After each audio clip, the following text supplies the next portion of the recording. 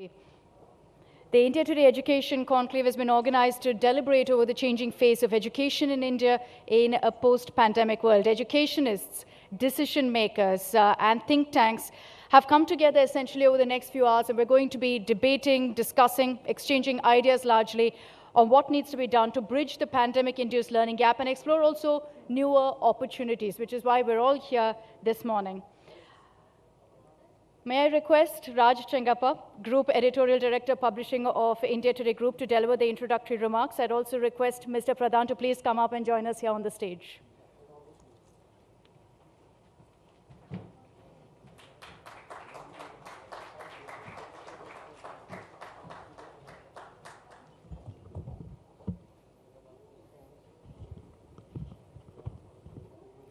Good morning, everyone. Mr. Dharmendra Pradhan, Union Minister of Education, Skill Development and Entrepreneurship, distinguished educationists, ladies and gentlemen. On behalf of India Today magazine, I'm delighted to welcome you to the India Today Education Conclave. This event, as we know, comes at a very critical juncture in the country, especially where the education system is concerned. We are also delighted and honored that Mr. Pradhan, despite his busy schedule, has agreed to be the chief guest of the function and deliver the inaugural address. Mr. Pradhan has specially flown back from Uttar Pradesh. I will not discuss the nature of his business over there. And after this function, he is leaving to Bihar, and you can understand just how busy he is. So let's give Mr. Pradhan a very warm round of applause for coming here.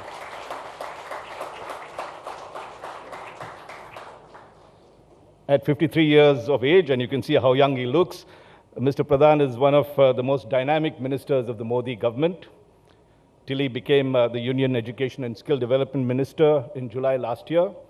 He was Union Minister of Petroleum and Gas. Popularly known as the Ujjwala man, he is credited with the success of implementing the Pradhan Mantri Ujjwala Yojana that saw 8 million LPG connections. Am I right, sir, or more? Mr. Pradhan, 8 or 10 million? 9.1 million. Sorry, I'm updating myself. Being provided to women below the poverty line for families in the last 7 years. It has been a game changer that has significantly reduced the energy poverty among the underprivileged in India. So let's give him a very warm round of applause for that as well. As Petroleum and Gas Minister, Mr. Pradhan also laid down and implemented the hydrocarbon exploration and licensing policy that has made a huge difference to exploration and investment in the sector, apart from generating sizable employment and making India more energy secure. I could go on, but we need to now come to the subject, and I think Mr. Pradhan in many ways is qualified to speak on it. Mr. Pradhan is a former ABVP General Secretary for Odisha, where he obtained a Master of Arts from Utkal University. Subsequently, he became president of the BJP's National Youth Organization, and now as Union Education Minister, he would have to bring these skills and much more to meet what one would call the grave challenges this critical sector faces, and of course, the giant opportunities it offers. Pradhanji, it's now been almost a year since you took charge, next month or just a week away from that. And the first big problem, as we know, and you know, is to bring back a new normal to business. For the last 2 years, the COVID pandemic saw all our children out of both schools and colleges. They had to be shut down.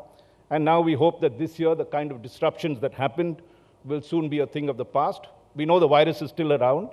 It continues to spread in its own way. But thanks to the government's vaccination program, we have seen a huge reduction in the cases of serious illness amongst us. And we now hope that the children, the new vaccinations that are coming out for them from India and abroad would help our children and also make them feel safe when they attend schools and colleges that's there.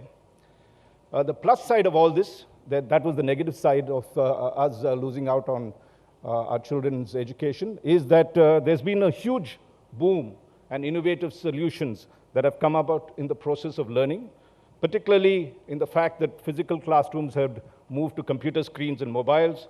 And there was tremendous cooperation from the parents, teachers, governments, union government particularly, and civil society organizations who have collectively worked in these last 2 years to ensure there's some sort of continuum to the studies, particularly during the pandemic lockdown periods. There has also been a parallel boom in education technology that we are all aware that suddenly seems to dominate the entire education sector, rightly or wrongly. And currently there's something like 4,500 education tech companies, which have, and just 500 have come out in the past 2 years and grown phenomenally. We now hear of unicorns and the next stage, the decacorns, and they've all done this in record time. This, of course, has enabled the rapid spread of digital education, but there are some worrying concerns with the explosion that has happened. I think Mr. Pradhan is dealing with those concerns, and we can probably talk about it when he speaks, is the issues of quality, the issues of monopoly, and the fact of certain financial exploitation that could happen because of the fees being charged. Another concern that has been exposed during that, and that is a far more serious concern, not that the digital one isn't, but the fact that in terms of infrastructure and facilities, particularly in remote areas for internet and computers, is severely lacking. And it was shown that just before the pandemic struck, 78% of schools in India did not have internet facilities, and more than 61% didn't have computers. We hope that figure has improved in the last 2 years, and certainly we need dramatic improvement on that front to bridge this so-called digital divide. And Mr. Pradhan, maybe you could talk of some of the major initiatives that you all, the ministry is doing to help bridge this and enhance digital literacy. There is also evidence that the prolonged closure of schools have impacted learning considerably. And a recent study by the Asim Premji University, which was titled Loss of Learning During the Pandemic, found that as much as 92% of our children had on average lost at least one specific language ability from the previous year across all classes.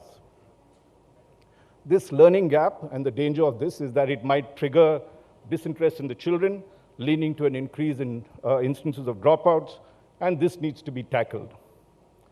While these are issues of immediate concern, there is now a need for accelerating the new education policy, which the Modi government cleared in July 2020. It promises to bring about a revolution in education practices by fundamentally changing education from nursery to university. It has 5 key pillars that it has been constructed upon to bring about success, and these are just briefly equity, affordability, quality, and accountability, apart from access. It has set 3 major ambitious targets, and Mr. Pradhan is well aware of that. The first among that is that, and a very laudable one, is to ensure that no single child in India is left out from the education system. The target is now 100% gross enrollment in school education by 2030. In doing so, the policy hopes to bring almost 2 crore children who have either not attended school or dropped out back to classrooms. The second big target is in higher education, where currently only 1 out of 4, or 27% of our school students enroll in colleges to pursue higher studies. Under the new policy that has been unveiled, enrollment ratio, as it is known, is to be doubled to 50% by 2035. What that means, and that's an enormous target for governments and private sector, is that they have to establish 3.5 crore new seats in colleges, universities, and other higher education institutes. So there's tremendous opportunity there as well to be taken, as well as the challenge of ensuring quality. When it comes to school education, as you all know, and since you're all education experts, I'm not going through that, is that the policy takes into cognizance the new research that indicates that children's brains are 80% developed by the age of 8. So this has underlined the very critical importance of early childhood care and education, which is called ECCE. The old 10+2 system that all of us went through, I think Mr. Pradhan also must have gone through in his college days, is now being changed to the 5+3+3+4, that's 5+3+3+4, yes, restructured school education system that is designed to ensure proficiency in reading, with understanding and numeracy by the end of class 3. When it comes to higher education, there is also a radical reform that is now underway. It envisages, as you all know, a 4-year undergraduate degree program with a foundational layer of liberal arts learning for all study programs. It has certified multiple exit and re-entry options, and we were talking of, when just before we came here, Mr. Pradhan was talking about the importance of skill development and vocational education, and that is going to be an important component that will get into the degree stage in our education system. The policy also envisions the setting up of a higher education commission of India with an umbrella body which will have 4 independent verticals. The problem earlier was that these were all combined, and now there is distinct functions of regulation, accreditation, funding, and academic to be set aside, and certain standards be set for that as well. These, as you know, are just highlights. The new education policy is a vast document that brings radical change. And there is, of course, need for there was a setback as soon as it was announced because COVID was rampant and it couldn't be implemented with the speed that it should. I'm sure with a dynamic minister like Mr. Pradhan, he has put that on the fast track, and we should see far greater results that is happening. We have seen some of that are happening already, where there is now entrance test for admission to undergraduate courses in central university colleges. Of course, there's a demand to extend that. A lot of students are unhappy with the fact that it is so quickly being implemented, but sometimes speed is good, and other times it's controversial. And there are, of course, other programs that are in different states of execution, which I think the Honorable Minister could touch upon when he addresses us. Finally, we are also here to celebrate excellence. We have among us the winners of the India Today Best Colleges Survey for 2022. The issue has just been released. For more than 2 decades, this survey, India Today survey, has been recognized as the gold standard when it comes to the most accurate evaluation of the country's colleges. We are honored that Mr. Pradhan, the Education Minister, has agreed to felicitate this year's winners. And we have many of the winning principals present here who will also reveal their secret source of success in the next session. So the objective, the larger objective of this, and Mr. Pradhan very pertinently asked me what were the criteria for selecting of these colleges. Let me assure you that we have, the magazine only backs the project. It is done by an independent research agency called MDRA that has a whole elaborate procedure for judging excellence. And those are listed in the latest issue of the magazine. I won't take your time in listing it, but anyone who wants to read it can look at it. But it is over a period of time, 20 years, we've refined it considerably.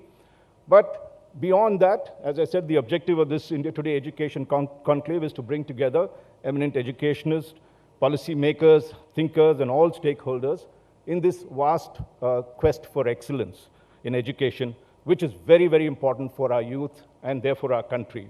So we hope you would have a fruitful day. Thank you for listening to me, and may I now request Mr. Pradhan to deliver his keynote address. Ladies and gentlemen, Mr. Pradhan, let's give him a warm round of applause. Thank you.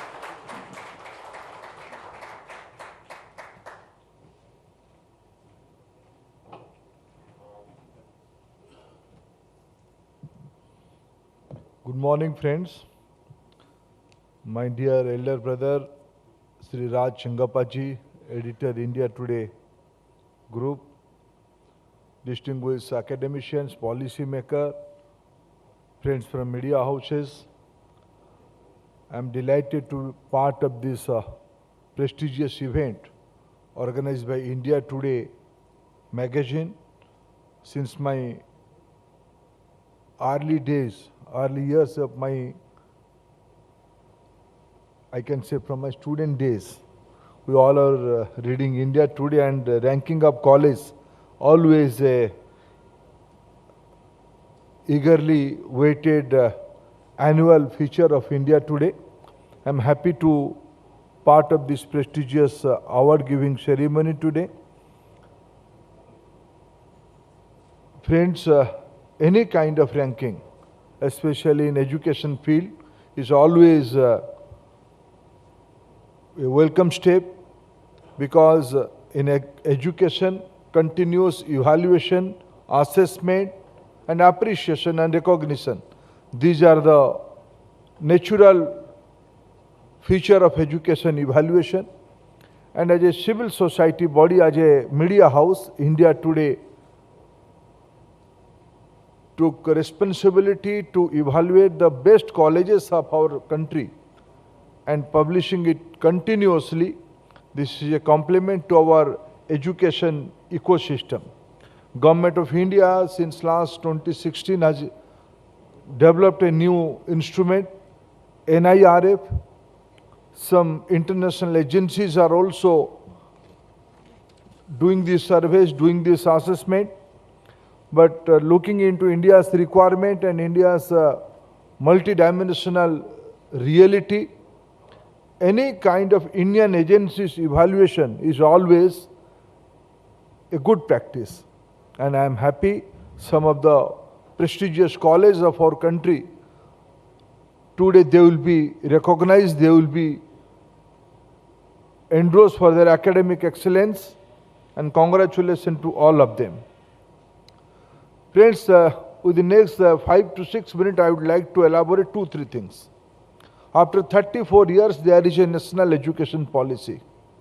What is our challenge today? Today, if I, from the all India perspective, if I put 2 statistics, every household, every citizen, every aspirational society, each and every aspirational society, they want education.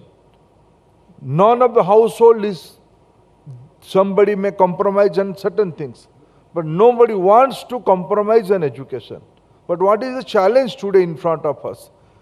In the national education policy, the entry point of our education will be now age 3. The ECC concept, my dear friend Raj was mentioning, from the early childhood care and education, that will start.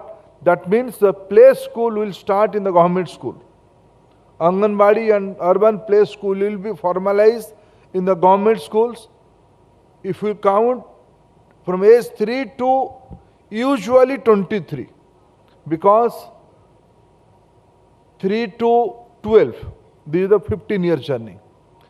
In average, higher education means 2 years, somewhere it is 2 years, somewhere it is 3 years, somewhere it is 5 years. If we put that 5 year in addition to 3 to 12, that means around 20 years of education year. Education age is there in average, youngsters has to pass through. In that age group, today's our population is around 52.3 crore. Out of that 52.3 crore, if I put all together, that means Anganwadi, school students and higher education students and different kind of skill education center student, the number will be around 32 crore. That means another 20 crores is out of bracket. They are not coming to any kind of formal training or capacity building or education system. For me, that is the number one challenge. When we are moving towards 21st century, already we have crossed 2 decades of 21st century. We have an ambition of $5 trillion economy. This is aspirational society. Everybody is on the upward movement. In this background, 22 crore people not coming to formal capacity building system through skilling, through education. This is a real challenge. We all have to work together. If I put another statistics in front of you, the working age group starts at the age 15. If I count age 15 to 25, this is the age to impart some knowledge, impart some skill, acquire some skill, where the rest of the life he will be contribute in a meaningful way. He will contribute to GDP, he will contribute to his own self, he will contribute to his community, society, and that will be, in that way there will be a knowledge-based society. In that age group, today's country's population is around 25.1 crore. And our higher education and school education, if we put together, around 11-12 crore people are coming to the institutions. That means That means another 13 to 14 crore youngsters are not coming to their earning. They are becoming an economic agent. But if they will be properly trained, properly empowered, properly educated, lot of socio-economic problems will be solved. With this background, if I interpret in national education policy, for me is a right answer. Lot of things has been deliberated in the national education policy. All these features of the education policy you have already mentioned. And how do we move forward? For me, there are 2-3 emerging areas. All of them are already there. Lot of work has been done in that vertical. But in the present context, we have to think out of box way. We have to plan something out of track. Like, if I quote another statistics in front of you, in India, we all believe employability is a major challenge. For employability, you have to learn English. Friends, if I analyze the major developed economy, 3-4 economies are in front of me. They are not doing their R&D, they are not doing their research, they are not doing their high-end jobs through English. Who are they? It is China, it is Japan, it is German. None of them depending English as a medium language. Yes, English is a global language, English is a language of link, language of business, language of trade. No compromise or no doubt on that. But to create a critical mass is a major mass. You have to focus on the language. Today, if I analyze 10 major languages of globe, who are they? 2 belong to India. English is the highest speaking language in the globe today. If I quote the number, English is the 13 crore. People are speaking in the out of 700 crore, 113.2 crore people are speaking English. After that, the Chinese language Mandarin, 111.7 crore are depending on Mandarin language. If I quote 2 Indian languages, Hindi and Bengali, I am consciously using the word Indian language, Indian origin language. Bengali is a language spoken by 2 countries, India and Bangladesh. This is a language of trade, this is a language of cultural exchange, this is a language of network. If I put together, 84.3 crore people are speaking Indian language. We have to, in the 21st century in India, if we have to grow, we have to think about our local language. All language in India are national language. Add-on English will be there, but we cannot create divide between X language or Y language. We cannot impose any language on other language. In Indian language, we can complement each other. And through complementing each other, NEP, Envision, we can create, we can fill up the gap. When I'm talking about the big picture, 20 crore people are not coming to the institution. 14 crore people are not coming to any formal capacity building center. Why they are not coming? Language is one of the major barrier of that issue. We have to find out the way. I have my expectation from this August body and August gathering. How do we solve this problem? Number 2, Rajji was mentioning, if we have to, because in the higher education linked to employability, linked to economic activities. Today, India's GR is around 27%. In the recent past, the women enrollment, girls enrollment in higher education is moving above than boys. This is a good sign. This is a good sign. The society will be more empowered. Still it is very low, 27 point something.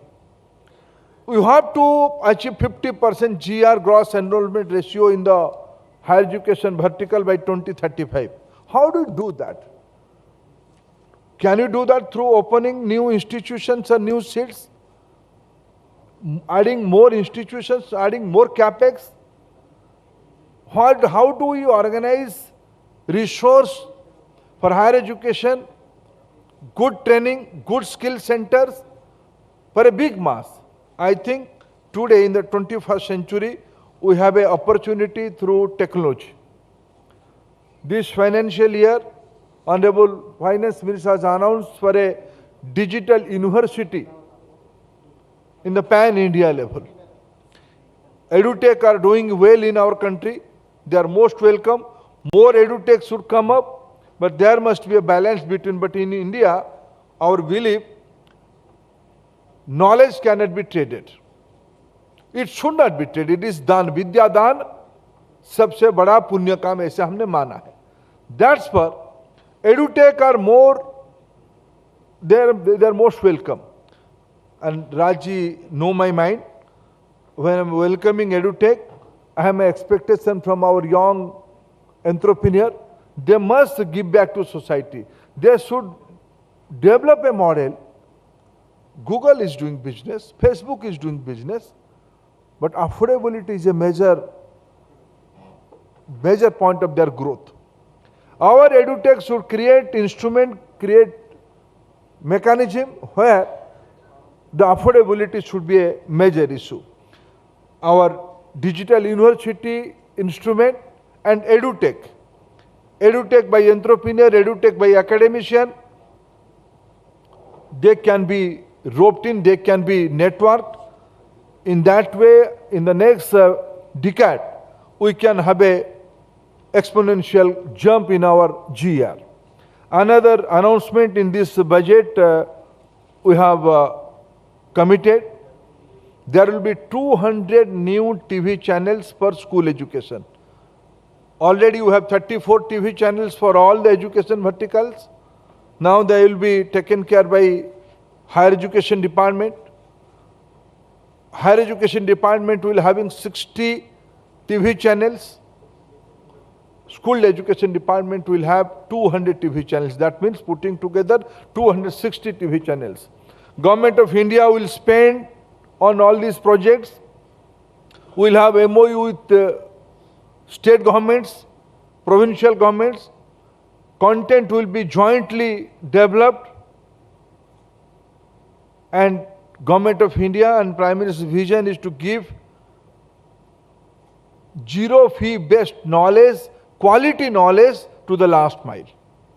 And today, I politely accept this challenge. Yes, in the initial days, there are some challenges, and rightly, Rajji is a reputed editor. Editors has a role to put government on tenterhooks. How do you achieve this target? Today, this pandemic has shown digital education through satellite, through internet, through pre-recorded mechanism. Around 60% students are accessible to digital education. When we are envisioning 260 TV channels, they will be free to air, and I can visualize that will be the #1 communication network of the world, where from an apex point to the last mile will create a robust new communication challenge for our underprivileged students, for the deprived students. Friends, there are other few challenges.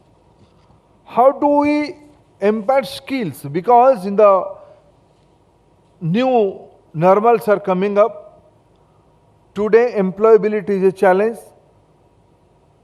Though our higher education numbers are not good, today 27% are only GR, but still the employability is a challenge. According to some report by McKinsey, by 2025, half of the job will be done by hands, half of the job will be done by machines. AI, VR, AR, machine learning, these are the very interesting concepts. They are already part of our lifestyle. We cannot avoid them. We cannot envision without a smartphone how do we function. That means lot of manual job is getting automatic route. In this new normal, how do we create more jobs for our students?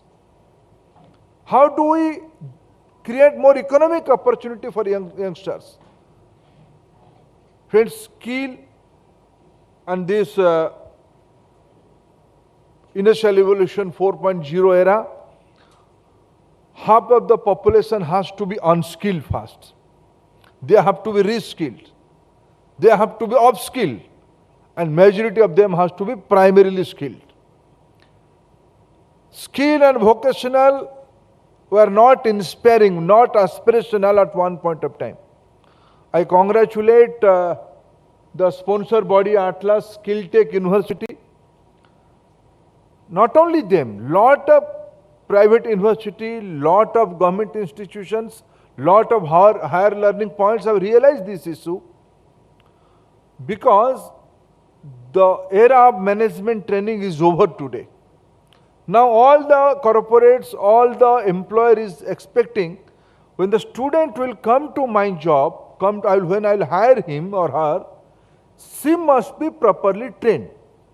She must be equipped with modern skills. Then my activities will be productive. So there is a paradigm shift, because previously we thought skill means plumbing, skill means electricians, skill means driver, skill means cook. Friends, these are the skills. In that area, we also need good skill set people. But when we are talking about cryptocurrency, when we are talking about blockchain, when we are talking about machine learning, in that area, not only we need hardware developer, not only we need software developer, we need maintenance boy also. We need supervisor also. That means all the become graduate must be learn blockchain according to their wish, according to their interest. They must learn AI. They must learn data science. Then only their become education and data science education will be economic productive, and he will lead a meaningful life. And our vision in NEP, gone are the days, if you want to be the global leader, if you want to be because in last pandemic has shown one thing, you have to take responsibility of the universe. In the sustainable development challenges, India has the answer. India is the contributor of global sustainable commitments. In that way, you have to develop your students as a global citizen. For that, you have to have new age skills, new age responsibility, new age ideas. And I am confident, collectively, those who are working in government sector, those who are working in private sector, we must work together and create a 21st century knowledge-based society in India, which society will not only take responsibility of our country, which society will take care of entire universe. That is the responsibility of India. I am again thankful to India today to encourage this knowledge-based economy, knowledge-based society, knowledge-based global citizen developing institutions. You are organizing a very prestigious event. Thank you, friends.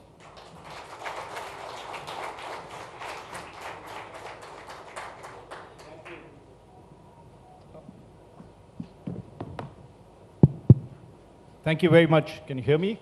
Is this okay? Let's give another warm round of applause. That was a very lukewarm one.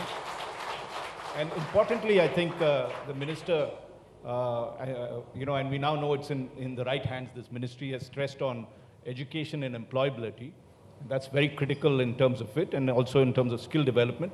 Making skill development and vocation not a bad word as it is in the past, not a demeaning thing, but something very critical to our development. Just a few questions, Minister, before this thing. A couple of them. One, of course, is I just got a tweet asking, there's a whole lot of students from NEET who are going to take NEET as well as what we call QIT here in Delhi, asking for a postponement to September at least. What is your response to this particular request? They said 1.8 million people are hanging on to your words. आप letter to editor को तो कभी आप छपाई देते हो ना, छपाई दीजिए. You publish that letter to editor, but your cover story is something else. So you're not in any way getting involved in this? Students are always anxious. All our senior principals are here, educationists are here. They face this problem every month. Every month there is an evaluation, every month there is an examination. Students are coming to them, Madam, this is not done, I have not prepared, please extend that. They are facing it every month, I am facing annually. So you are saying no extension from what we can understand? I think majority of the students are prepared to face that examination. Already they have appeared. Right. The second thing is in terms of funding, where there has been part of the new education policy and a request or a statement that it should move from 3% to 6% of GDP. So far we are at around 3%. Is there a move by the Modi government, and have you asked for more funds for that, to meet that requirement? I am thankful to Prime Minister Modi and our Finance Minister Nirmala Sitharamanji. After a long period, they have crossed 1 lakh crore plus investment from Government of India side to implement this NEP. Lot of ambitious projects we are envisioning. Not only Government of India, the respective state governments are also spending in a big way, and lot of private institutions are also spending. Now in our GDP calculation, we are not taking the spending of private institutions in our overall GDP spending. If we put together, the amount is every year increasing, but still I believe to have a desirable impact, we have to spend more. And lot of philanthropists, for the first time, I see, I can say with full responsibility, this year, on the occasion of Visitors Conference, Honorable President of India has invited some of the philanthropists to have a cup of tea with him. Who are they? Those who are spending, I bow my head to a IT sector lady, very modest. She doesn't want to even take her name, who she is. She donated 50 crores to her parent institution. That means new philanthropic spendings are coming also. Society and government, both of them has to spend on the capex, on the opex of the education sector, and government is committed to increase that, and we are doing that. Now, the other issue was the setting up of a higher education commission, which was part of the NEP. How quickly do you envision that this would happen? When are you moving the bill to ensure that this is done speedily? I am expecting, now we are all prepared with the document of Higher Education Commission Bill, HECI, Higher Education Commission of India, that we have already prepared. And very soon we are going to Cabinet, and I expect by next Parliament session, we will be able to put that in the Parliament. Also, when you come to EdTech, you mentioned about the innovation that they're doing, but there are also some concerns. Some of them, the fact is that this have sprung up all across the country. Is there need for regulation, firstly? Secondly, what are the concerns that you have in terms of monopolization or unfair fees that could be being charged by them? Raji, let me put two facts. We don't want to have any restrictive regulation. They all are creative people. Let them do their innovations. But yes, we expect some adherence of moral guidelines. They should not be exploitative. That's our expectation. It's a society. We have to realize our affordability of our society. Looking into this reality, and now the EdTech beneficiaries are very microscopic.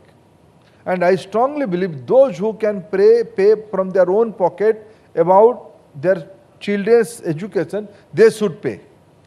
Government should spend quality education like a center of excellence institution from government budget for the poor students, and the parents, those who can afford, they should pay. And they should go for this edutech, no issue on that. And certain edutech are also giving free education to needy and underprivileged students. That's a welcoming step.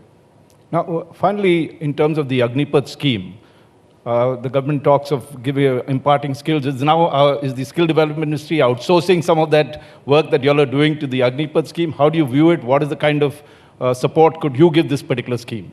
Yeah, Raju, why you are confused and use a term outsource? I am confused with your this kind of comprehension. This is very clear. And I think Colonel Puri has, when he mentioned that he compliment the Education Ministry and Skill Ministry's responsibility on this Agnipath scheme. We are very clear. Just now I was mentioning not only Agnipath. Now all prestigious institutions' principals are here. Companies are coming to them in the fourth semester, after fourth semester. They are coming to them. In the last 2 semesters, develop this course for me, and I am hiring this ex-student, and I need this kind of quality on her or him. Please train him or her with your regular study. The management training cost is now given to student during his student day. That is in a way scholarship for him or her. The on-job, on-studentship trainings, need-based training, focused training are the order of the day. In that way, in Agnipath scheme, what we have envisioned, when the boy will go to army to join a technical job, why not he or she, for the first time, lot of Agnivir will be from the women. Why or she will not go there already trained through a ITI, through a polytechnic. Not only that, after joining Agnipath scheme and become an Agnivir, he or she can complete her graduation, he or she can complete her master degree during the training period with some flexible model with institution like IGNOU. These are the new path we are planning in the Agnipath scheme that will be aspirational. The student will be automatically the class 10 student who is joining in the Agnipath scheme as a Agnivir, he will be given class 12 certificate so moto. Right. Because we are equivalent his 4 years of training with 11-12 course automatically. On the graduation level, if she or he wants with say IGNOU methodology, IGNOU process, he can take the degree. This flexibility there is already there in the NEP. We are experimenting that in the Agnipath scheme. Right. I think we are out of time completely. Just one final question, if you don't mind. There has been some, in terms of revision of syllabus, there's a question of rewriting history in some of these things. There's been, media reports of that. Where do you stand on this particular issue of that? Raji, if some friends are biased to accuse me, I am sorry for them. I don't have any issue with them. It's a democratic society, let they put their view, I don't dispute with them. But tell me, I am coming from Odisha. Do you know who is Bakshi Jagabandhu? I am asking, you are a very learned person of this country. Do you know who is Bakshi Jagabandhu? You don't know? I'm not sure how many do, but yes. Mangal Pandey fought independence war in 1857. Bakshi Jagabandhu fought in War of Independence in 1817, 40 years before. He fought against Britishers' plan to take Lord Jagannath's temple to their own hand. They prisoned my king in that area. Being a peasant captain, Bakshi Jagabandhu fought a big, courageous fight against Britishers. Is that in history today? If we want to impact that course in our history, what is the problem with some friends? My vision is very clear. We want to create draw a bigger line. We don't want to undermine anybody. And another aspect. What is their problem? I fail to understand. Don't they want to impact our younger generation with frontier technology, frontier skills? Physics, I am a student of social science. मेरे को बहुत physics समझा नहीं, इसलिए मैंने social science में आ गया. I did the same. Today, physics is the mother science. the chemistry people will be annoyed. Chemistry people will be annoyed. The science, now in science, the era of applications is dominating. Applied physics, applied chemistry, bioscience.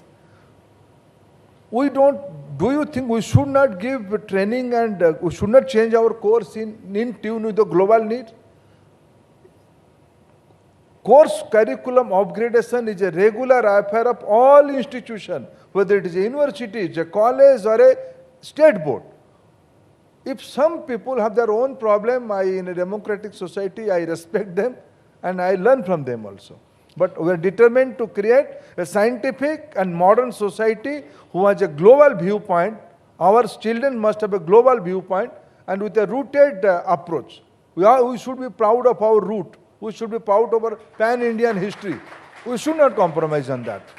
Thank you very much for it. And let's give him a very warm round of applause for that candid answers. Thank you very much, Mr. Pradhan, for that very insightful conversation. Thanks, Raj. Let's move on to a moment I think we've all been waiting for. We're going to be unveiling now the India Today Best Colleges special issue of the magazine. A warm round of applause, please, for Minister Pradhan.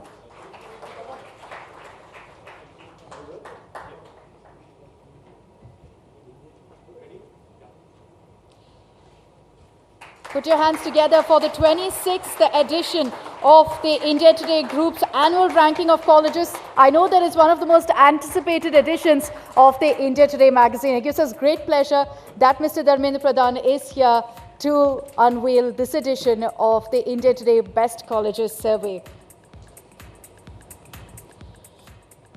The survey has been conducted in association with reputed Delhi-based market research agency, the Marketing and Development Research Associates, the MDRA. Work on the ground was done between January and June, so we've ranked colleges across 14 streams as well. All those details in this edition of the India Today magazine.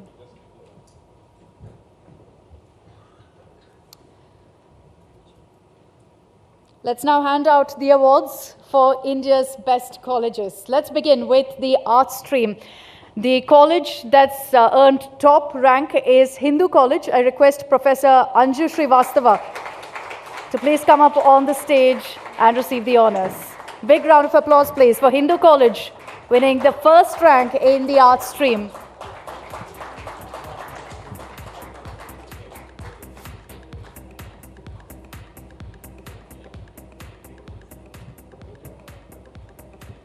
Can we put our hands together, please, for Hindu College, Professor Anju Srivastava receiving the award for the best college in the arts stream. Congratulations, Professor. Let's move on to the commerce stream, where it's the Sri Ram College of Commerce. Professor Simrit Kaur is there with us here in the audience. Okay, please come up, ma'am. Congratulations to Sri Ram College of Commerce for the award.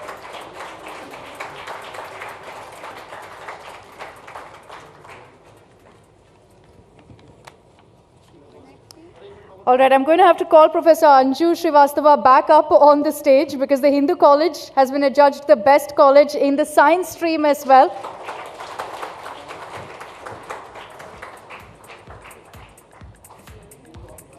A round of applause, please, for Hindu College. They've bagged the honors in the arts stream as well as the science stream.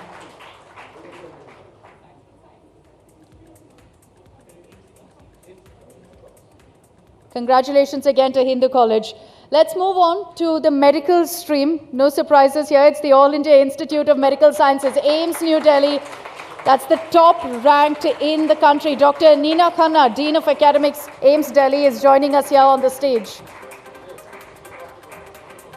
It's no doubt been a very challenging year for them, so put your hands together, please. Congratulations, Dr. Khanna, and to the entire AIIMS team. All right, let's move on now to the dental stream, where it's the Maulana Azad Institute of Dental Sciences that's bagged the top rank. We've got Professor Dr. Sangeeta Talwar coming up on the stage. She's the Director Principal of the Maulana Azad Institute of Dental Sciences. Big round of applause, please, for the Maulana Azad Institute.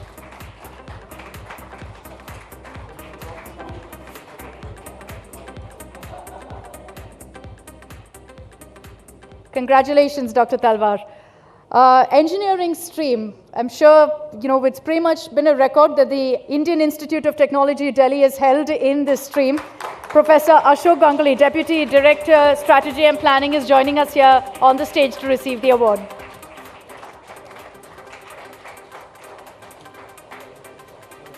Congratulations, Professor. Let's move on to architecture. The Department of Architecture and Planning, again, the IIT, Indian Institute of Technology, Roorkee this time, bagging the top honors. We have Professor Gaurav Raheja, head of the department, joining us here on the stage.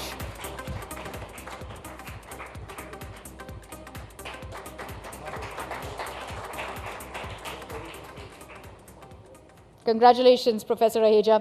Let's move on to law now. It's the National Law School of India University that's ranked #1 in the India Today Best Colleges survey.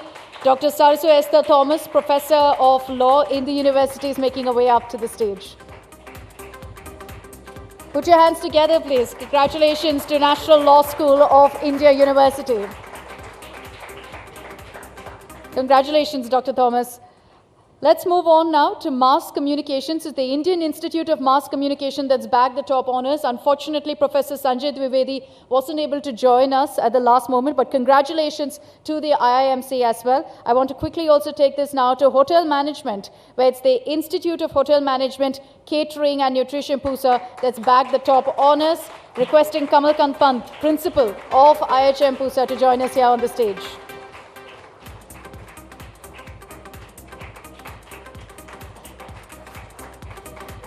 Congratulations, sir, and to the entire college as well. Let's move on to BBA, Business Administration, where it's the Shahid Sukhdev College of Business Studies. That's one. Ms. Poonam Verma coming up on the stage to receive the honor.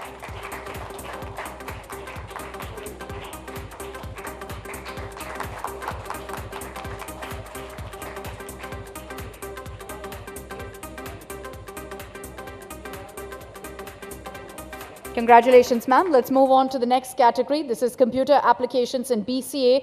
It's the Department of Computer Science at Christ. We have Dr. Fiju P. Devasi and Dr. Ashok Emmanuel here to collect the award. Please come up on the stage.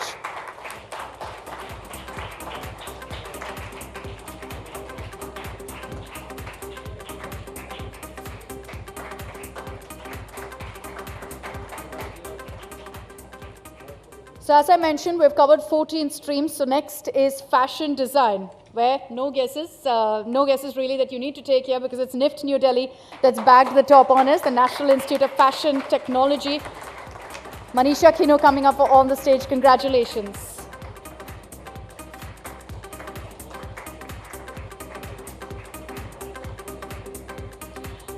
And lastly, the last award to be handed out this morning, social work. It's the Tata Institute of Social Sciences that's bagged the top honor.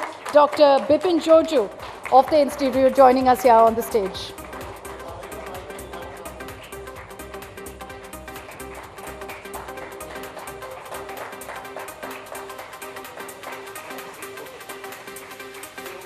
Dr. Jojo, request you to stay on the stage. Can I request all the awardees, please, to bring your placards and join us here on the stage for a quick photo op?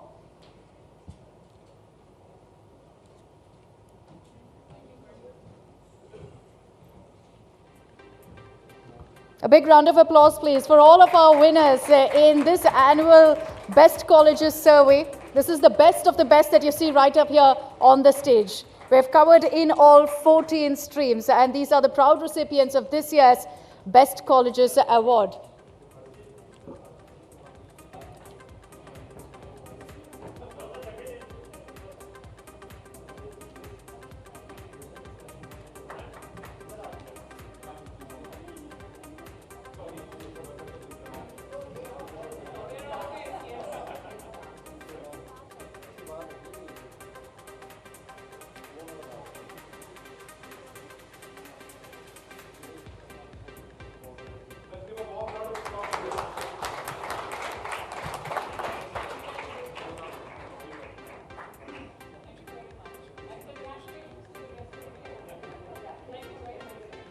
Congratulations again to all of the winners. One final round of applause, please, for all of the recipients of this year's awards.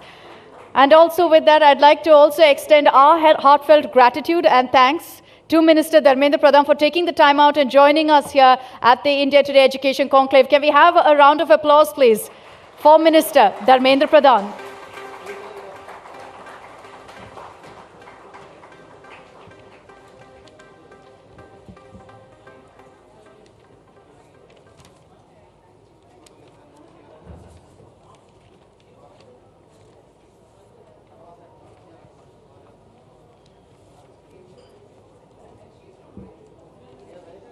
Can I request everyone to please settle down? We'll then move on to our next session also of the day.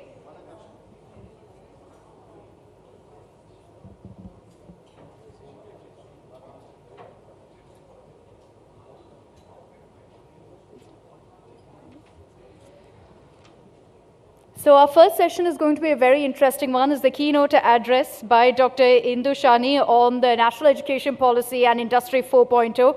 Just a quick brief profile that I'd like also to introduce Dr. Shani as she joins us here on the stage. She's the founding president and chancellor of Atlas Skill Tech University, which is a new age multidisciplinary university situated in the heart of Mumbai, as you all know. She's been the former principal of HR College, a member of the University Grants Commission as well. She's also interestingly been the Sheriff of Mumbai for 2 consecutive terms. Dr. Shani was the first Indian to be appointed as Vice Chair on the Board of Governors of the International Baccalaureate and has over a decade of experience with the IB worldwide. She's also an independent director on boards of key listed companies such as Colgate-Palmolive India Limited, the HSBC Asset Management, Bajaj Electricals, United Spirits Limited, Diageo, and Clariant. With over 4 decades of experience in higher education, Dr. Shani is a visionary who leads by example, and it gives us great pleasure to welcome her here up on the stage. Big round of applause, please, for Dr. Indu Shani. Thank you so much. And hearty congratulations to all the prize winners. Amazing, because we are from Bombay, and we only hear your names and read about you in all the India Todays that we keep reading. So first of all, for me, it is such a pleasure to meet all of you faculty members here and deans of these amazing colleges that we've only been hearing about, and now to see you. So heartiest congratulations to all of you. It's indeed a pleasure to be here this morning. I must say, I'm going to begin. I know my topic is NEP and you know, the Industry 4.0. I think something which is very dear to many of you, but I'm going to begin with a personal note. Taking you back to the year 2000, when I became the principal of Mumbai's prestigious HR College of Commerce and Economics. And it was a great opportunity.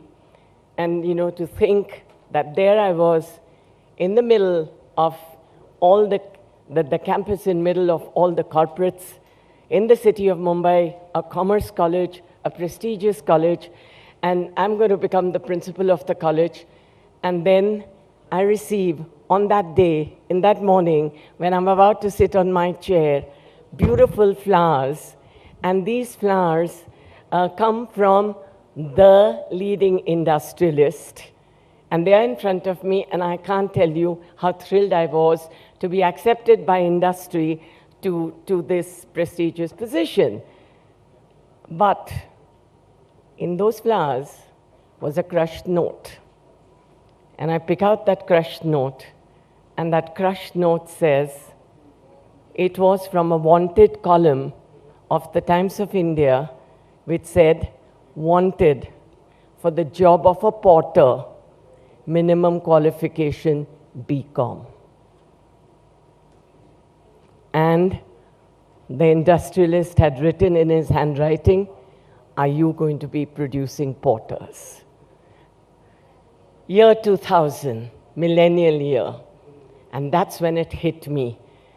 19th century curriculum taught by 20th century faculty to the 21st century students. Is that going to carry on? Fast forward 2020.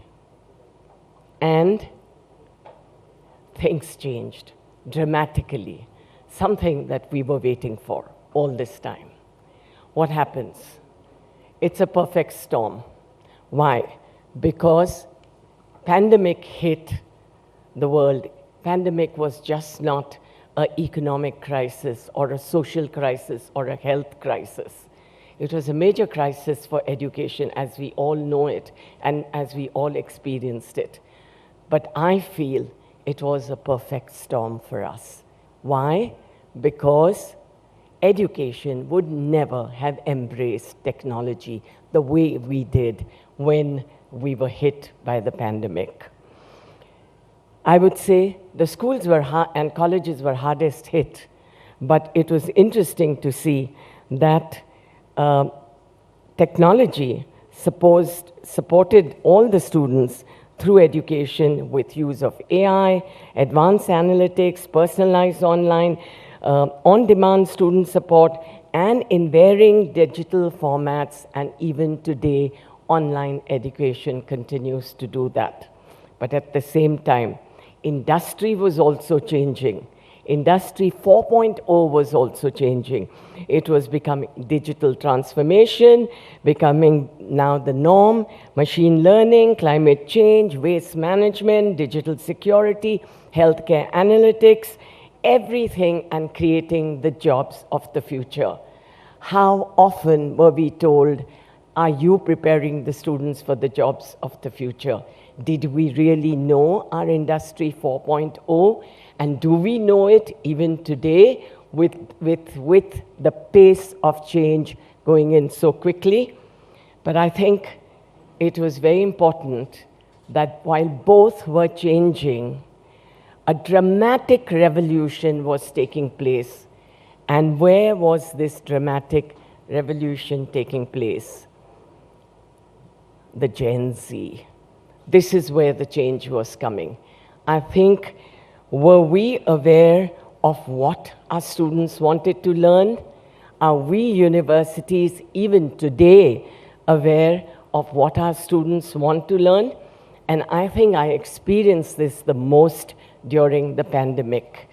While education embraced technology, while technology became power-centered and became digitally power-centered and people-centered, educational young students became even way ahead of us. Revolutionary change happened to them.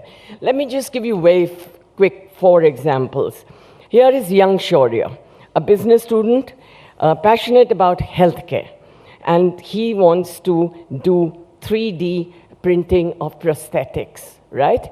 What are the skills he needs? Physiology, digital technology, design and 3D printing, entrepreneurship. Is the BBA course teaching it? Young Mansi, let's take care of. A textile design student. I have a lot of people from the textile design here. Passionate about augmented reality and e-commerce, creating a virtual wardrobe of skills.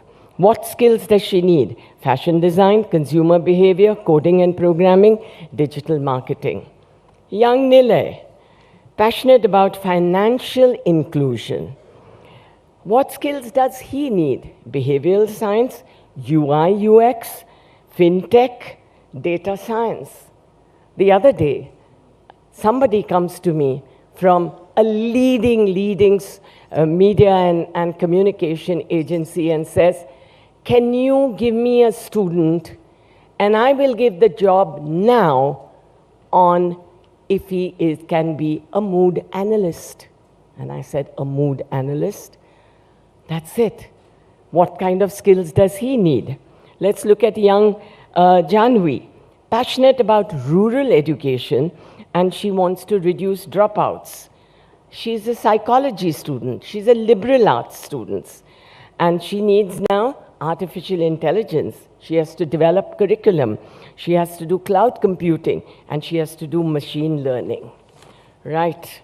These are just 4 examples, but we see them everywhere in all your colleges. But are we recognizing them? Are we seeing how quickly young India is moving. But young India is not just moving in the classes where you are digitally powered, but when I get municipal school children, when they come to my institution year after year, and this year especially, when I had 700 municipal school children of Mumbai, and I asked them, what is it that you would like me to teach you today, or what would you like, what kind of classes do you want? And everybody put up their hands for robotics, right? So I would say the demand for technology skills is even cutting across all the strata. But in this is very interesting to see that young India today is, as we usually say, supposed to be, you know, they would wear those faded jeans, they would wear, and would they be really as responsible? Let me tell you, Gen Z are more purpose-led today. This is a statistics of 10 countries which says they are more purpose-led. They have, their pursuit in higher education is opting more for substance over style, and Gen Z in India has become more environmentally conscious. Let me tell you, when we do internships, and I have faculty sitting here, and they will vouch for this, the students come and ask me, they've got a great company to work with, and they say, hold on, what is it? We want to see what their ESG ranking is. They don't want to go in for every company that offers them a job. So they are environmentally conscious. So 82% of the students are today telling us, this is 5 economies done by A.G. Nielsen across the world, and it says that 82% of our students even today are telling us that you are not providing us the skills that the industry requires. And 84% of the industry is telling us that you are not giving us employable students. And this divide continues, and I think it's time that we looked at how we would bring this divide together.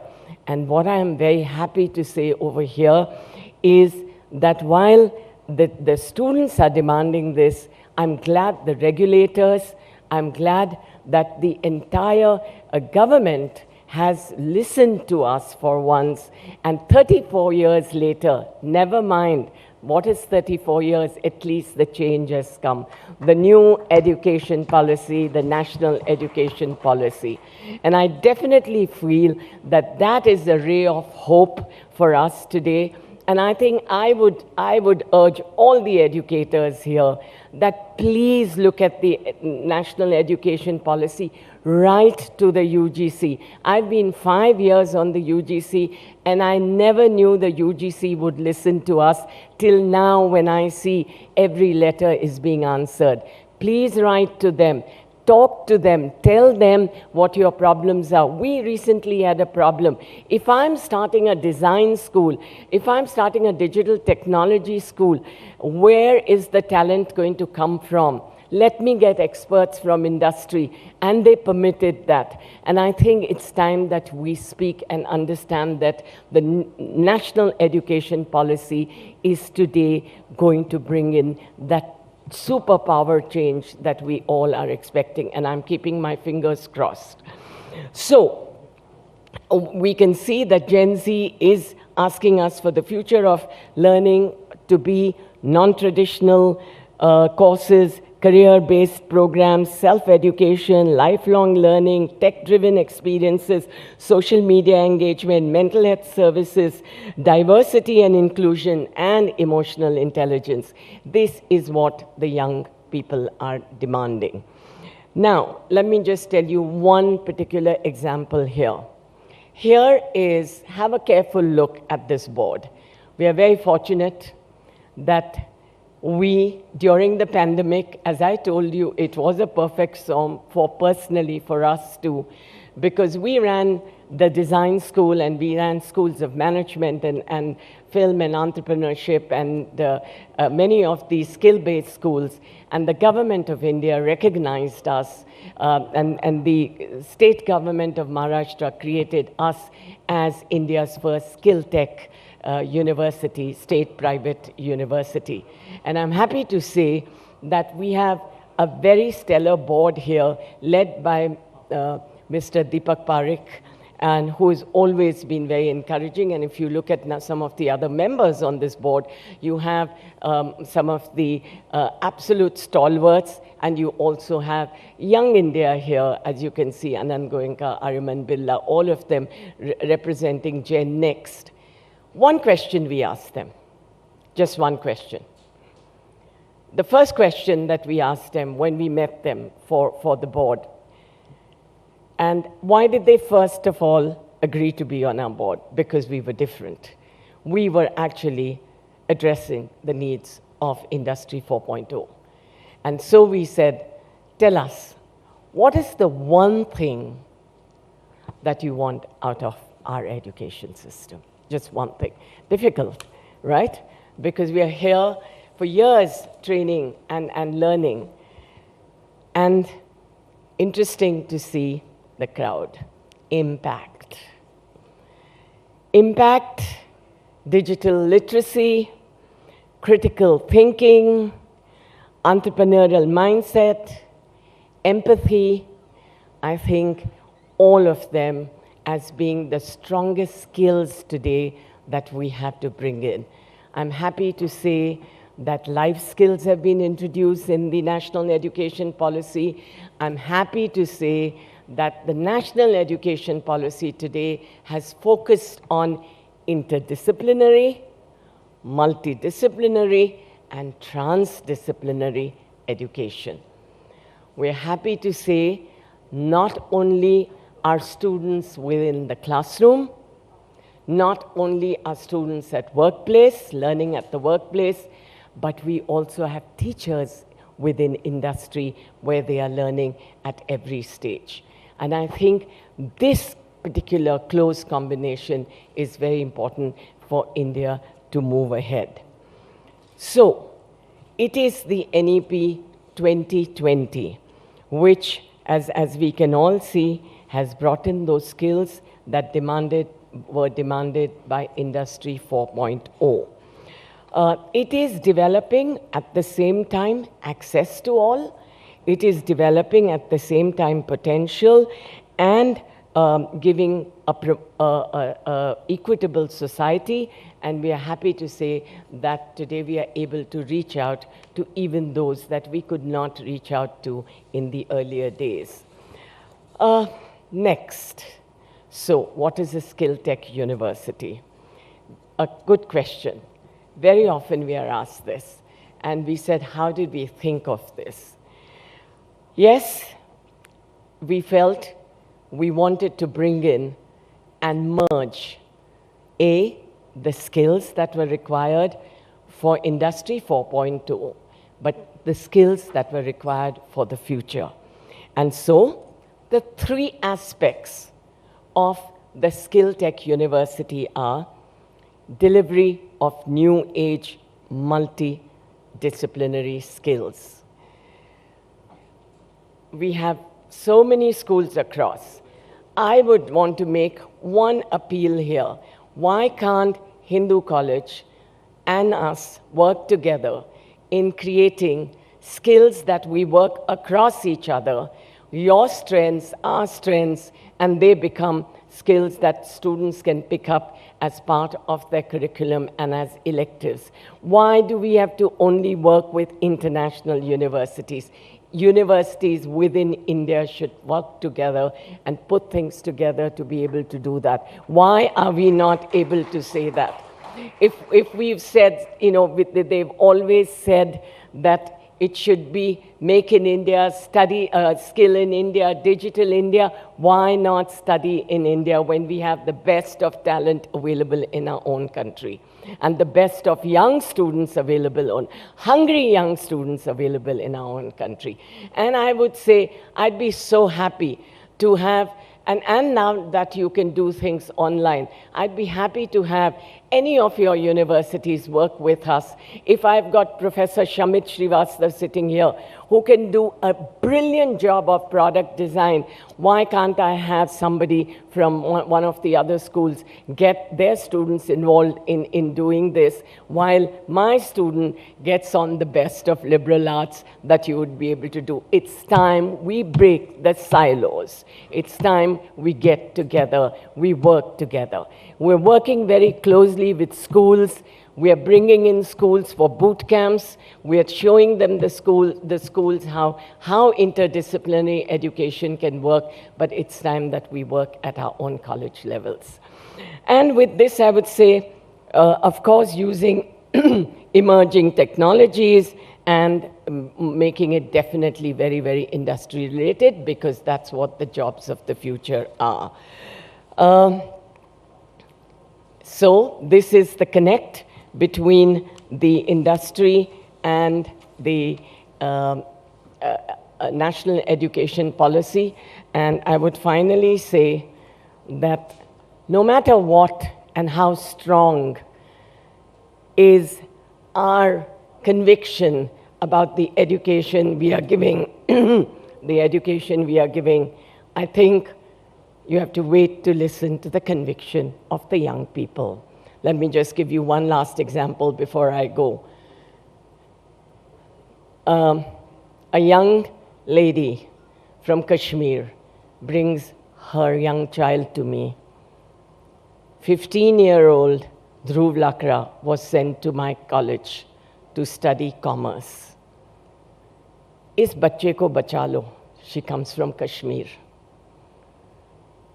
I said, Bombay mein chhod rahe ho? Say, haan. I said, theek hai. I have 7,000 students in HR college. Dhruv was lost.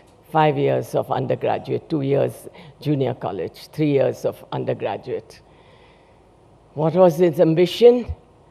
I want to become a leading investment banker in an investment company, right? Nothing wrong with that. And so he worked very hard, gets a first class, gets into Merrill Lynch, the top leading company. One of the things that we had done in our institution was that no matter what you pass and whatever your university requires you to do, the college requires you to do one internship with a NGO. And that was a mandatory thing. Gone, and he must have done it, and he came out of it. Merrill Lynch gets the fantastic job. I said, अपनी माँ के साथ phone लगा कर दो, बात करनी है, पूछना है. ठीक है, अब have I done my duty to your son? She was very happy. Dhruv was happy. Dhruv went to work. I felt happy. 3 days later, Dhruv is back into my room. Ma'am, I don't want to do this job. It doesn't tug at my heart. What does? I want to work for someone different. What is it you want to do? What did he do?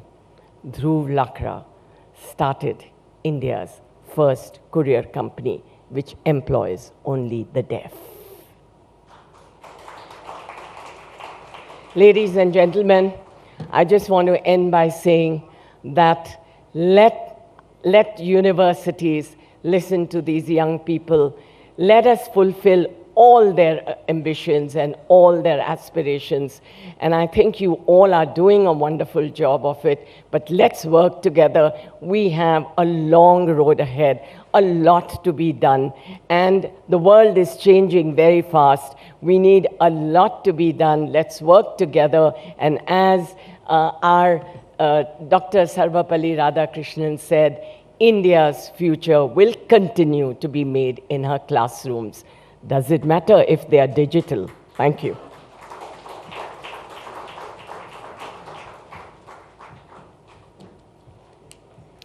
Can we have a warm round of applause, please, for Dr. Shani for taking the time out, joining us here at the India Today Education Conclave and sharing so many insights. I think the message about study in India is something many of us will also agree with as well. Give us a couple of minutes. We're going to set up for our next session. I promise it's going to be a very interesting one. We're going to have a packed house on stage as well. So just give us a couple of minutes as we set up for that.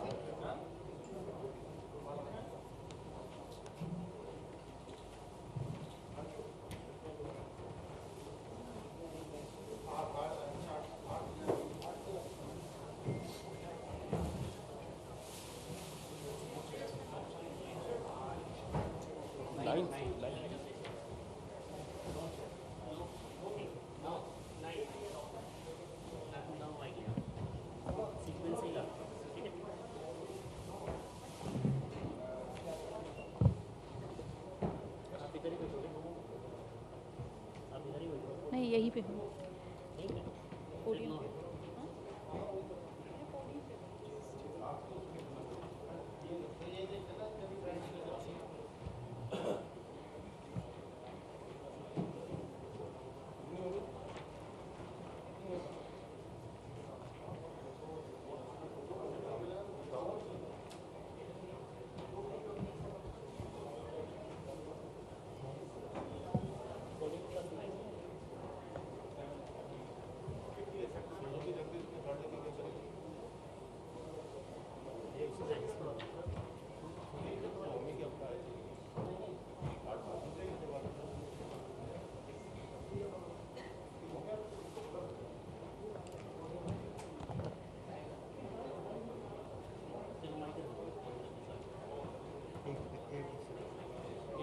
Podium shift करना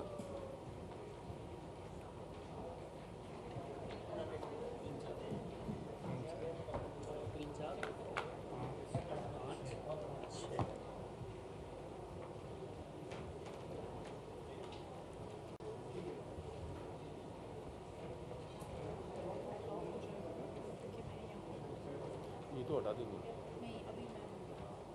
अभी podium पे कोई नहीं ये हटा दो हिमांशु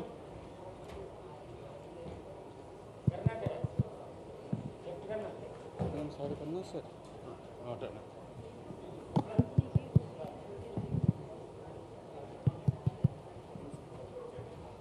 इधर कर दे मार्किंग रखी इसकी बाद में ये इधर ही आकर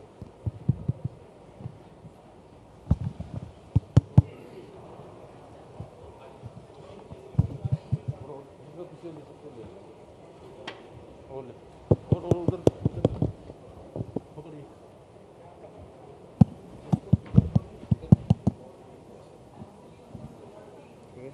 हाँ ठीक है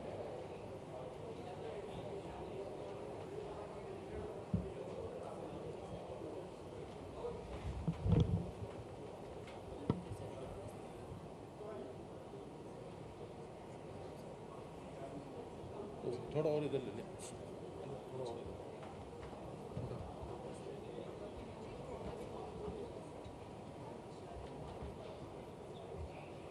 बस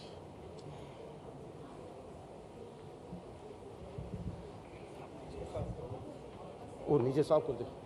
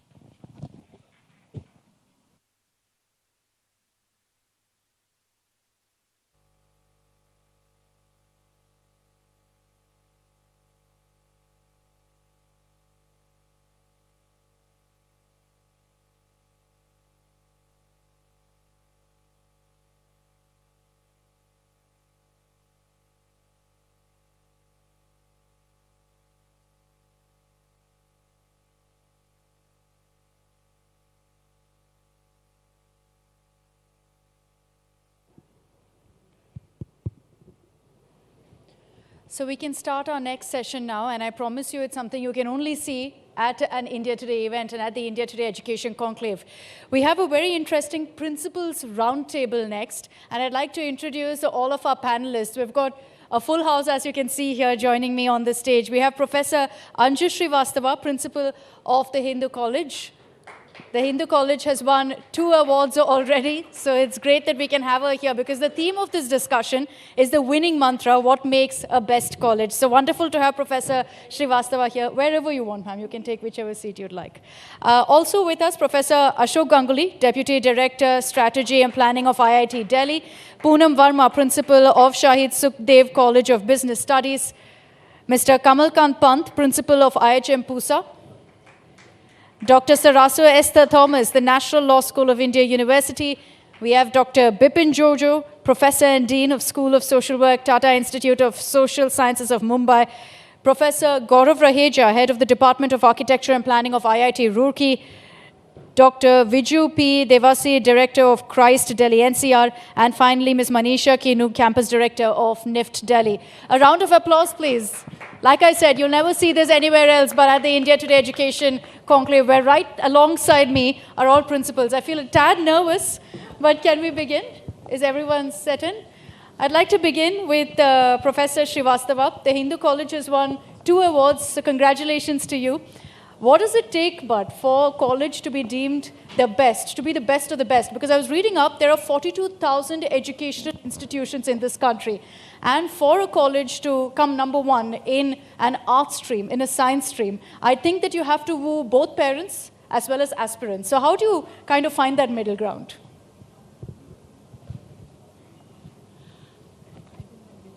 Akshita.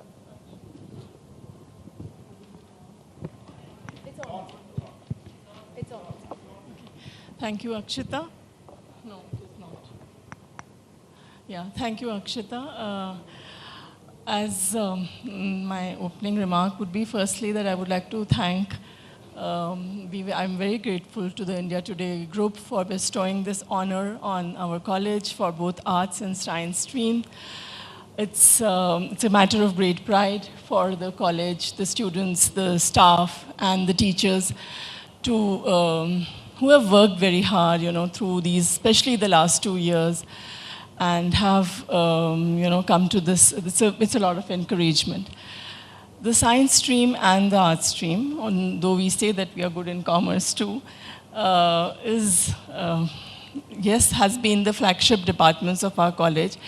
And we have, in arts and science, we have done certain novel things. We have tried to catch up with things of the demand of the time. And I would say that it's been a great journey for us. And it's a very old college. It's about 125 years of long tradition and history. And to identify what are the real drivers for success of this institution, which has this kind of a history and tradition, is not a very easy task. But there are certain principles that I would like to share with everybody, which we think we have embraced and they've helped us. So since the college is a multidisciplinary college, I think that's the biggest plus point, or the strength of the college, is that we give a lot of focus on multidisciplinary learning. The teachers are, of course, experts across a wide range of subjects, but we also encourage our students to invest in developing interests in multiple disciplines. While the broader guardrail of the education system for the students is to identify or specialize in the subjects that they have to choose at the time of their entry, it is becoming increasingly important to develop, to build more flexible skill sets, and to adapt to the ever-growing, ever-changing labor market demands. So through our focus on multidisciplines, we feel that we can prepare them better for future, and also that they can be allowed to nimble in this rapidly evolving world. multidisciplines are reflected in the openness of the culture that is, prevailing in our student body.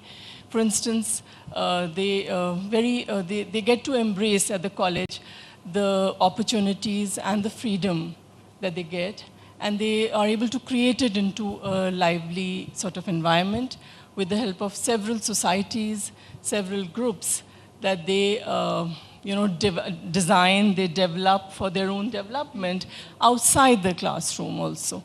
So while they are studying in the classroom, there's a lot that they study outside the classroom. They develop their opportunities.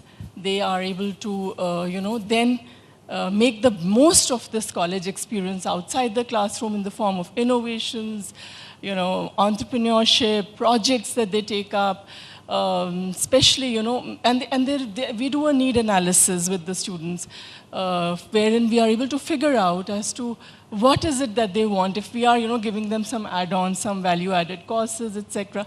So with the help of this need analysis, we have been able to identify the interest areas of the students, especially as Dr. Shahani had said, that now that there are a certain set of students who definitely want to get into AI and data analysis and all.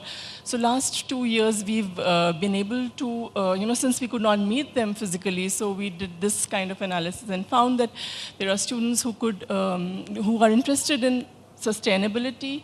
So for the sciences, we did courses on toxicology, on management of pests, on green chemistry, sustainable way of living, etc. And for many others, and this is not just limited to the sciences, we were doing this for any, we had brought it down to the level where we could, take in more and more students, even from the liberal arts. And similarly on, as I said, on business, on data analysis, and also on, there are a lot of students who are interested in the ancient wisdom, ancient culture and all, especially because we have history as a forte in our college. And so we had these kind of, I think, the messaging from what you've said, and correct me if I'm wrong, Professor Srivastava, is that you're constantly having to also reinvent yourself. Absolutely. Because with every generation, I'm sure everyone here will agree with me, with every generation, the needs change. Right. Professor Raheja, would you agree with that? Do you think that constantly with every year there's that pressure on every university to kind of reinvent themselves and what they offer to the children, the aspirants? I think, hello, am I audible? Yeah. So I think there are different ways in which you look at the same standpoint. When you say pressure, somebody looks at it as stress, but I think the smarter way is to look at it as an opportunity.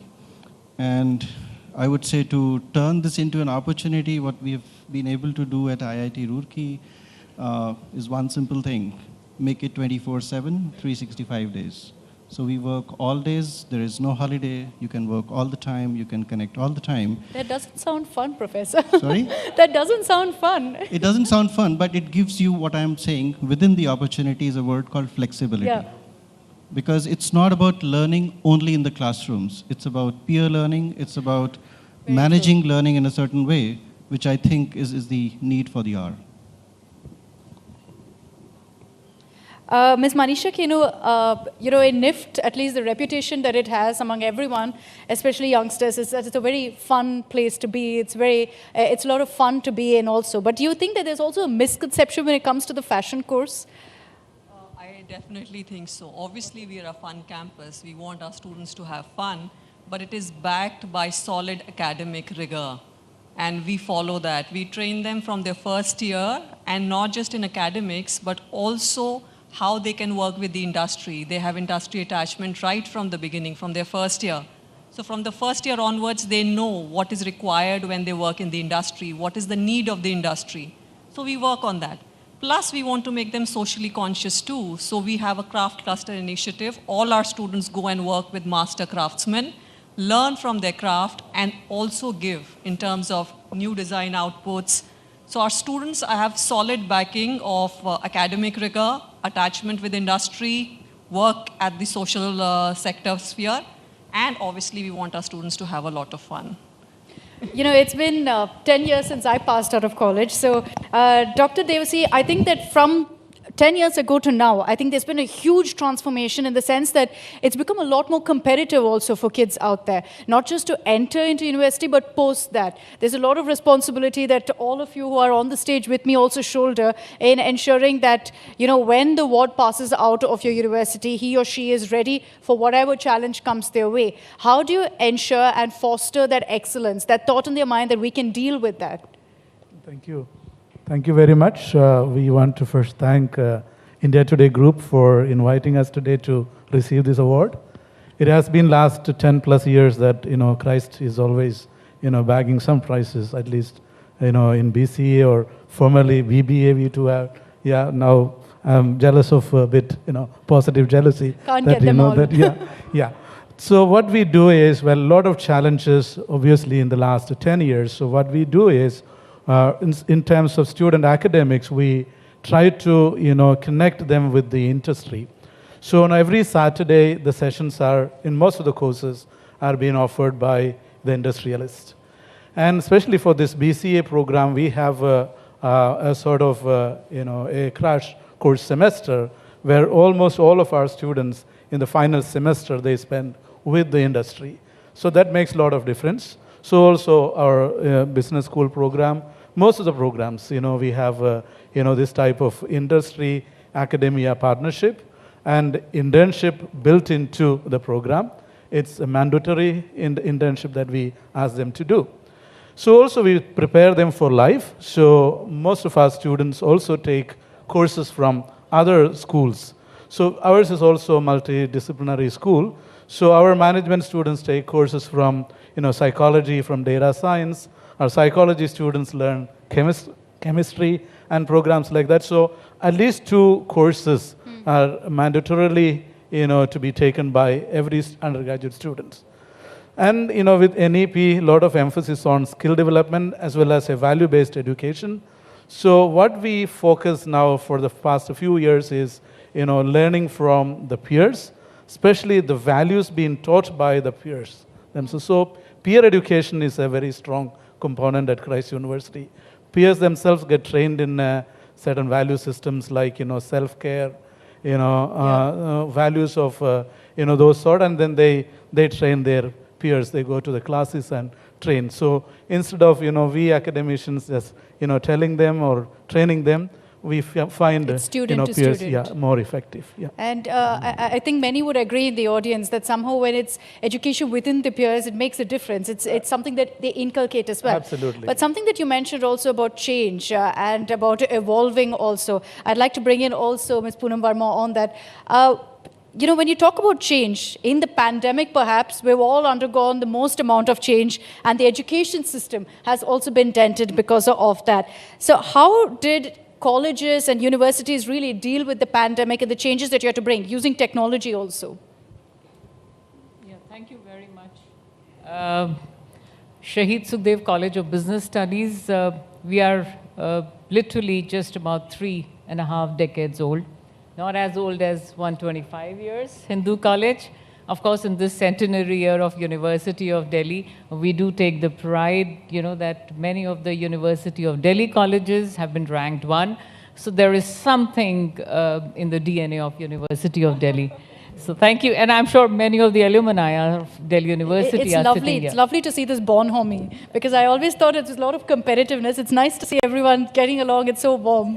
Truly, it's not really about the competitiveness. It's actually the collaboration. And this national education policy is actually catering to that. That's great to see. Yeah. So that's one thing. And however, to go back to your question is, how did we experience this? It was challenging. Challenging for all of us, and at personal fronts, at social front. So, but we got ready. And this we converted into an opportunity because we realized that, technology is the way ahead. So we adapted to the technology very fast. And actually it's thanks to the students who also helped us, who actually came out. They said, ma'am, the Google Classroom is here, we can do it. So what we actually used to do was ask the students, how do we make the learning, enable the learning for you? So it used to be a collaborative process and not a competitive process at all. it was, we must realize we are in service industry. And in marketing, the basic principle is that you have to listen to the customer. We have to listen to the students. And the students, the alumni, the industry, these are the three people that we are actually catering to.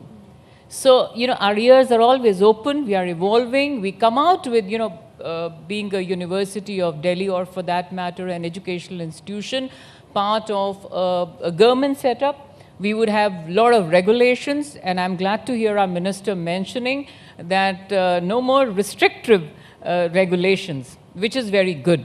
So what do? We would come out with some value-added programs, and thanks to the technology, we had the Coursera and many edtech companies, we could take help. We had the internship, which was mandatory for a business school. Every semester, the students have to go through a mandatory internship. Now it was becoming difficult. So what did we do? We decided, okay, you take up a 50 hours online program, and in lieu of the physical way of doing the internship, we replaced with that. So there were ways in which we found the alternatives. We ensured that, the learning is not compromised. And one more thing that we also did, which is typical with every educational institution, which Professor Anju Srivastava also mentioned, is the learning outside the classroom. Now, what was happening during those two pandemic, years that we faced? Webinars, a lot of online competitions were getting organized, and we ensured that our students participated. And mind you, there were global competitions that's where our students were participating and becoming the winners there. The great thing about technology is absolutely, it is the technology which led us the way. And I think at that note, a round of applause for everyone. These teachers, these principals who overcame the pandemic, ensured education for the students, for all of them, wasn't hindered. I'm sure, as you said, personally also there were so many challenges. Many of you seated in the audience, I'm sure, also overcame many of those to ensure that, education for these children was paramount. So that's something that I think I should salute to all of you for as well. Dr. Thomas, if I could bring you in on this as well. Something that she mentioned was also about practical learning. And does technology kind of lead to that taking a back seat? Yeah, I'll answer it. And I think the pandemic is a good way of, taking an example to illustrate this better. Yes, certainly, I think, getting practical experience is something that students look for in professional education. And in our university, our motto has always been to provide professionally competent and socially relevant legal education. So, of course, the pandemic did impact this in terms of students being able to go on to on-site internships and working with organizations. But we tried to organize internships online, which could facilitate this process. It didn't work as well. I think there is still a lot of value to going to the field and learning for yourself, but it was something. But the challenges we really faced, I'm sure, were challenges that everyone else did. Because we have a strong institutional work ethic, and to move from a physical space to an online space, took us a few days, enough time for the students to get back home. We have a great academic group, and all of us had to learn to teach online like everyone else for the first time. So we learned through trial and error. We had classes for teachers on how to teach online. We engaged in a lot of experimentation, right from the examination system to online internships. But what we were really concerned about was diversity and access. Because we do have students who may not have been able to access online education in the same way. And we provided internship scholarships, I think they were called, in order to enable students who could not access the net properly. We also had special sessions for students who had difficulties in engaging with mainstream classes. We had both synchronous and asynchronous learnings, but we also put in place a good mental health plan and medical plans for students who were grappling with difficulties at home and also outside. But I think we were able to manage it to some extent because we already have robust systems at the university. And there was a willingness to be transparent and open, not to push problems under the carpet, but to deal with them head on, and to ensure that no student, and in fact, no colleague was also left behind. Because we also had cases where teachers were unavailable because of personal difficulties. And this was something that affected our entire community. And I'm glad to say that we came together as a community to try and find solutions to it. Very true. And that's why I believe that the India Today Best Colleges survey in the last 2 years has had a lot more issues that were factored in because of the pandemic, because it's how it's changed the course of education. So that's why I think the colleges that have really made it the best of the best, you really have to give yourself a hand, because it means that you've also managed to overcome the challenges of the pandemic as well. Dr. Jojo, one of the points also that Dr. Thomas made here was about mental health. You don't get to engage with students on a personal basis because of online classes. How do you still ensure that you have that kind of personal connection with them? Because colleges and school also, largely education is about that, where you create that personal connection also with your teacher, with your professor. Yeah, hello.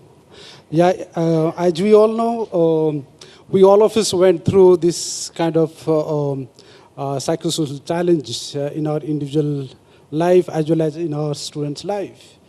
It was kind of, as it was said earlier, that all the students and staff were connected each other almost like 24 hours, 7 days and 24 hours.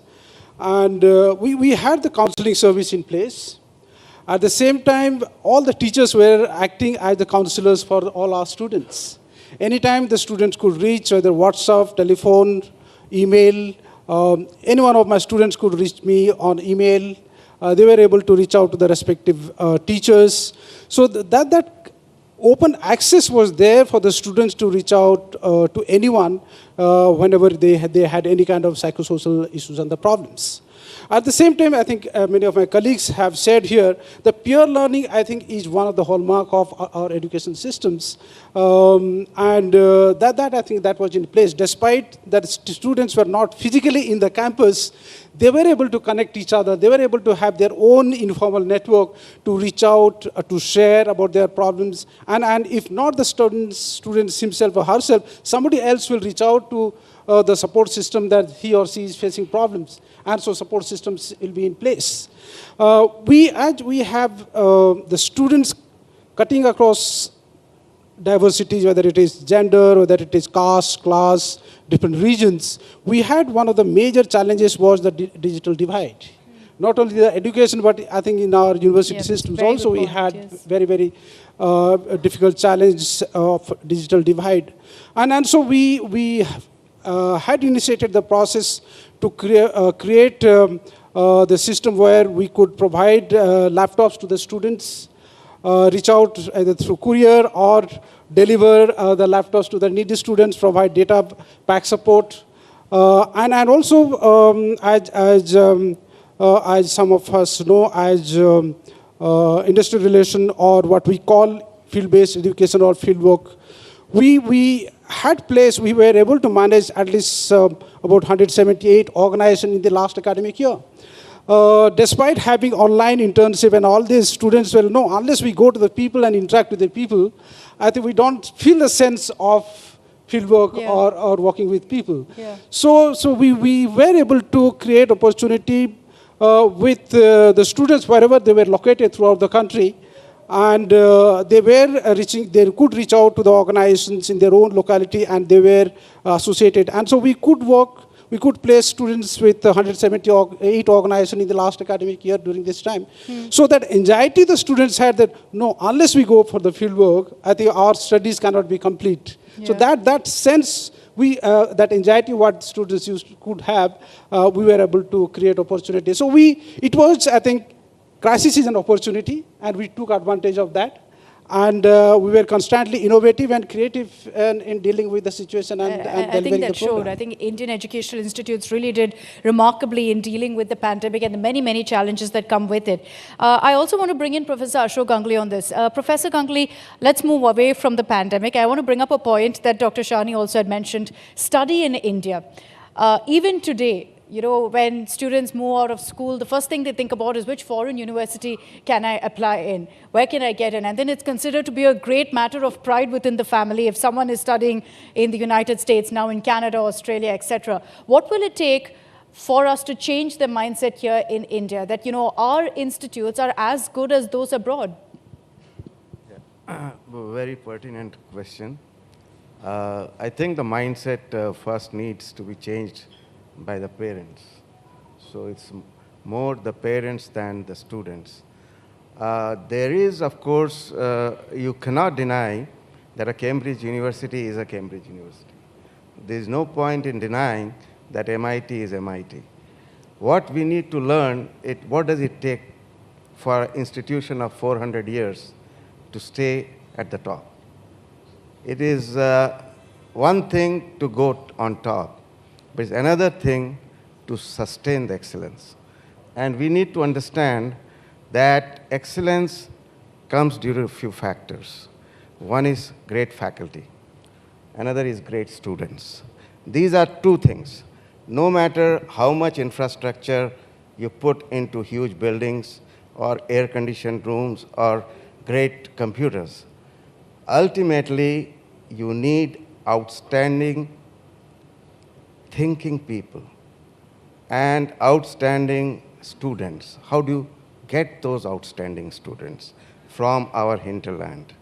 So IIT JEE has shown a great way for past 60 years that even a very poor child from very backward areas of Jharkhand today, who never heard of JEE, had come to Delhi to do a BSc honors in one of the colleges and learned that there is something called IIT. This is my personal experience. And gave an exam. Because he was brilliant, he qualified and got into IIT. So we need to have that kind of system which finds the jewels in our country and then sustain them. You know, we give an opportunity to create an environment for the student, not only in the classroom, in the hostels, in meetings with alumni, where they get brilliant ideas how to open a startup, how to create a new business. Even there are people who drop out in the 4th year and we give them time to come back and finish their BTech. We give them opportunity that if right now you don't want to continue, you can take off a few semesters and you come back and do your startup and come back to the institution. So there are great ways by which IITs have sustained excellence over several years, several decades. And you see globally, if you go anywhere, you know, IITs are a name. And those alumni in turn act as a role model for the new students to come. How have they gone ahead? And they have a great bonhomie. They interact, all IIT students. They know each other through PAN IIT. They have clubs, etc. And they go through that. Could I answer?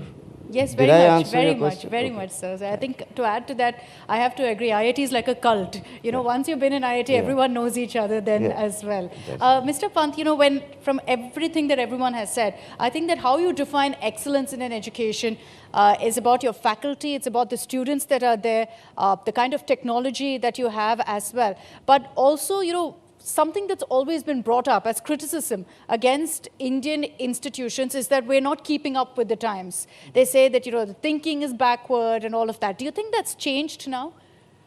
Even the education system, very often they say that it's very textbook based. Has that changed? Certainly, yes. I would agree with you. Things are changing and they are changing pretty fast. And what I believe is that education is, after all, you know, serving the society. And it has to remain relevant.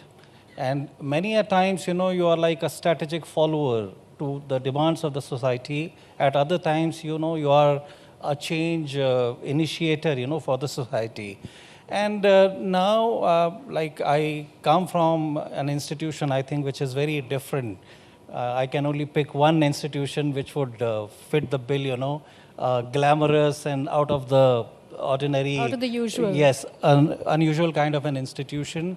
But this institution, which is in its Diamond Jubilee year, now technology has enabled, us to remain abreast, with the latest things which are there anywhere else in the world. Everybody looks at America, everybody looks at Europe. But there are, wonderful things happening even in ASEAN countries, places like Singapore or places like, in the Middle East. A number of cutting-edge technologies are getting developed, and maybe other people are taking note of that. And with the internet, it is possible that we are able to learn about them. We learn about those developments happening in real time, and then we have an opportunity to react to that as well. Now, the question that you initiated this discussion with, what is it that we attribute or what is it that makes a very good institution? You talked about the best institution. I feel best institution, you must thank your competitors who let you emerge as the best, but you have to keep on building your institution as a great institution. And it's a work, 24/7 kind of a work it is. But what I feel is, for an institution like IHM Pusa, we try to engage all the stakeholders. Right from the management, we have a board which has got top bureaucrat, Secretary Tourism, Government of India chairs our board, and then there are bureaucrats, and then there are industry association, people, the president of FHRAI, and other people are there on the board. I think the chef ambassador of our country, MS Gill, he's the catering expert. So we engage with them, we engage with the alumni, and I think last 2 years, like it was a big challenge, but there was a blessing, there is something, takeaways are there also from this pandemic.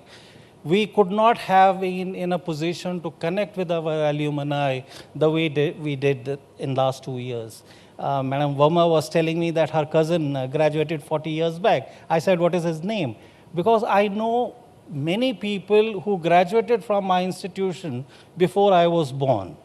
And we are connecting with them, we are exchanging mails, and the kind of work we have been able to do in the last 2 years, I think we have not been able to do so much. As we were looking at a very good high-profile kind of a luncheon at our institute when this lockdown was suddenly, we were expecting the CEO and MD of Indian Hotel Corporation Limited to interact with our faculty. It was just 3 days away. We were preparing. And in the same fortnight, we had the annual day celebration happening. And all of a sudden, this lockdown was there. We were very angry, and I think we put our anger to very good use. And we brought Mr. Puneet Chatwal virtually, and before anything else, we could manage a kind of ecosystem wherein we could connect with our alumni and outstanding people. Not only one person. He came, he was the first one, and then everybody. We are proud that hospitality industry in our country and in many countries across the world is being, led by our alumni. And it was possible to connect with them. Yeah. And before the go-ahead was there to take our classes offline, we already had learned the ropes, We knew how to run 3 cameras simultaneously. And what we were able to achieve in the pandemic was that even cultural programs, we did not let go of that opportunity. People sitting in 4 corners of the country, they were recording a chorus. Technology, we tried to push it to the limits. And we did sports competitions and whatnot during. So what we feel is that we have emerged, much stronger. And important thing is, I couldn't agree more with Professor Ganguly, faculty and the students. And beyond that also, if people are engaged, I come from the hospitality, if you ask about how to prepare a good cup of tea, they say, 1 teaspoon for every person who is going to have that tea, 1 teaspoon for the pot. That is what the recipe is, and a little more. So we have learned to add that little more in our education offering in last 2 years. Thank you. That's a lovely, lovely remark as well. I think Mr. Jojo also was right that the pandemic also pulls across a challenge. Then you're expected to meet that and then, surpass and reach new highs as well, as Mr. Pant also highlighted. Ms. Manisha, do you think that right now, for fashion as a course, do you think there are more takers than before? Because there was always this very set, mindset almost in Indian families of engineering, medical. I don't need to explain this. We all know it so very well. I'm so familiar with it. Do you think that's changed, finally? I would agree. I mean, it's the age of creative people.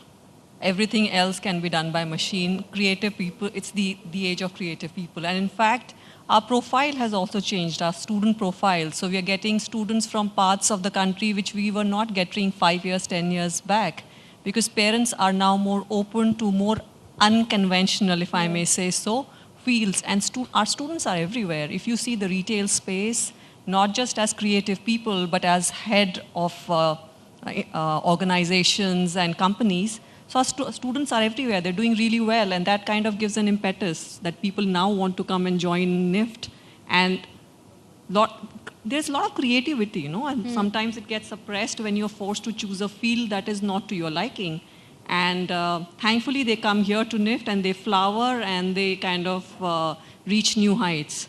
So yes, I would agree that a lot more students are coming in and from areas the unexpected areas that you would traditionally not expect them to come from. You mentioned creativity. I think the internet has largely helped also students kind of understand what they like, their passion, kind of touch their creative side as well. And what that's also led to is, I'm sure, a lot of students entering, Professor Srivastava, entering a course, realizing that, look, this is not for me. Something like the startup culture also has backed that largely. And, many students, as Professor Ganguly also told us, kind of tend to drop out mid-semester, say that this is not for me, I want to do something else. How do you then bolster that by helping the student, either realizing their dreams or kind of counsel them and make them figure out what they want to do also? Because an educational institute plays a big role there. So that's what I was saying in the beginning as well, and has been actually substantiated by so many others, that our purpose is to give them as many opportunities as possible. At the tender age, even when they are passing 12th standard, it's really not the age to consolidate or freeze their choices. But unfortunately, the education system makes it very specific that you have to be in a particular discipline or a particular subject. Thankfully, with NEP, the flexibility is now coming in. So within those limitations of the system, if the students are given, avenues, they are given the possibilities, they can sort of bloom in any other sort of discipline or any other interest area. So I think all of us are working and striving for providing such interest areas as much as possible. To be a curriculum change takes a lot of time to change, and to be abreast with the latest, there have to be certain additional things that have to be done, which is what we all are, again, working hard to provide. And similarly, research is a very important component which has come in NEP, which at the undergraduate level in colleges like ours is very difficult. It's very difficult to offer to the students who have a wide range of disciplines, and to make them do some kind of, original research or to be associated with faculty on some active research projects. Like our college has made a very, very significant attempt in it. We have invested a lot in getting into, infrastructure with a lot of research facilities to be able to give the students and the teachers that kind of, sort of a win-win situation where they can, again, explore whether they want to continue with this subject or this discipline for their career path. And for the teachers to be able to, do some productive research. All of us have mentioned the role of alumni. I think that's really, really important for the success of the institution, because these are the links which give a sense of, give the institution a sense of, tradition and history. And the students, the current students, they feel that they are a part of something which is larger than life. Yeah, yeah. So they know where they can, go, where they can connect with, and for their success in future, while keenly rooting themselves in the history. So I think all of these make a lot of difference and can help the students to take a lot of good decisions for their lives. And ultimately, all of us want them to really succeed. So these attempts help a lot. Fundings are problems always in colleges like ours. And again, through the alumni and through philanthropists, which is now being talked of so much, I think that has started paving way. And we have seen a lot of success happening in our college through such aids which come from the alumni time and again, especially in the COVID period. We had so much of donations in the form of, laptops and tabs and monetary aids, etc., coming from the alumni. So together, all of these stakeholders make a real impact. Something that many of you on the stage here have spoken about is skill development. Professor Raheja, this is something that also was spoken about earlier when Minister Dharmendra Pradhan was here saying skill earlier, people thought of carpenter, people thought of electrician, plumber, etc. The definition of skill development has changed. How would you define it in an educational institute? For students, what would skill development really mean to you?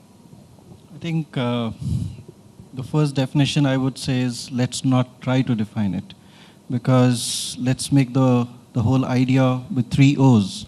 Make it open, make it owned by oneself, and third is make sure that this openness and ownership together actually leads to an outcome. And I would say that convergence is where skills can come together, because no set of fixed skills is going to last. Even if you skill them, say, with one particular software language today, 3 years down the line, there is a new version coming down. So actually the skill that you need is to relearn, unlearn, and I would say really keep on the bar, so that I would say there was a statement by an architect, Lee Corbusier. He says, passion can create drama out of an inert stone. So I believe if you have the passion to learn and if you produce individuals rather than students, let us become the students here.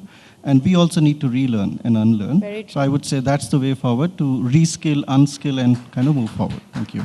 Very true. I've run out of time, but I'd like just one quick answer from all of you, starting with Dr. Devasi here. All of you are, of course, the best of the best, and that's why we have you up here on the stage. So just one line or a couple of words on the mantra for excellence for you and for your institute. And if I could have everyone answer that one after another. Okay, for just us a quick one-liner. Yes, for us at Christ University, it is whole-person education and purpose-driven organization. Amazing. Mr. Pant. What I say is create the vision together. Get as many people as possible to create that vision and share that vision and then move forward. Professor Gandhi. So we want to give the student the best experience to become a global citizen. Dr. Thomas. I think I've already said that. I think wonderful institutional work, ethic, but I'd also like to add that, students come in at a very young age. They don't know what they want to do. So offer them a range of diverse options through electives and let them make the choice. We are not preparing students for the industry. We are preparing them for life.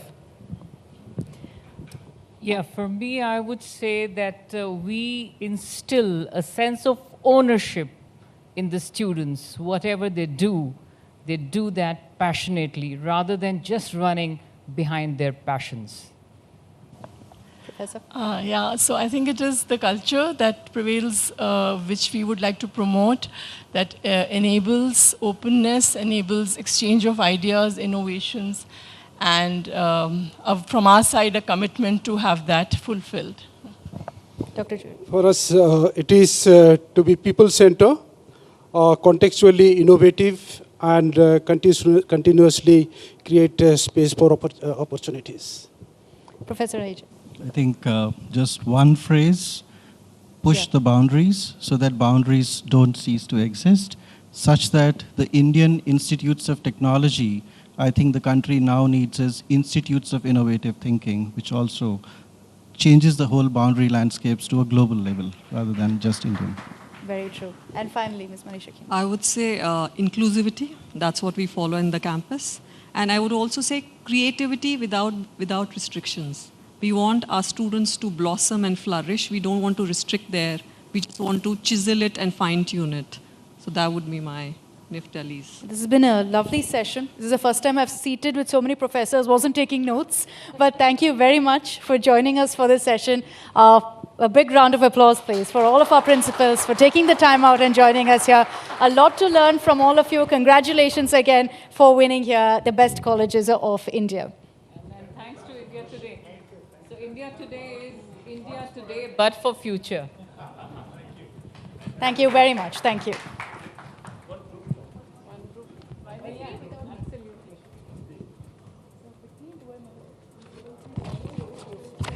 No, with you. You have to be with us. You were the anchoring. Thank you.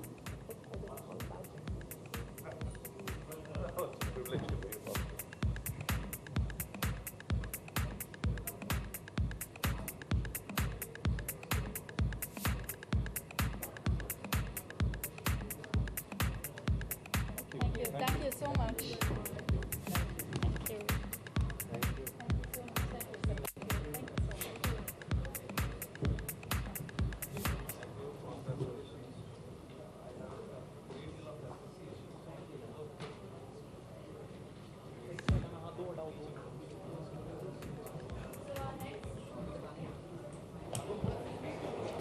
So our next discussion is going to be on the EdTech revolution. So I promise it's going to be a very, very interesting one. Do stay with us as we set up for the next session as well. Thank you.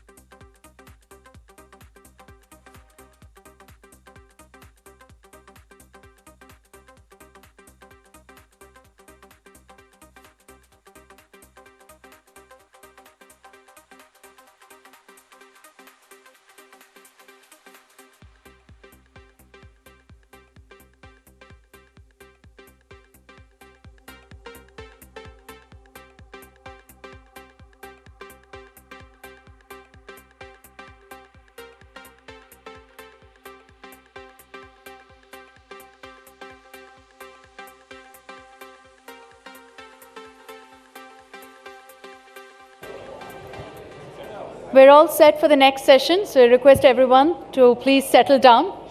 I promise this will be a very, very engaging session. It's on EdTech Revolution, Sustainability, Scope and Synergy. Once again, requesting our audience if they could please be seated for the next session.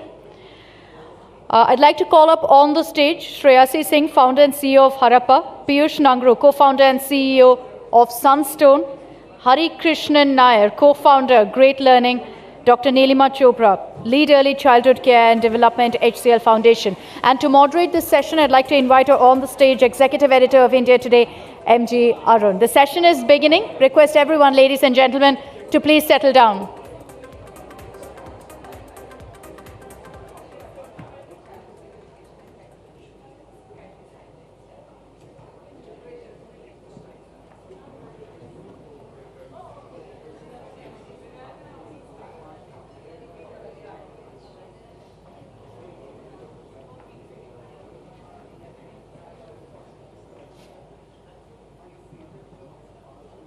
Good afternoon, everyone.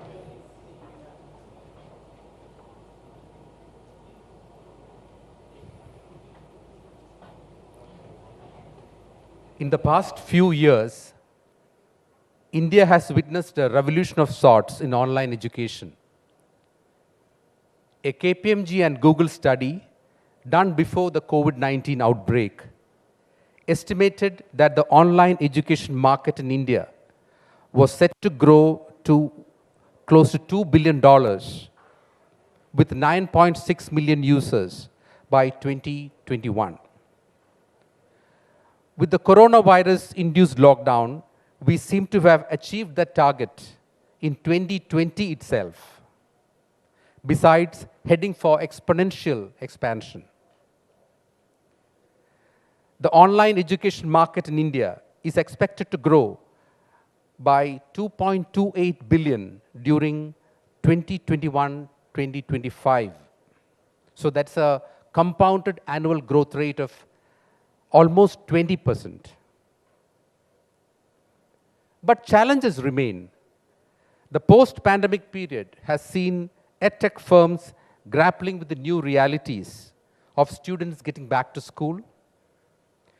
India still has to go a long way before we are able to bridge the digital divide.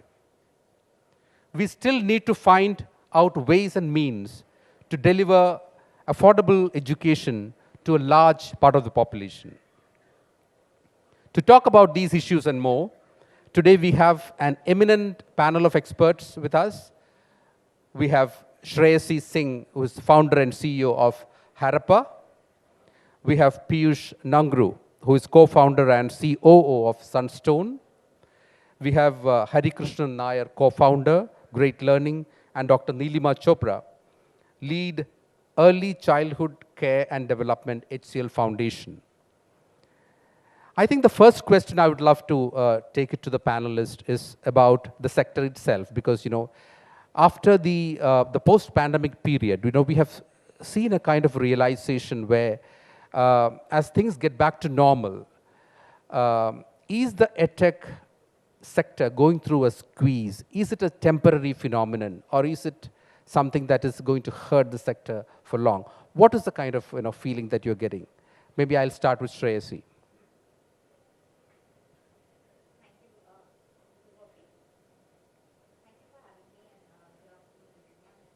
The winners, congratulations.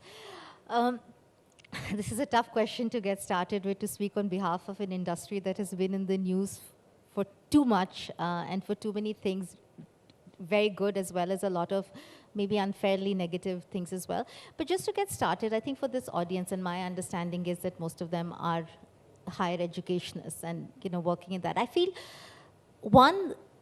most of the reportage on EdTech in India has been around K-12 and test prep. All the large companies that you hear of have been K-12 and test prep. And they obviously had, especially in K-12, and I don't want to name some obvious names because everybody knows some of the companies that I'm referring to. Of course, in the absence of a physical school or a coaching center to go to for 2 years, to your question, no parent, no child had a choice but to go to an edtech. It was a sort of a strange, constrained environment. And now that you're talking about the squeeze that you talk about, that's not a sustainable situation. Those constraints don't remain. Schools have opened up, extracurricular activity centers have opened up, and many of us, I'm a parent as well, many of us have started to send or have been sending our children to school now or to even to colleges for the last several months. Yet, there are still many more students in schools and colleges who do some part of their learning online than on March 1st, 2020, before obviously Corona hit. So there has been net increase. There was an artificial spike that for 18 months, 100% of all kinds of learning, whether extracurricular, co-curricular, or academic curricular, was only online. Now, of course, some of that is going to shift back to the way it was, but net increase in number of online learners in schools are obviously much more.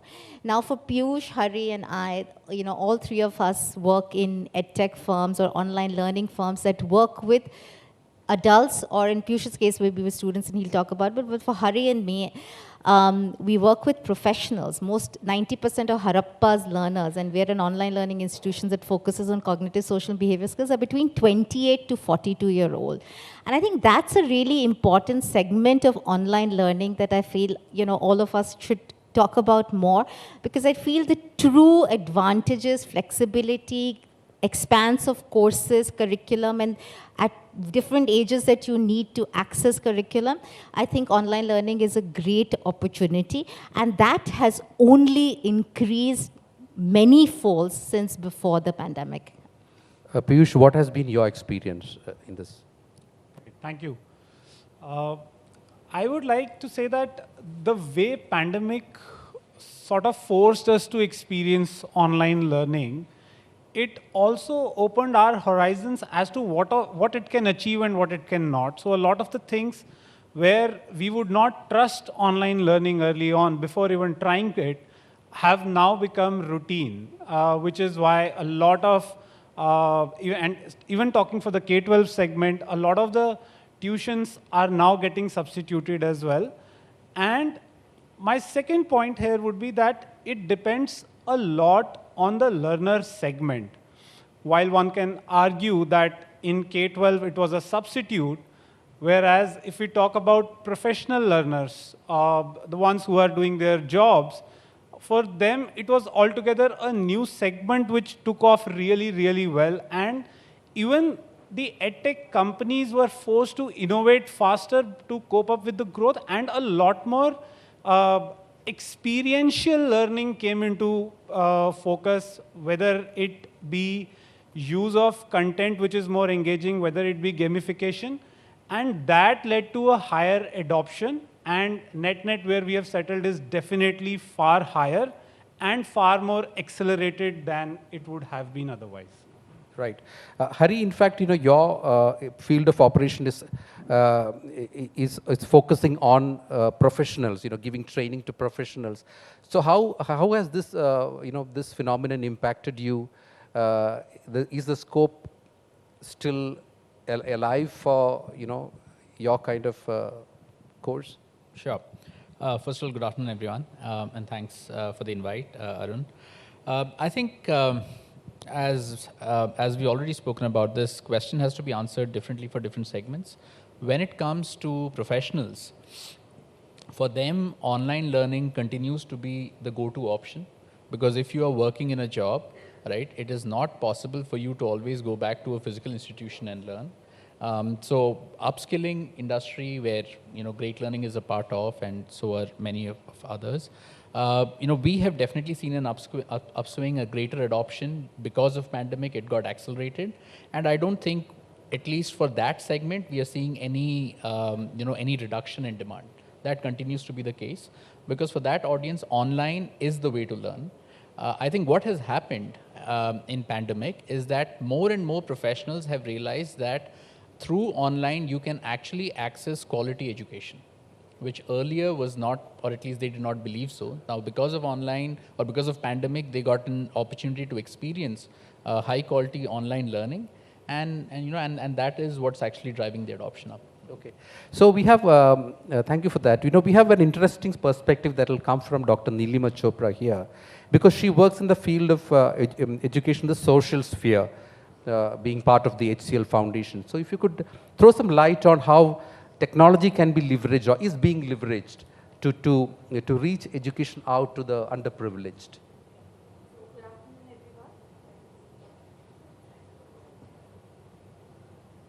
Is this working? Yeah. Good afternoon, everyone, and thank you for having me here. Yes, so I bring in the perspective from the social sector, the non-profits, and for young children and teachers who are working with these children who are from the underprivileged, marginalized communities. So when the pandemic happened, yes, there were quite a few challenges that the social sector faced in terms of providing access to the devices, to internet connectivity, reaching out to the remote and the rural areas and the underprivileged sections of the society. The non-profits, the social sector, they rose to this challenge, and I must say technology was very helpful in terms of providing some sort of continuation of the education to these children. So, for example, at the HCL Foundation, what we did was we have programs and interventions like Tech on Wheels, because access was an issue in remote and slum communities.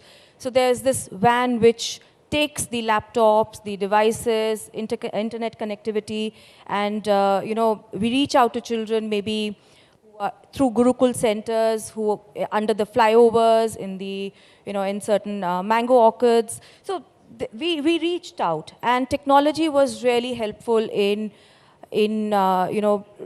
reaching out to these children. Also, strengthening of the government, the public school systems, in remote areas, wherein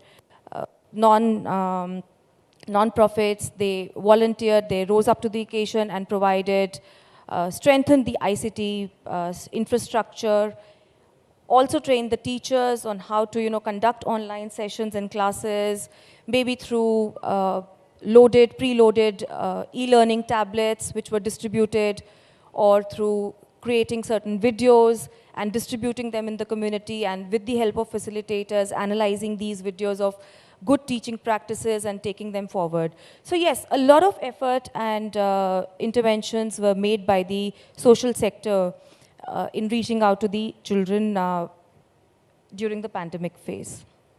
Okay. We have a number of very senior educators in this audience, and I think there is a general concern, and I think the panelists would be able to put it up better. One is regarding the quality of the educators, and in all the spheres, be it in at all levels of education, and also the other is the affordability of education, because that is a point which Minister Pradhan has also raised here in the morning. So it will be good to hear from you, Shreyasi, as to how do you ensure that we have quality educators, especially when it comes to online education. Maybe you can also touch upon the medium of education, because that's also another issue which Mr. Pradhan had raised. So. I think for both the things that you spoke about, quality of educators as well as affordability, I mean, online learning has inherent advantages really to be able to do that. In fact, online learning is not about low cost and low quality. Its best use is low cost and high quality. And for example, for very specific subjects or theory, you can actually get the best educators to explain it, right? And then in schools or in colleges, you can actually have, as we call them, cognitive coaches or mentors who can clear doubt, clarify doubt, so that they don't have to, focus only on the dissemination of the theory or the concept, which actually through the use of animation videos, high quality production, very strong instructional pedagogy, you can actually record taught in modules and have the coaching facilitators in schools and colleges be able to supplement. So I think on the quality of educator, especially for a country like India, if you know, with the population that we have and what is considered ideal teacher-student ratios, I think you can't almost do without high-quality online learning. Second, also on cost as well. And you know, what is the difference between all of the costs that get added on a 1-year or even 2-year higher education program and that postgraduate level for a certain skill, with the opportunity cost of somebody having to leave their job, you know, stay in another city, pay for everything, as opposed to be able to do it over an 18-month period, having kept their jobs, stay in their homes and things like that. So there are inherent high quality and affordability are really two of the, if online learning is not delivering that, then actually it's, you know, all of us have failed. Now, when we say affordability, we don't mean free, right? And when we say affordability compared to other programs that are on offer, not that it's free, not that it's for not-for-profit, and not that it's really for the last mile. I don't think any of us sitting here can pretend, or we are saying that, you know, we are going to the last mile. We are in English language learning products, but is that also needed in India? So high quality and affordability are two of the biggest advantages when compared to the right benchmarks. Hari, do you have a challenge in getting, you know, the qualified professionals in your particular field of learning? Yeah. So, you know, we are today seated here in an audience full of, you know, fantastic educators from the country. And I'm sure, you know, it'll be like me preaching to the choir here. But the fact is that, you know, the biggest challenge in our education system today is that good faculty and good educators are scarce in number. And that is not going to change, right? We can't wish that away. What technology, let's call it online learning in this case, what online learning can do is increase the access to good faculty. So for example, in a brick and mortar institution, if a good faculty or a good educator has access to, or let's say 500 students have access to that good faculty, through online, can we take access to 5,000 students without compromising on the quality of education? So what Shreyanshi mentioned, so that's not just a fact of, you know, it's not as simple as saying that, okay, let's do like a webinar with 5,000 students and one good faculty. It's a lot more than that. It goes into instructional design. It goes into identifying the pedagogical elements. It goes into identifying what parts of that learning process do you need that rockstar faculty for, and what else can be done by facilitators, right? And that's how you solve the problem, right? That's how you increase scale. And once you increase scale, the cost also comes down. It automatically becomes more affordable, right, for a larger audience. In our case, since you asked that question, so at Great Learning, all our courses are mostly towards careers and career-oriented, because it's all about upskilling. Working professionals are the ones who are coming in doing these courses. Let me take an example. One of our most subscribed courses is in data science, AI, and machine learning. Right? We get about 10,000 learners globally who pay a significant sum to come and do this course. Now, if we go and search for, you know, faculty who can teach 10,000 people data science, AI, and machine learning, the fact is such faculty in such numbers don't exist, right? So we have to figure another way of how do we deliver this, you know, high quality learning experience. And the way we've done that is, of course, we work with some anchor faculty across top institutions globally, whether it be IITs or MIT and, you know, UT Austin and so on. Now, they have helped us create the pedagogy, the curriculum, the assessment, so on, and there's a lot of content that they've created. Beyond that, we work with a lot of facilitators. So we work with close to about 5,000 facilitators who are all industry professionals who are working in those fields. So basically, industry professionals who are working in data science. We train them on what they are supposed to teach, basis the content, basis the pedagogy that's been laid out by these anchor faculty, right? And that's how delivery happens at scale, right? Otherwise, you know, we would never be solving this problem, right? So I think it's always, you know, we have to go deeper into the problem and break it down to smaller components and then achieve scale. Okay. I just wanted to add one thing to what you're saying. And Meeta is here and she's a faculty at Harappa. At Harappa, we actually work with practitioners because for the kind of skills that we focus on, it's sort of the lived wisdom of practitioners on negotiation. You can be teaching writing as well, and maybe you don't want to do that full time, but can you do that 2 hours in a week or 3 hours in a week? And that really also helps the students. And given the talent needs that this country has, I think every bit of expertise and wisdom is what we need to channelize into our learning programs so that our graduates and learners can all benefit, right? Okay. Now, we'll have a couple of questions from the audience also, I think, because the topic is quite interesting. But before that, let me just ask Dr. Nilima as to what is the challenge she faces, because her audience, the consumers or the users are mostly the rural areas and across the country. And the medium has to be in the vernacular. And to get instructors in the vernacular, how challenging is it in your particular field of operations, and what you do to circumvent that? Yeah, so many challenges we face in terms of, because we are working across the underprivileged community, across different geographies, in terms of the country, remote areas, teachers from different regions. So one challenge that I faced while interacting with a number of teachers across the Indian our country is that the courses or the products or the edtech programs should be affordable technology. They should be simple, and also there was a lot of demand of getting the courses being in their native languages. English, and I'm talking about the grassroots workers, the ones who are actually working in the field, in the community. So those teachers, the Shiksha Mitra, the Anganwadi workers. So there is a demand for, they feel the need for upskilling. They also want to learn. There is this need to know more, to upgrade their skills. But definitely if the programs are in English language, it becomes a barrier. So that is one aspect. The other is also about the access to the facilities. So teachers and the consumers, they want bite-sized information, very simple, easy to understand. Those were the challenges that I faced while dealing with, the community that I'm talking about. Okay. I want to take a question to Piyush before we come to the general question and answer. Piyush, I mean, having said all this, what do you think is the future of EdTech? I mean, as an entrepreneur who have ventured into this field, and we have other entrepreneurs here too, but due to shortage of time, I may not be able to touch upon everybody, but how do you see the future for EdTech in this country, and what kind of response are you getting from investors?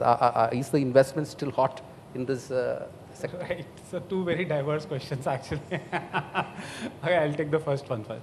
So I think the answer to your question lies in the word EdTech, right? So technology has to come to the forefront. The way technology has really accelerated learning over the last 3 years is truly phenomenal. And when you talk about quality or affordability, even there, I would call it more accessibility.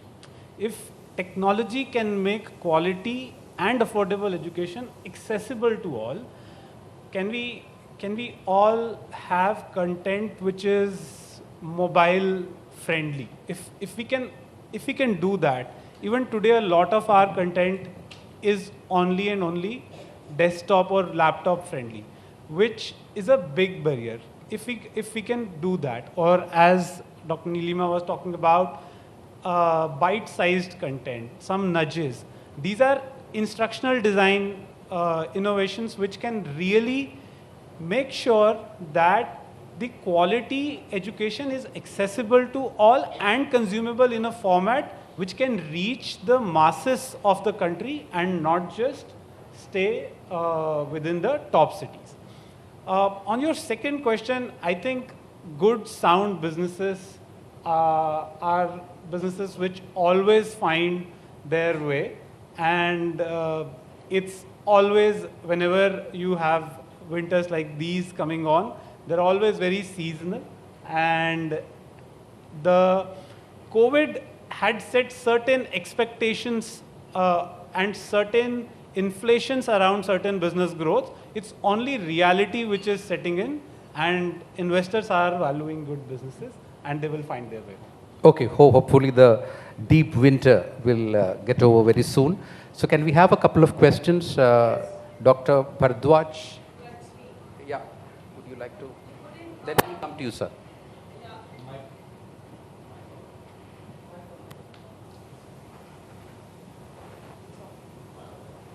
Hi, very good afternoon. Myself, Dr. Sanyogita Bharadwaj. Me personally is working on early childhood care education, and you put in a query about the availability of like faculty and the resource person itself. And I was not convinced positively with the reply of the panelist here itself, because I don't think we have any sort of crunch. Basically, we have to dig into deeper. This is my kind suggestion. We have to convert the progress card into the prestigious card in schools, whether it is colleges or any sort of organizations. And what else I can suggest you, like we have to work on moreover experiential, authentic, applied learning, which is basically directly connected to society, community, and the syllabi is basically revolving around the society. Whenever we people are becoming the part of the education itself, we all will automatically groom. So there is no crunch of intellect here in India. Positively, we know better. We just, again, I'm repeating the same statement of mine. We have to dig into the deeper. Okay. That's it. Point well taken. Thank you very much. Would one of you want to respond to that? So, yeah, we totally agree. I mean, there is no crunch of talent in our country, and we have excellent educators, and I must, appreciate the educators, because when the pandemic happened, we overnight had to transition from offline to online, and we had to, upgrade our skills. A lot of us struggled in the beginning, but we, got the hold of it, and we started, mastering it. But at the same time, we also have to understand that offline and online teaching, they are not totally same. It's not, an online teaching is not a replication or a video recording of the offline teaching. There are more elements to it. How to make the class more interactive? What is the classroom management like? How am I making sure there is active learning in the classroom? Am I using the digital tools that are available to me, whether it is Mentimeter or polls? There's so many things that we can do. So those upgradation of skills definitely are required. And here I would also like to add, I like the point that you mentioned that a lot of edtech, I wouldn't say edtech, but technology in education right now is focusing only on teaching subjects, I mean, I'm talking about the K to 12 kind of experience. But according to the, if we align ourselves to the national education policy, we are also looking at how to make future leaders, how to build social and emotional competencies of empathy, of compassion, or the constitutional values of respecting diversity. I would like to see more edtech, companies or edtech, the industry focusing on these skills also, rather than just focusing only on numeracy and language skills. So, that is my submission. Okay, we have a question there from. Yeah, I have one question, because I am in education for the last 26 years. I'm one of the founder director of Amity University, and then I opened my own business school known as HBS Noida, High Rank Business School Noida, for the last 20 years. So can you be a bit louder? Yeah. I'm Professor Rajesh Sahai. I'm teaching strategic management to students, and I'm chairman High Rank Business School Noida, HBS Noida. I have one question to ask that is related totally to regulation. You see what has happened now. If you go to social sciences or humanities, the PhD degree is must. That is required. It is okay. But what has happened for professional qualification, a person, a teacher, a professor, with all due respect to professors sitting here, who have not seen the industry, how he can prepare the students for industry? And the PhD is mandatory. So how we can ask that you don't get PhD in data science now, you don't get PhD in business analytics, IoT, machine learning, or anything. I mean, whatever technology is coming. But here the regulation says you should have this number of PhDs. I should request the government, I should request the regulatory authority that at least this mandatory clause should be removed so far as professional programs are concerned. Because a teacher who have not seen the industry, how, suppose I am preparing a students for Toyota, employment in Toyota automobile engineer, and I have not seen myself the Toyota, the industry. How can I prepare the students for industry? Now we have to think about the colleges and schools because we have 1,000+ universities, 55,000 colleges. We have to run them. I mean, this tech freak generation, this tech savvy generation, they don't want to learn in the classroom. They are, they are not motivated to learn because they want change and they want to learn fast. So how to address this problem? This is going to be a very big problem. That is why this online learning has come up. Why? Because there was a gap into teaching and learning. Sure. I think those on the panel would love to hear, had loved hearing what you said. There's a response.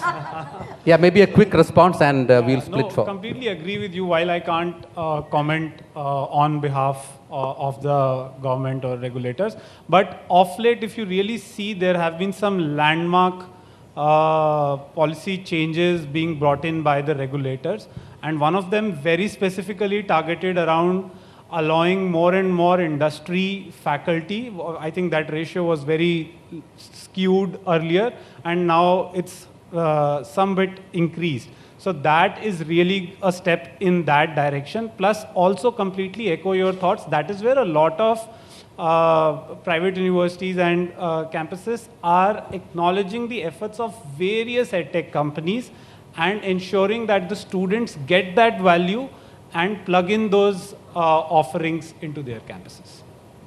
Yeah, I'd like to second that. In fact, I agree with everything that you said. The fact is that more and more industry professionals need to come and start actively contributing to teaching the next generation. And we have to create a framework for that. So as Piyush mentioned, some of those recommendations in the guidelines, in the draft guidelines all point to that, which is all a good step. Just one small point here.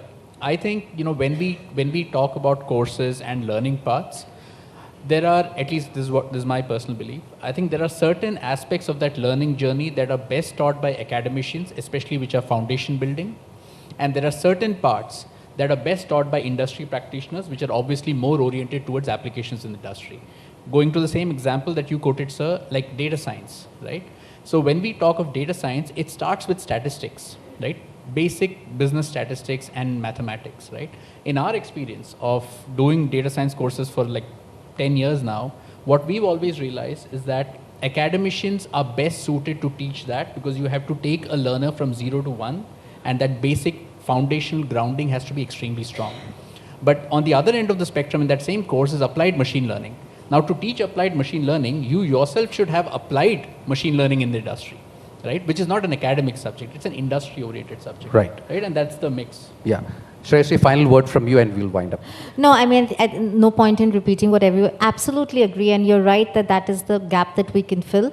And on some things, and it's okay, and it's not a binary in India, I don't think we can afford to, for education, especially for well-intentioned educators, whether tech first, offline first, or new, the fact is we have to work together, and on some things industry will lead, on other things online learning companies will lead, and on something formal education will lead, and I think all three need to come together. So I don't think this is a competition, and absolutely agree. And there is the power of lived wisdom, as we say, about having done something, as Professor was saying, and for that to be done. And I think we need a teach one, each one kind of framework to what Hari was saying, so that each of us is able to give back in some way whatever it is that we acquire. So I think early days for online learning, no sunset, no winter. I think things will, these are the seasons of, tides of season that will happen.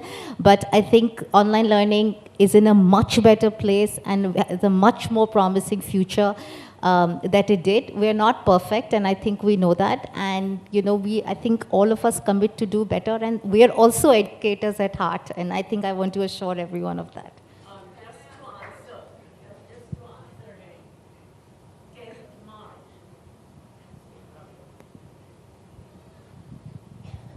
Just to answer the question that you asked, 10th March 2022, the chairman UGC has made a statement, and it's there as a public statement that he would allow experts who are not PhDs also to teach in these organizations. Have a look at it, please. 10th March. Percentage is less, but at least that the regulation has been, we've just started that regulation. Yes, it's there, 10th March, Delhi papers carried it everywhere, and I think beginning is made. Abhi to picture baki hai. Yeah. Sure, ma'am. Of course, we are a business school, so this need is always felt. Like they said that the experts from the industry need to come. I think it's equally important that the faculty from these academic institutions should go to the industry. Instead of doing the refresher courses which are required by UGC, we should actually encourage the faculty to do that 6 weeks program or 4 weeks program with the industry. So the industry should be more adaptable, to us. It's always that kind of a barrier which is there, which we need to work together.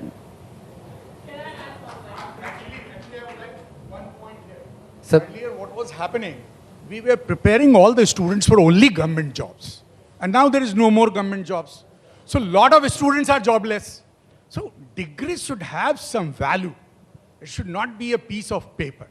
And moreover, if you are giving, interesting teaching, the students will learn fast. It should be learning, not teaching. Whereas in foreign countries, the responsibility is swapped. It is learning, not teaching. So learning should be encouraged, not teaching should be encouraged. Okay, sir, your point is taken, and I think we can have more discussions offline. Ma'am, yeah. Sorry. Please go I ahead. just wanted to take on from whatever has been discussed. I don't know how much it is related, but I would definitely say that industry-academia collaboration is really the need of the hour. And as also being the person of chemistry, that's my discipline, we in 1990s, the concept of green chemistry came in from US. They were called the fathers of green chemistry. And then it came into India, and the industry people used to come from there. They used to keep telling that this is the way chemistry has to be, studied or has to be incorporated into the system. They had started with certain presidential challenge awards for the industry, and they induced it into India. The Delhi University took it up very well. And then arising out of several conferences and workshops that took place around that time, we now have a very well-established what is called the Green Chemistry Network Center, which involves the industrialists, which involves academicians, and has taken into its umbrella so many schools, so many colleges, pan-India. So, and now you see people specializing in green chemistry are preferred in the industry. So they are already, skilled with certain skills, I would say. So this is the very, very important component which has been lacking in our education system for a long time. Thank you so much for these points, and I think we have, if my editor permits. Good afternoon to all present here, and everybody talked about higher education. I am Dr. Manimala Roy. I am a passionate school principal. For the past 15 years, I am taking care of children and young teachers. And in the past 2 years, the teachers learned online education almost entirely on their own. Now, we have all imported EdTech companies representatives sitting here, I have one request to you that you will keep in mind that schools will be there because children do not come to school to learn text. They come to school to learn social skills. So if you think online education will replace school education, that will be not to the benefit of the society. But at the same time, the teachers who passed out, say, B.Ed colleges long back, and they are grappling with various issues, how to handle the technology, because we are into this fourth industrial revolution, and we are talking so much about data science, AI, IoT, and everything. So for my school, I'll say in bits and pieces, we take training and workshops wherever we get a chance to, but that is not sufficient. Like a teacher abruptly searching for data science courses and upgrading herself. So if you are also young into the technology of education, in the past 2 years only we have used too much of technology. So I will request you to look into this prospect that if you are talking about higher education, think about higher education for teachers also. How you can formulate courses which will help them to use technology in a much better way in school education and take care of children, and also how to keep themselves aware of the elements of fourth industrial revolution, so that when we send our children to colleges, they go well trained and well aware of what they are going to do. Thank you. Absolutely. Point is well taken. My school's name is Basava International School. Yeah, thank you, ma'am. Point is taken, and I'm sure these are very sharp entrepreneurs sitting on stage, and they would surely identify the next big opportunity in online education. But I think we had a very interesting session. Thank you so much for all the panelists. Just one point I have just one point to add on here. I'm Anju, and I have been heading inclusive education in many schools and consulting government also for inclusive education at times. I have a query here, and I would like you to imbibe it in your high EdSoft or Ed courses also. Like this is what we have been facing challenges and training also teachers in. We have, when everybody is talking about inclusivity here and everybody is talking about diversity here, whether it is a school life or a college life or a higher education, or maybe a skill training and tech training, or maybe in universities also. We have students from all kinds of with all kinds of learning difficulties, but they have their strengths also at the same time. So when you are training teachers, somewhere I feel that when we, inclusive education coordinators or heads, when we approach our software team, that these are the softwares we have searched for, why can't you train other teachers also, like Dragon 11 and many other softwares are there which helps children with dyslexia, dysgraphia and other learning difficulties also, like maybe a child with vision impairment or hearing impairment. So somewhere that has to be imbibed, that has to be included in EdSoft trainings also, because when we are training teachers are not only teaching children with higher intelligence or gifted intelligence, but they may be teaching children with gifted intelligence and challenges, or maybe children with challenges, and that too in university or at university levels also. So that should be also part of it, when we are looking at training teachers. So training teachers not only in these two particular softwares, but softwares which help others also. Okay, I'm sure that will be useful input. Thank you so much. Let's, I think we are all ready for lunch. Thank you all for the lovely session.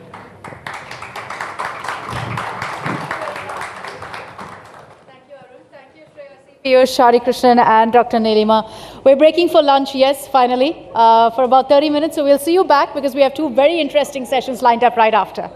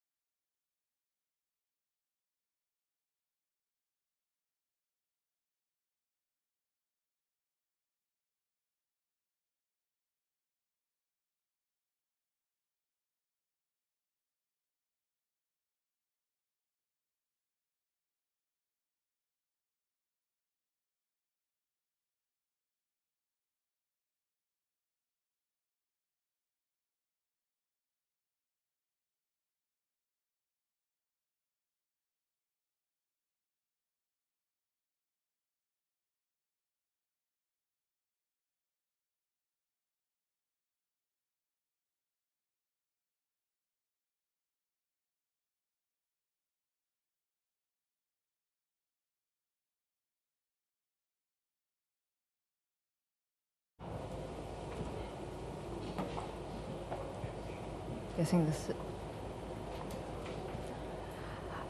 So, in the last few months, with a reduction in COVID restrictions, many institutes have resumed their offline classes. And yet, they've retained a part of their digital curriculum, creating a hybrid learning structure that is still trying to find that perfect blend between the online and the offline. It's been advocated by our Prime Minister Narendra Modi, and it's a part of our national education policy. Blended classrooms seem to be our new normal. And we're here to discuss its merits, challenges, and the future of this new learning model. If I could start with you, Ms. Krishnan, is it a new normal? Are they here to stay? And why does one need the other? Why can't we be in a purely offline mode or a purely online mode?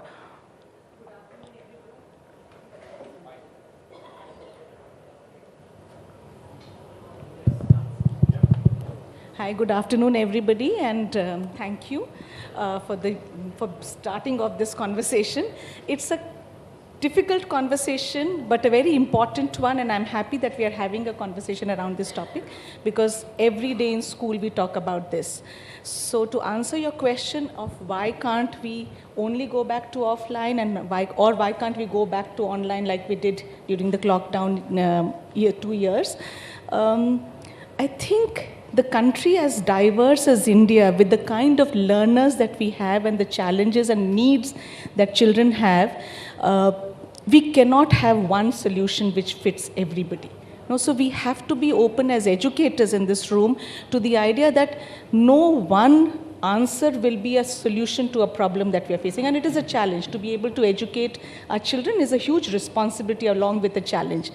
And so it is not correct to do only offline or only online. The second reason I would say that we should not be doing either or kind of a situation is because we have learned in 2 years that there is a huge advantage of bringing in technology to our learning process. We cannot unlearn or should not unlearn the advantages of bringing in technology to the classroom experience for the children. But doing that with eyes open, carefully, gradually, slowly, because there are, again, as I said, there is a diverse set of people who we are dealing with. Students with diverse intellectual needs, abilities, skills, interests, and one of the two situations doesn't work. It's a great, and I want to also clarify over here that blended classrooms has always been the norm. There has always been a blended classroom. I cannot understand why are we making such a big hue and cry about a blended classroom being the new normal. We've always had blended classrooms. What is blending? Blending is coming together of two or more diverse ways of learning or doing things, right? Or either finding a solution to a problem, or doing something differently, or learning something differently. Even in your traditional classrooms, there was a set of children who would be solving a problem in one corner, a teacher would be sitting and doing a problem-solving exercise with another set of children. There would be 2, 3 who were perhaps reading or learning something on their own. So this was a blended classroom. I think we use the term blended classrooms by meaning that wherever there is a classroom or a learning situation where technology has been inputted into the learning environment, it becomes blended. But blended has always been the norm of a good classroom, of a good teaching practice. So it is there, and today the blending is happening with technology, but we have to be very careful as to not setting a norm as to this is the new blended norm. Every school, every child, every teacher, every situation, every institution has to decide what works for them and then do it. It should not be a kind of a norm that we set that this is the way you do blended learning in your classrooms. Because that is the beauty of blended classrooms, that it lends itself to diversity so well. Ms. Sengupta, would you agree to that? Have blended classrooms been around? And if they have, what has changed today? I would definitely agree with a lot of that. I was like, were you listening to me at lunch? Because this is exactly what I was saying, that a lot of terminology that we see in italics or capital letters has always been part of good teaching practice. Hybrid learning is one step ahead of blended learning. You know, we've always had industry visits, we've had school picnics, we've had nature walks. We've always included very many elements of learning into the learning process. To diversity, in fact, I will say, the addition of technology, and I'm adding to what was said in the previous session as well, where you can give excellence, you can give customization, very tricky word, customization, we'll come to it later. You can give what I call wrap around learning care to a student if you are able to design your technology to meet the diverse needs. And that includes learning ability diversity, that includes neurodiversity, that includes physical diversity, that includes the distance from your learner and so on and so forth. The question is, does this come easy to us? Is it something that we can naturally visualize and implement in our classrooms? And I think one thing we will all have to acknowledge at this stage is this is a process that we are entering into right now. So one of the things, and you may have seen that, is a framework that I tend to work with, which I call the 8-beam framework, which is a set of 8 decisions that a teacher or a school or an institution has to make. 3 of them on time. So for example, are you going to have all of your stuff synchronous or some of it asynchronous? Homework has always been asynchronous. Nothing new in that. We know how to do it. But we need to ask that question consciously. What kind of a frequency and rhythm do you want to your teaching and learning? That's another of the 8 questions when you're designing a blended learning. Another set of questions is, what's the urgency? I mean, in India, especially in Delhi, our teachers respond on WhatsApp straight away. That doesn't always happen. That's an incredible example of blended learning in action, where you're addressing the beam of urgency. In terms of location, can you have a translocation lesson or a multi-location lesson or a single location lesson, right? I think we need to, as a school, and definitely as a class, by subject and hopefully in terms of with team teaching, we need to be able to consciously say, these are the 8 questions we ask ourselves. This is how we're going to support each other as a teaching team to be able to deliver this wraparound learning care for our students. Because we are sitting in a very fortunate position today. We have the capacities of online that were built per force, but we have learned new capacities. And we have the capacities of wonderful training and experience of the past, of the in IRL learning, in real life learning. Now it is the time for us to be able to blend them systematically and cognitively. I hope that answers your question a bit. Mr. Jain, Pathways has been involved with EdTech for a long while now.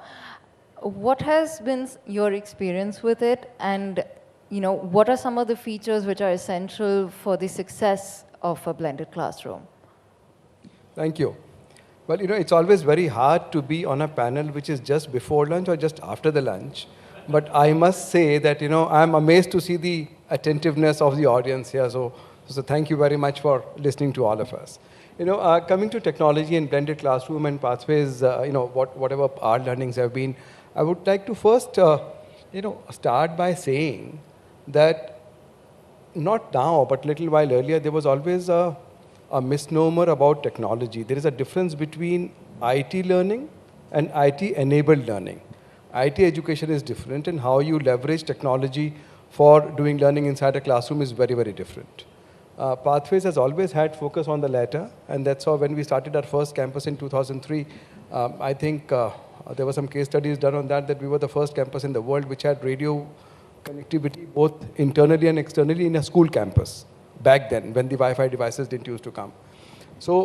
And technology is always a means and not an end. And our experience with that has been very, very progressive. I fully agree with Mrs. Krishnan, Mr. N. Gupta, that blended learning always existed. But here we are talking about blended learning in context of technology, right? Otherwise, there are, of course, many different ways in which the learning happens inside a classroom. And there some wise people say that never waste a good crisis. And there cannot be a better crisis than what COVID was, right? And what amazes me is that as soon as the pandemic happened and the lockdown happened and all of us switched to online mode to interact with each other, even to socialize or to learn or to do our business or work and whatever, to my knowledge, each and every platform that we used for this, everything existed before. It's not that any new platform was found.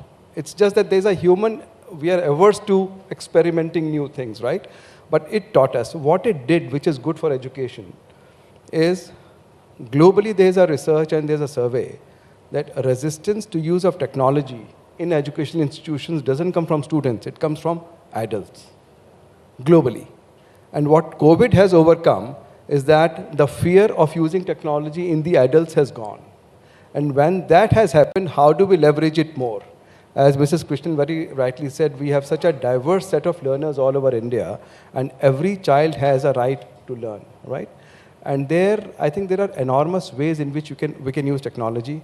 I will just say one last thing in this particular question is that, but there's one myth which I feel is a myth, which sometimes we talk about because as humans we have a tendency of swinging the pendulum from one end all the way to the other end, all the time. When we talk about online schools, we have to be very aware about the age group that we are dealing with.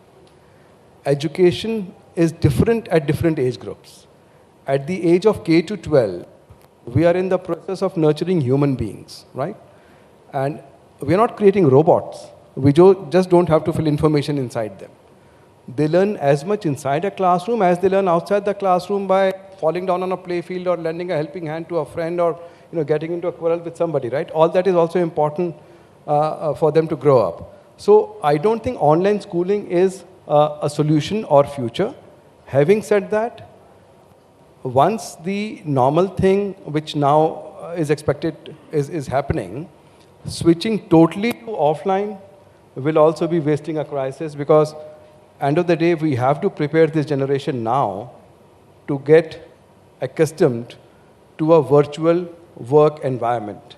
And the onus of that also lies in schools. So for example, in pathway schools, we have designated that even in a normal scenario, we will designate few days in a year as learn from home days, where asynchronous work happens. They can come to school, but they won't come to school, and we'll do online teaching.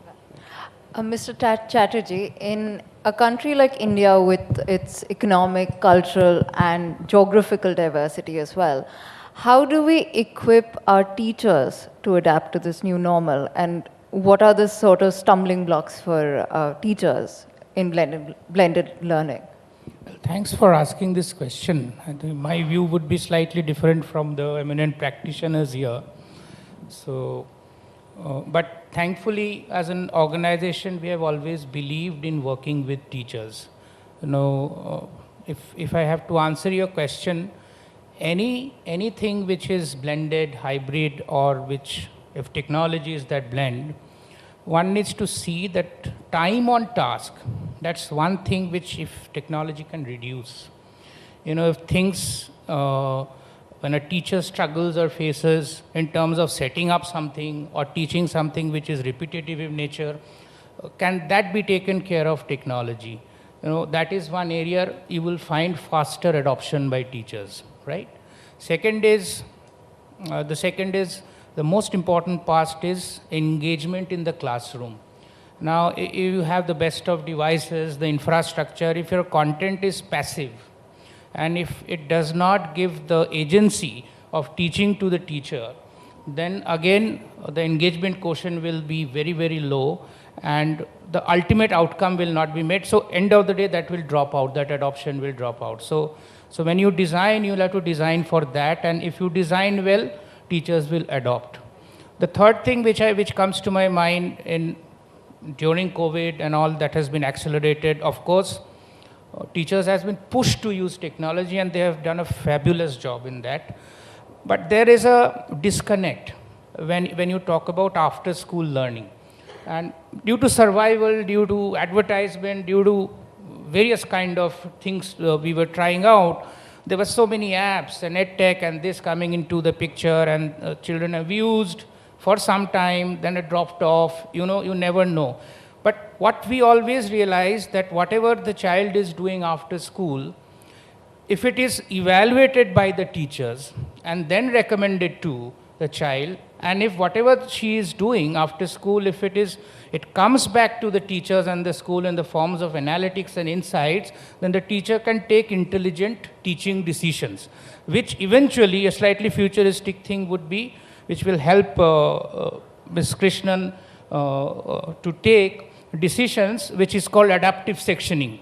The sectioning which is not based on rigid rules, but on learning gaps, for example. If a cohort of child is deficient in certain learning aspect, then the sectioning for the day can be done through that. Everything is possible through technology. So we'll have to solve problems for the teachers and the schools at every step of the way. Ms. Sengupta, do you have anything to say?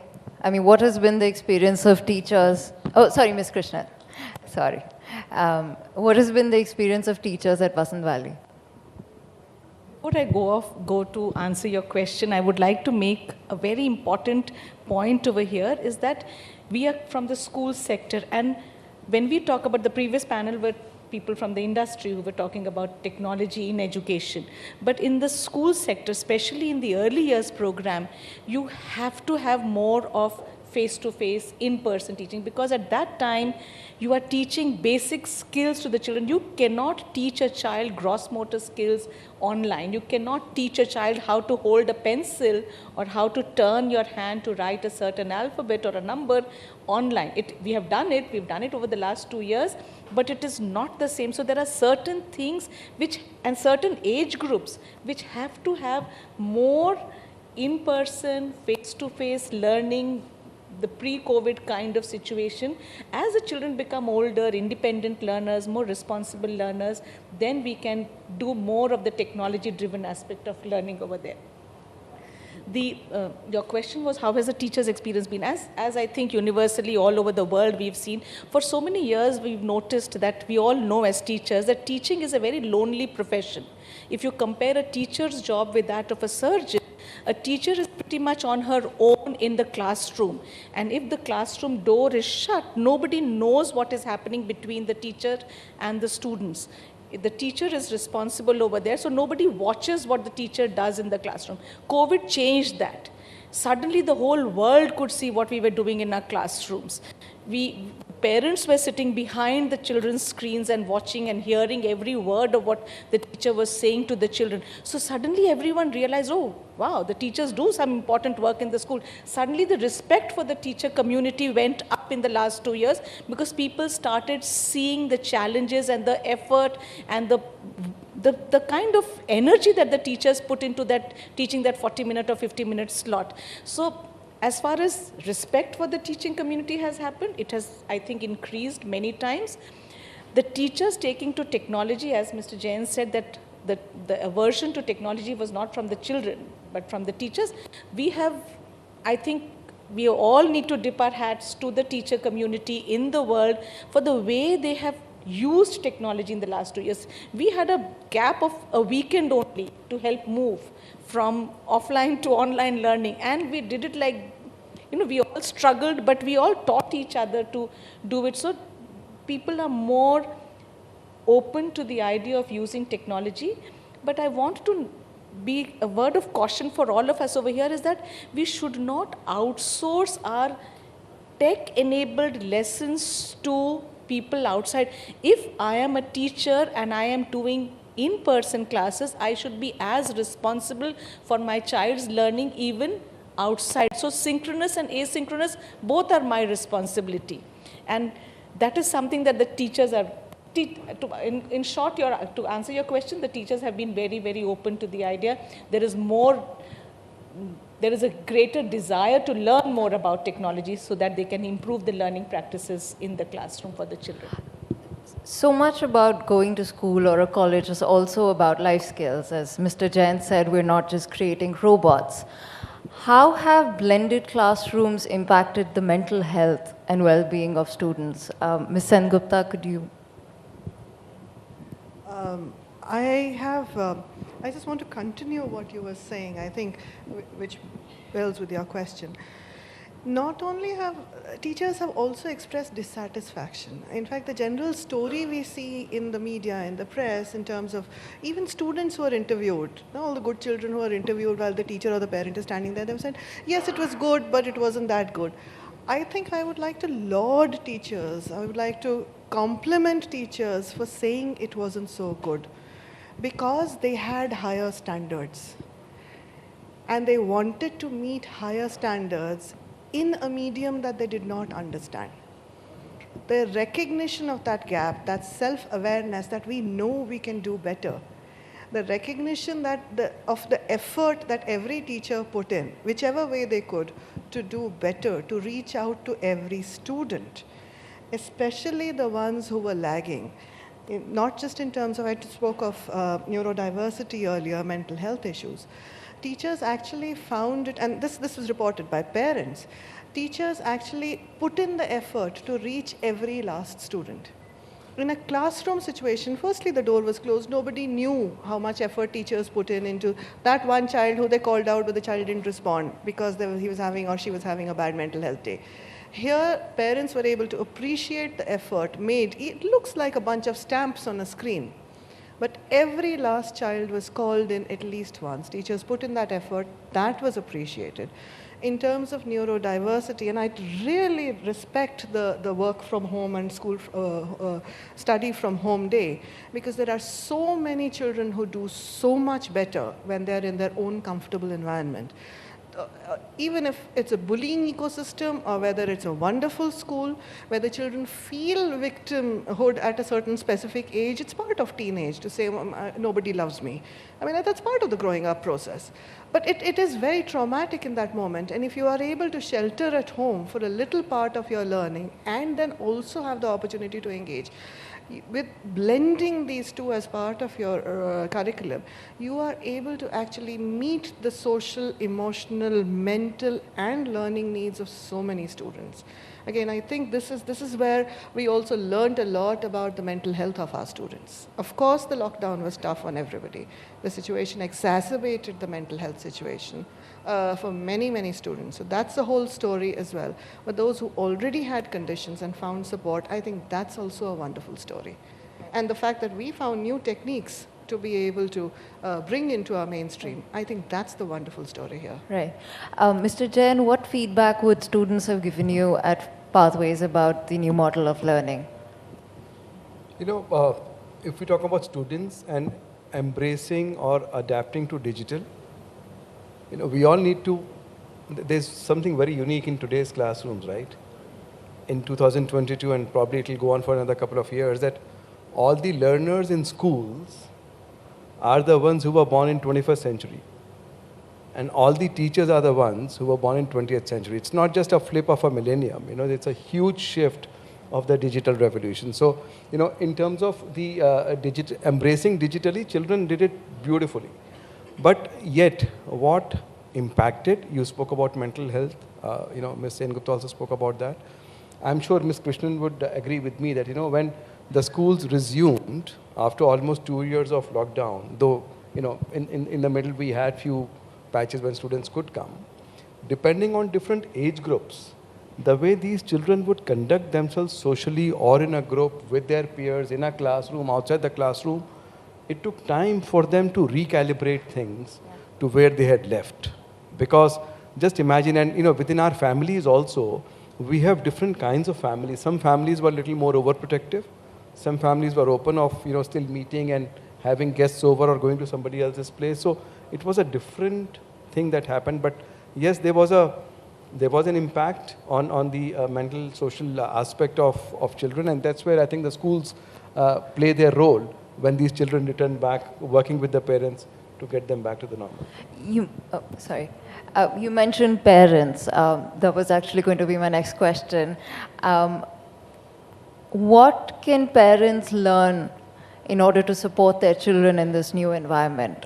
I mean, there's so much of the digital learning happens at home. What do families need to know today in order for blended classrooms to be successful? The parents need to be trusting of the school. So there has to be stronger relational trust between the school and the family for the child to move forward and leap forward actually. So that trust, and that trust they saw during the online classroom. All these days, as I mentioned earlier, a teacher's role was confined to the classroom. The parent didn't know what was happening. Now parents come and say, my God, that child in that class, or my child is such a pest. You know, so they realized how difficult it is for teachers to navigate through a lesson, because children can be very demanding, and they had to teach a lot of things to their children in the last 2 years. So there's a lot of respect. Parents need to be more trusting. But the teachers are also under scanner sometimes. They're always under a scanner, always. Every little word, it is good, but also bad in many ways. But I think parents need to trust the school, the schools, the teachers more. They cannot learn technology. We cannot even try to make an attempt to keep pace with our children as far as learning technology. As Mr. Jain said, we are born in the 20th century, these guys are born in the 21st century. They're always going to be many, many years ahead of us, many steps ahead of us. I think basically trust in the school systems and things will happen. Also, you know, the taboo associated with emotional trauma, or the fact that there is anxiety in a child's life, that needs to go away. We, I think, have become more open to talking about our own anxieties. The fact that my child is not emotionally doing so good now, that needs to go, has gone away to some extent. But we are all talking about big cities like Delhi, Bombay, you know, in a hotel like Oberoi Hotel, but the smaller towns, the tier 3 towns in our country, the villages of our country, children have gone through their own challenges, and those challenges need to be put on the table and discussed and not pushed under the carpet by parents. Because there was a time when the whole focus was on learning, on academic learning. There are so many other aspects of a child's life, especially in the early years, that we as representatives of schools, I know Mr.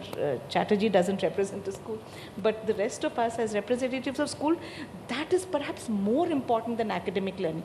Because learning kahin na kahin se ho jayegi, but you have to be a strong, stable, balanced, mature child, happy person to go out and do various things. So parents need to trust the school. I think relational trust is very important. Right. Mr. Chatterjee, learning is also about having fun. When it comes to digital platforms, what are some of the new age interactive features that we have today which would help teachers make their classrooms more fun and interactive and engaging? Well, there is a challenge. No, with digital platforms, you can get lost with vanity metrics. You keep engaging with your platform, but you may not learn anything, right? So that's a very fine balance. That's a very, very intricate instructional design, which goes into, if you gamify, you need to gamify with a purpose. And if you have to create interactives and give it as a tool to teachers to teach, either online or offline in your classroom, there has to be some defined back of your mind learning outcomes and competencies mapped. You know, we found that gamification, interactivity, these things always work, but we'll have to be a little careful about how we use it, and use it judiciously. Of course, people love to test themselves. So you'll find a kind of unnatural biasness towards, you know, test prep. They would like to practice. So these are the areas where, you know, technology can really, really improve the aspect. Right. I think we're almost out of time. If there are any questions from the audience?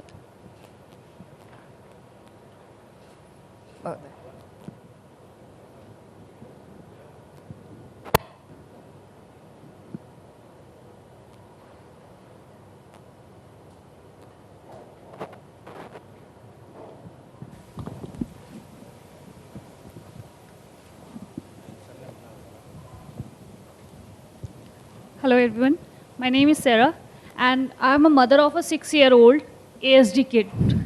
Most of people are not aware about the ASD, autism. My son is under spectrum, he is on a mild side. मेरा struggle उसकी education को लेकर के ये है, I'm so sorry, मेरी heartbeat बहुत तेज हो जाती है whenever I जब भी ये टॉपिक आता है मेरे लिए ये बहुत इमोशनली बहुत डिफ़िकल्ट होता है। मैंने बहुत सारे स्कूल्स को विज़िट किया, the top schools, our own schools. My husband is a serving officer, I am a proud naval wife. देश के लिए सेवा करते हैं, लेकिन जब हमारे बच्चों की बात आती है तो मुझे ज़्यादातर स्कूल से यही सुनने को मिला, no no ma'am, your child doesn't fit हमारे स्कूल के स्टैंडर्ड्स को आपका बच्चा मैच नहीं करता है। हम बात करते हैं इंक्लूसिव सेटअप की, हम बात करते हैं इंक्लूसिव सोसाइटी की, सेंसिटाइजेशन की। अब मेरा बच्चा स्कूल में जा रहा है और मुझे सुनने को मिलता है कि मैम, हमने आपके बच्चे को अलाउ किया है क्लास में बैठना, isn't it enough for you? So मेरा बीइंग अ पेरेंट ये सवाल है कि हम सिर्फ ये क्यों कहते हैं कि your child is under spectrum? या तो बच्चा स्पेशल स्कूल में जाएगा, and I know my child is not a material of a school, special school, because वहाँ पे हमारे पास में सीवियर केसेस भी होते हैं। My child is on a mild side, हमें ये चीज़ भी समझना होगा। He understand almost everything, but there are some issues with the child, जिन इश्यूज़ को हम आसानी से एनवायरनमेंट में, जैसा सर आपने कहा था कि बच्चे फील्ड में भी बहुत कुछ सीखते हैं। मेरा बच्चा उन बच्चों में से जो फील्ड में ज़्यादा सीखता है, जो practical, because he have very strong visuals. उसको हम विजुअली कोई चीज़ दिखाते हैं तो वो बहुत जल्दी उस चीज़ को पिकअप करता है। And I am a very proud mother that he is learning about the aeroplanes at the age of 6। My बच्चा is able to bake a cake, he is very much independent. अगर वो घर पे अकेला है तो खुद से सर्वाइव कर सकता है। लेकिन when it's comes to his education, तो उसकी टीचर कहती हैं कि आपका बेटा तो मैंगो को ग्रीन कलर करता है, मैंगो तो येलो होता है। सो एजुकेशन सिस्टम में मैं बीइंग अ पेरेंट ये पॉइंट रखना चाहती हूँ कि हमारे बच्चों के लिए मुझे आप लोग मानेंगे नहीं, मुझे इस चीज़ को लेकर के स्कूल में बुलाया गया। Yes Ma'am, if I may respond, I think we have understood you. Yes. And I think I must thank you for bringing this topic up. Thank you so much, sir. To tell you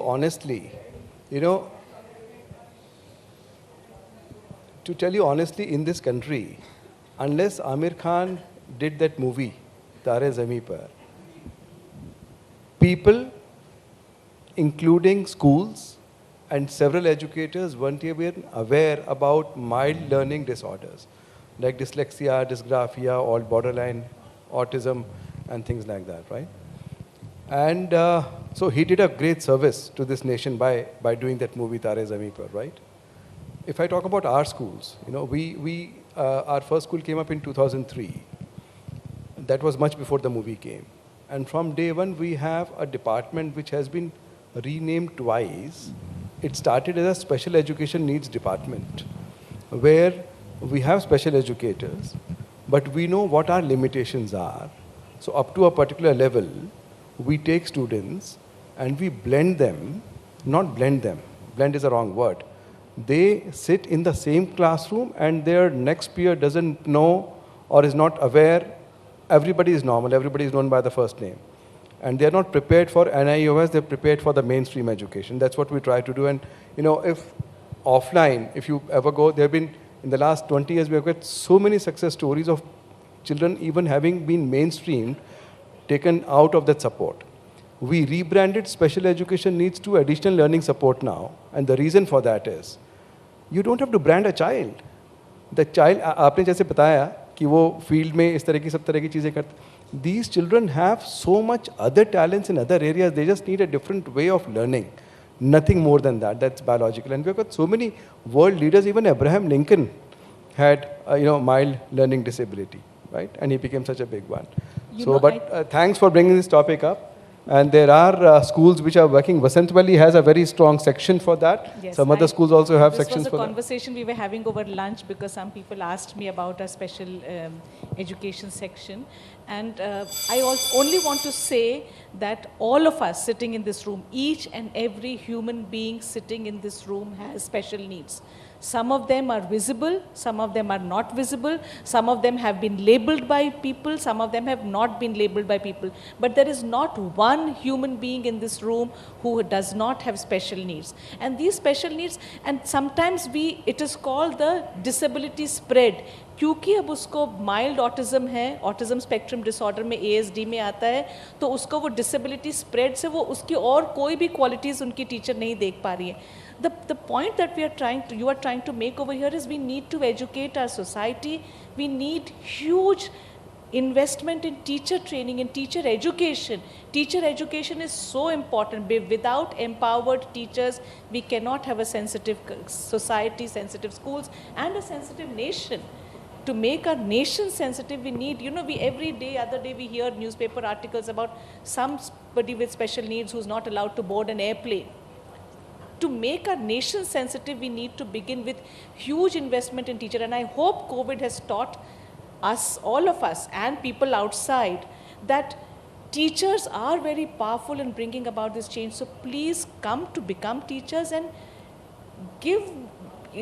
invest more in teacher education. The country should invest more in teacher education. There is so much to say, and I'm sorry you had to go through this experience, and I empathize with you, and we hear you, but everyone in this room has special needs.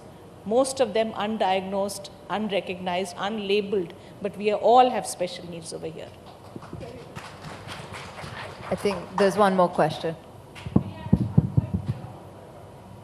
Being a parent, I know it's not easy for you, but being from inclusive society and inclusive schools, what I will, being in inclusive education for years after years, what I feel that if you come to a person like me, or maybe person like who have been with us, or maybe who have been with the people who are so inclusive, in that way, who provide inclusive education, you should empower yourself. First of all, do not feel, don't feel sympathy for yourself first. Empower yourself, train yourself, fight for your child's right. And as per new NP, as per RPWD, your child has got every right. You can provide a shadow teacher with him if a school needs, because sometimes children with autism spectrum disorder, they have such behaviors, and we do ask for shadow teachers, but at the same time, we look at their strengths first and then weak areas. So please empower yourself and fight for your child. You will get it. I'm so sorry, we're out of time. I will just take a minute. I just want to add on to what Sarah said, because I am mother of a special child, and as well as a school leader. So, and that too, a government organization. So since morning, what we have been hearing is majorly from the private sector. So I say that for special children, certainly as a parent, if I have had the acceptance, and since on the grounds of the government organization, where we hardly choose our children, where the private sectors do have some limitations, I had my own experience. So I say that at this juncture, I have played a role that being a school leader, I can simply take on the guardianship of 10 more. And the way a leader can make out a change in the society, nobody else. Forgetting about anything, the gains, but certainly what my conscience is being satisfied that the way people help my child, the same way I should extend the same hand to many more. So that's the way we can bring out the change. And there are many ups and downs, there are many of the things, but at the same time, there are many, many stakeholders who come in your way to pave the way for your child, to make him at least a respectable human being in this society. Thank you. Thank you. Thank you for sharing that. As we've just discussed, blended classrooms really have the power to expand the joy of learning.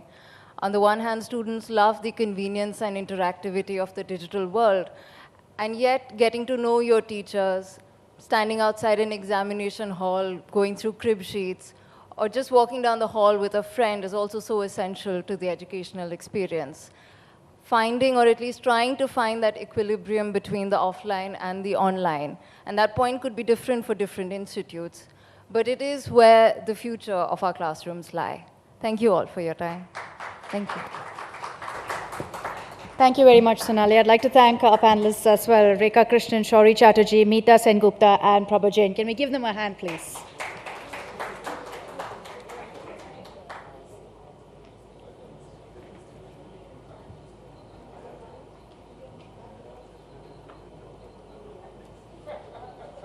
Just give us a moment as we set up for the next session as well, which is going to be a very, very interesting one.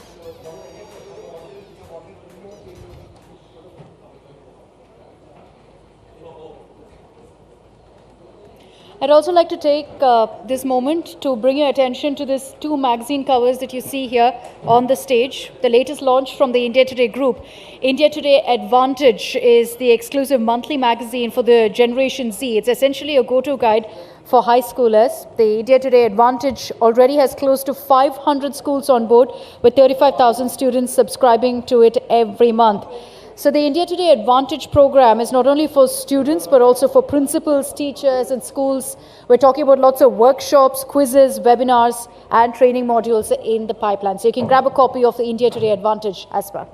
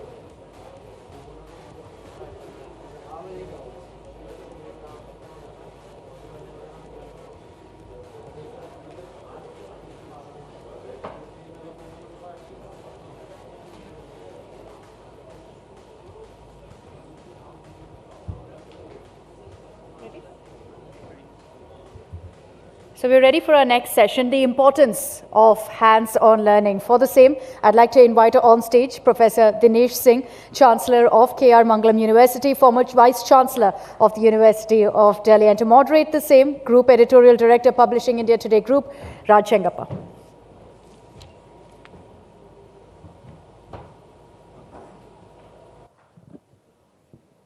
Good afternoon, everybody, and it's my privilege to be with Professor Dinesh Singh, a very well-known figure among educational circles in Delhi as well as across the country. Currently, he's Chancellor of K.R. Mangalam University and Professor of Mathematics at Houston University, and also a distinguished professor at the AICTE Council. Earlier, of course, in a very colorful and controversial stint as Vice Chancellor of Delhi University between 2010 and 2015. And you are a product of Delhi University, St. Stephen's College, am I right? And then went to Imperial College London to do mathematics, and of course then became an outstanding professor, and was probably the pioneer that started the 4-year degree undergrad course in Delhi University, to be told to shut it down. And now here we are back with the new National Education Policy 2022, and we are back to a 4-year undergrad. So do you feel vindicated, Professor, or this is an idea that whose time had come and is now gone? Well, no, it's certainly not gone. First of all, Raj, thanks for this opportunity. I'm happy to be here. It's always a joy and a learning experience when I come to your events. And as regards the national education policy, I think it's a golden opportunity for India. And we can literally use this to great advantage. One of the advantages is setting up a knowledge economy for the nation. And if there is time and if you feel, I might explain a little bit. But I think it's a great chance for India.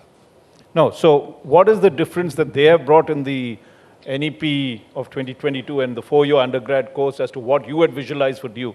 Is there similarities, or do you see remarkable changes or downsides as well? No, there aren't really any significant changes. It is essentially what we did at Delhi University.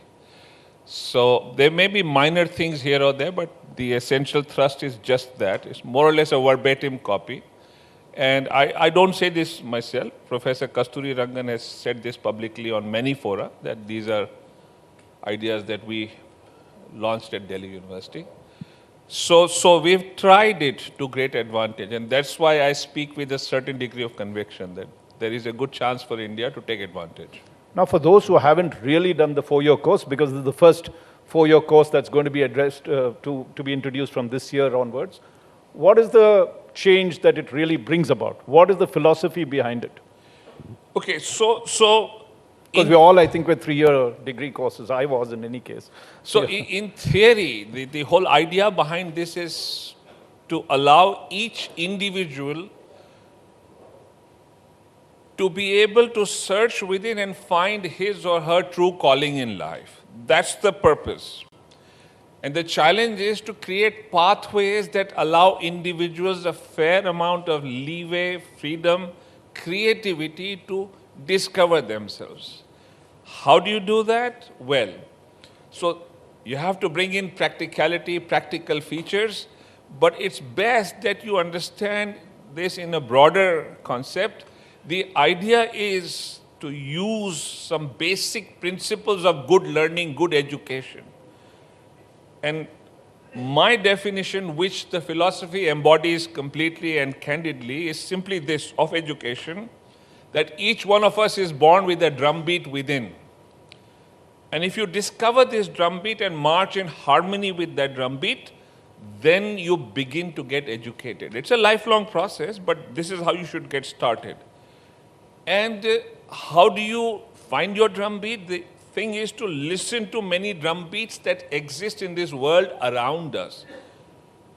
And then you will find something that resonates with your own drumbeat. You pick that up and begin to practice it. That's the philosophy.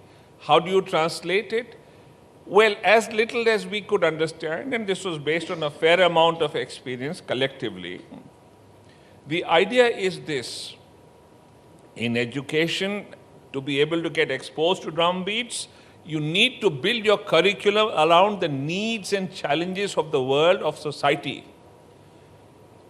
To do that, you need to be transdisciplinary, you need to be hands-on, you need to have a pedagogy that is based largely on projects, and you need to be flexible enough to allow course corrections. So those are the principles on which you base this. And then, to do that, we had to bring in certain changes in the system. We found that you couldn't really complete things in 3 years. There's nothing sanctimonious about 4 years. There was provision within the program to finish everything even within 3 years if you were willing to put in extra effort. It also reduced your master's program to a one-year thing, and if you were hardworking enough, you could bypass the master's and get into a PhD program directly after 4 years. So there was enormous flexibility. The idea was to balance between skills and knowledge. So unfortunately, in our country, we tend to treat skills as something lower, a little inferior. But we had decided that skills and knowledge are two sides of the same coin.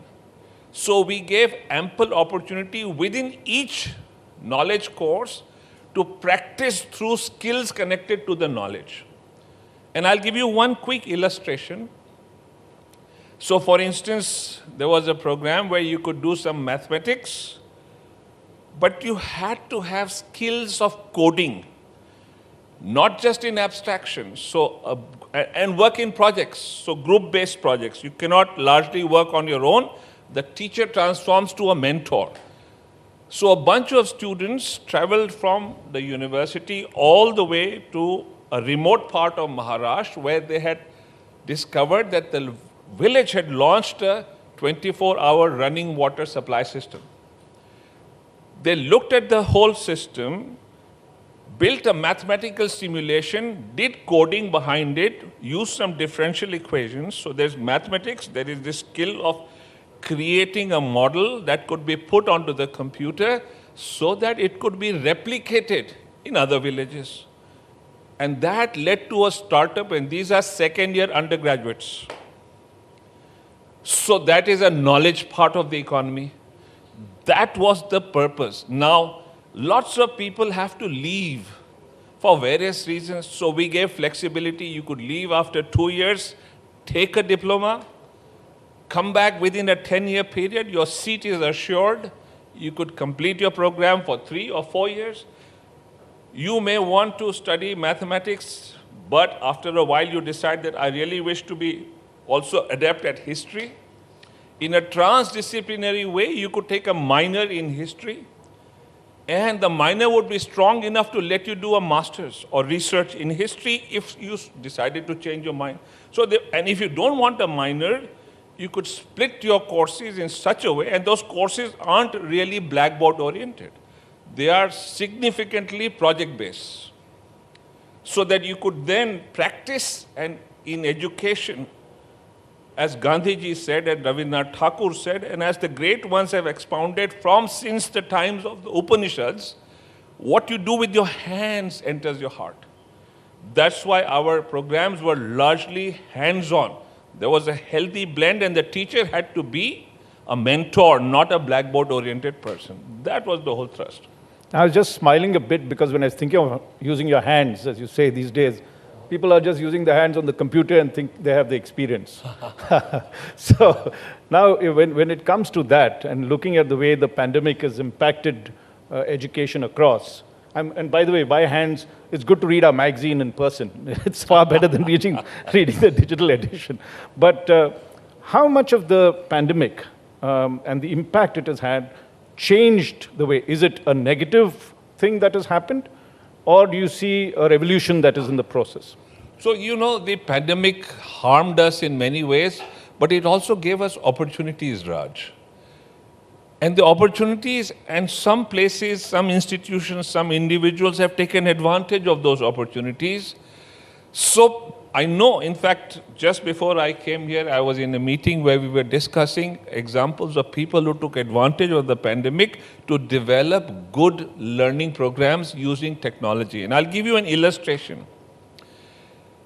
So I sincerely believe that one could have a very good experience of knowledge simply by intelligently trawling YouTube. And so as an experiment in collaboration with some institutions outside Delhi during the pandemic, I created a program on understanding Alexander's journey all the way from Greece to India. And you find there's enough material on YouTube to tell you exactly what happened where on his journey. There are lots of such videos. The idea was to build learning around that. And because of the pandemic, you couldn't step out, so one had to adapt. And you had to do this online, but those who participated with me asked the right questions, looked for the answers, worked hard, and there was mentoring not just by me, but others too. And many insights developed into how Alexander came all the way to India. And many new things came out. What happened during his time? What does folk history tell us? This is history that you don't find in the notebooks, in the textbooks. All that happened at that time. And that was enormously enabling learning. Unfortunately, Raj, the problem is, so I also participated in other experiments. I noticed that a large number of my colleagues of the teaching fraternity were doing this in a non-creative, repetitive manner that would generally put our students off. I also ran a program, a credit program at K.R. Mangalam University. I'm not obliged as a chancellor, I'm just an honorary chairman of the governing body. But I wanted to sort of keep my teachers moving on this. We ran a program on climate change.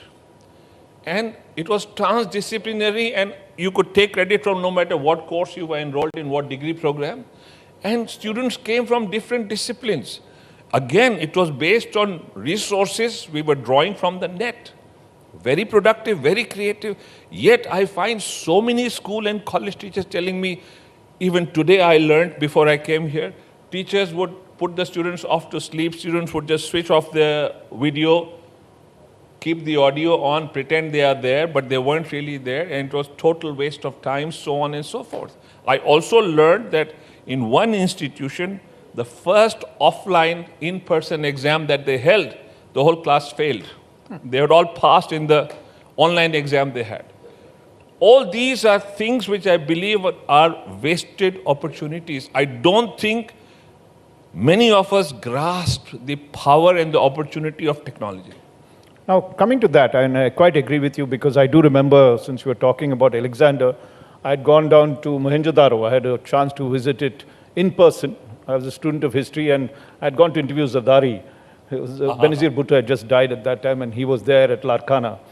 And when you saw the Great Bath, and when you saw the actual structure, as compared to the sepia tone photographs that we had, was a transformative experience. Now, if you take technology, and that the reason why I'm narrating this is that you can bring a lot of that, and particularly now with 3D technology and those visors and everything else that you can see, you can bring all these places or all the things right there. How much of the universities of the future should be the hybrid model, where you're able to, whatever is available, great programs, the teacher then has to only be a substitute or a guide to it rather than sit and learn? How much of that is going to change the way we teach students? It's going to change whether we like it or not, Raj. For all kinds of reasons, it's going to change.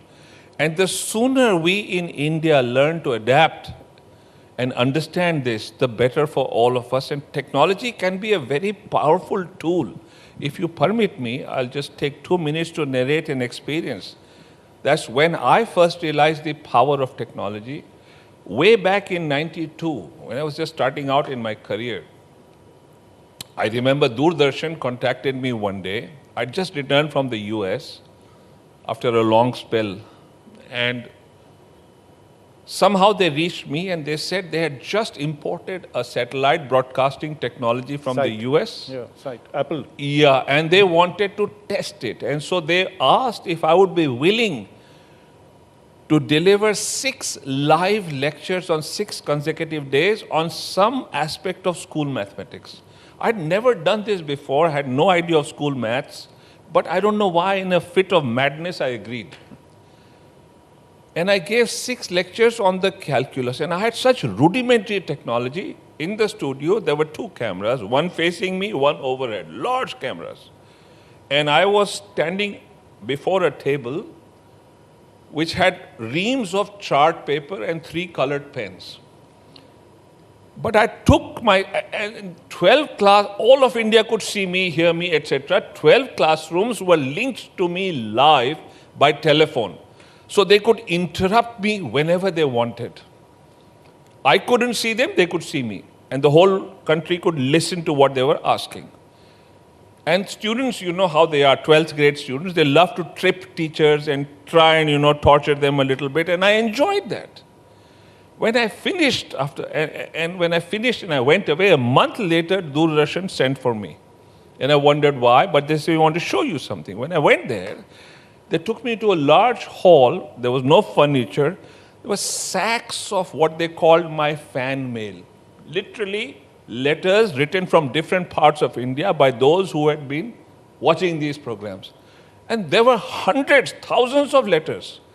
And I could barely read 25, 30 letters. It takes time, but there were letters from Kerala, Assam, Kashmir, Bombay, Delhi, all over India, Andhra.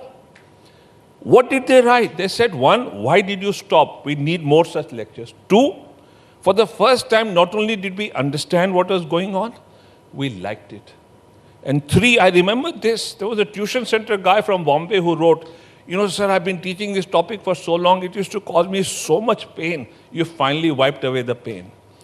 I finally understood one man sitting remotely could affect the whole country by just delivering simple lectures which were interactive.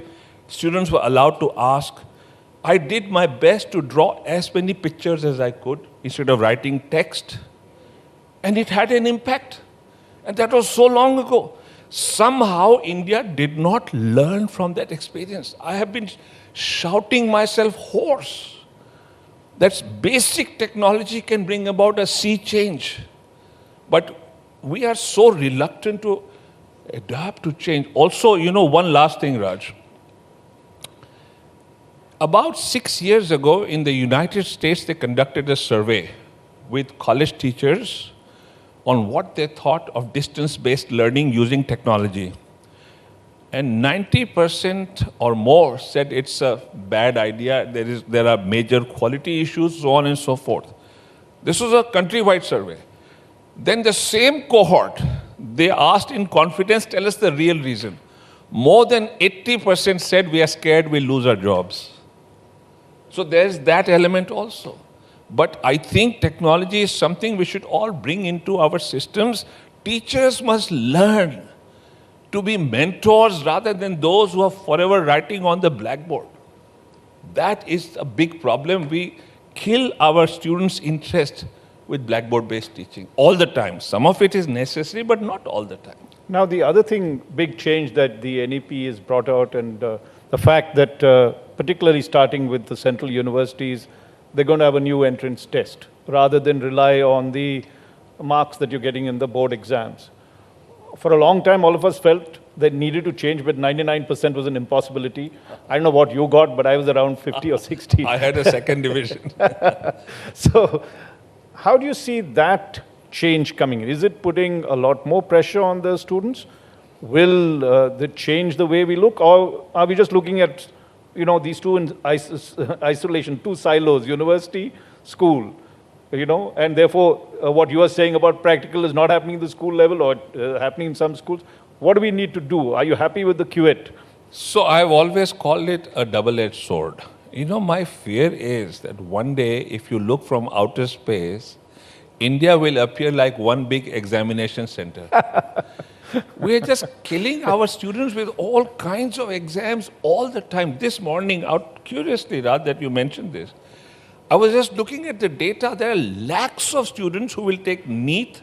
There are lakhs and lakhs who will take CUET. There are lakhs and lakhs who will take the IIT entrance exam, and God knows how many other exams. We're just killing them with this. I believe that CUET is well-intentioned. The thing is that an exam is only as good as the person who designs the exam, Now the challenge is, look at the way the IIT entrance exam has degenerated. It kills creativity. It destroys good learning. And there is this mass hysteria. Students undergo so much pressure and torture. My worry is that if we are not careful, the CUET will also go the IIT entrance exam. So India needs to work hard and figure out ways and means which are far more creative. They could have aspects of the CUET as intentioned, but I think we need to work hard and learn from experience, not let it become like the IIT entrance exam.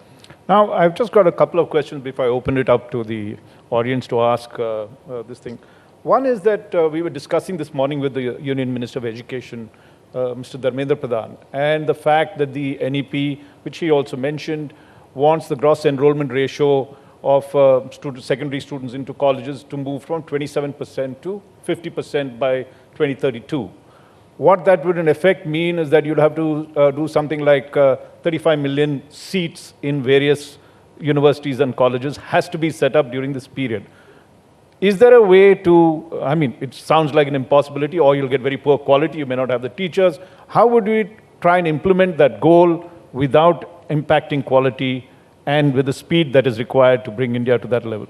Oh yeah, that's a huge challenge, Raj. But I think we can achieve that, so long as we put a method to the idea, and the method can be sort of devised easily. Thing is, we need to work in several directions. One, we must work very hard on enlightened teacher training. So we need to get our teachers to redefine the way they teach. The pedagogy has to change. That's one part. The second part is we need to actually redefine education, and the NEP offers you that chance.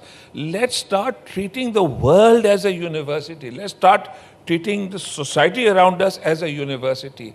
And you will be surprised at how much you can imbibe without putting in too much strain on the infrastructure around you. Much of credit can be given to experiences. What is education? Any experience that allows you to grow as a human being, that allows you to delve inside and find what you are, is education. The sooner we understand that, and the sooner we create systems, and I'll give you two examples. You know, there are theories in mathematics that are really deep, that have come out of cricket, actually out of cricket, out of braiding hair. In fact, it's known as the theory of braids, out of tying knots with ropes and strings. It's called knot theory. They started with humble ideas.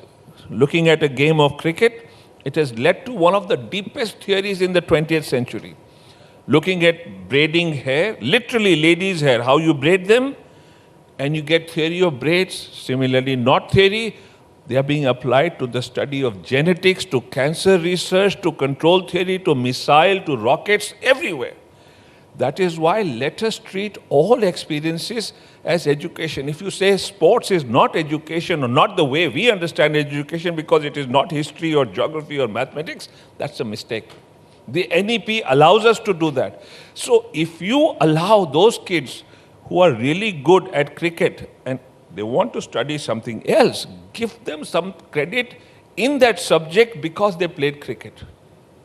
And you do that, and much of your infrastructural worry will start fading away. You have to be careful. Don't treat anything superficially. But if you understand this, it makes a huge difference. I strongly believe I don't care if I'm a good mathematician or not, but I am better at mathematics than I would have been because I played cricket and basketball and I played other games. It has made me a better mathematician, at least in my own eyes. Believe me, these are all intermingled, and these experiences have to be brought into the mainstream. The Dabbawalas at Bombay, there's high-end mathematics in what they do, comparable to the way DHL or FedEx uses coding so that their addresses never go wrong. Nobody looks at that. If I had the power, I would give them a full-fledged PhD degree for what they do. But we disdain these things. We sort of do not wish to look upon them as something creative. We need to change our mindsets. The NEP allows us to do that. Now let me ask you a question that you've sort of dealt with the bureaucracy of education. There was the UGC, and now we are going to get a Higher Education Commission that is supposed to then, the four sort of verticals that they're going to do, whether it's a regulation, accreditation, funding, and academic standard setting. They're just splitting all that and saying the government should be all four, so they should be. What do you think should the new Higher Education Commission be doing? Do you see that as a solution? You've dealt with the bureaucracy, they've even cancelled your stuff. What should be the way to go forward? I can show you all the scars on my back. Well, look, I mean, obviously a certain amount of regulation is important, necessary. The idea is how enlightened you are when you approach that, how do you go about it? So if we become over-restrictive, then this is going to be counterproductive. The challenge is to learn to draw a balance. That has always been the challenge, Raj. And India's past record, the UGC has not been an enlightened institution. Not because of my experiences. Right through, for the last many years, I've noticed the UGC has really degenerated in many ways, and the sooner the government does something about it, I would welcome it. I'm not running down any individual. Please don't get me wrong. There are good people in the UGC. But as an institution, it's not delivering what it's supposed to deliver. I mean, tell me, they instituted something called the National Education Test. That's another test India has to undergo, all our aspirants who want to be college teachers. NET or something like that. That's what it's called.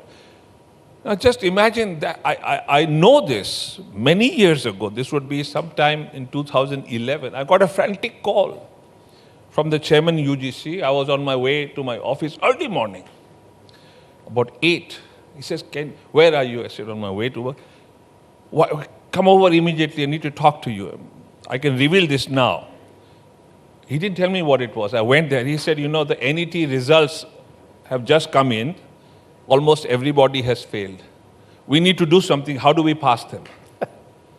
That's the way we have been functioning. The world didn't know about it. Gosh.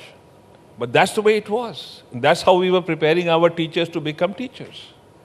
So I think somewhere we need more active, but not oppressive intervention. The important thing is, Raj, to put good people. And that's how institutions become good. You put bad people, no matter what the institution, it's always going to degenerate. Well, I have time for some questions if anyone here, Professor Dinesh Singh, anyone? Or should I continue asking? Deep silence. There's a hand there. Okay, yes, ma'am, go ahead. Very good evening, sir. I just want to ask, I am from the school education, not from the college or higher education sector. But as sir said, and I myself had been a teacher or an educator, how can the colleges or the leaders who understand that how the professionals are made can help the school education to bring about the outcomes that are required? Because it is interlinked. NEP is definitely helping us as universities, and I'm sure it's a prestigious forum that has been curated.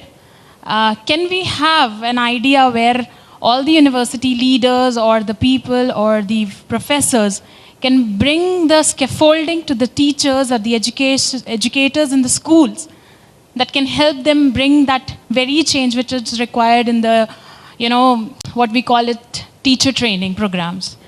I think CBSE trainings or specific bodies working on it, as sir said, UGC, we found certain flaws and loops. There are certain things which need to be checked by the people who are on the ground. So is there any idea or is there anything that we can look forward to? Because we are already in the era where people are talking about the stakeholder and the society being the society 0.5.0. I get your question. Thank you, sir. I have no answer. Just kidding, okay? So let me see if I can sort of share some of my experiences. And there are no final answers. That's the first thing all teachers, all of us must learn. Unfortunately, in school pedagogy particularly, but even at the college level, a teacher tends to pose as someone who knows everything. The sooner a teacher learns to say, I don't know, let's try and find out, it changes the whole setup in a classroom. Believe me, I'm reminded of Kabir. Jab main tha tab hari nahi, ab hari hai jab main nahi. Knowledge will only come to you if you're humble, when pride leaves. And teachers need to understand this. Be humble. Just tell, I don't know, and let's try and find out. And it brings enormous liking and respect on the part of the student when you say that.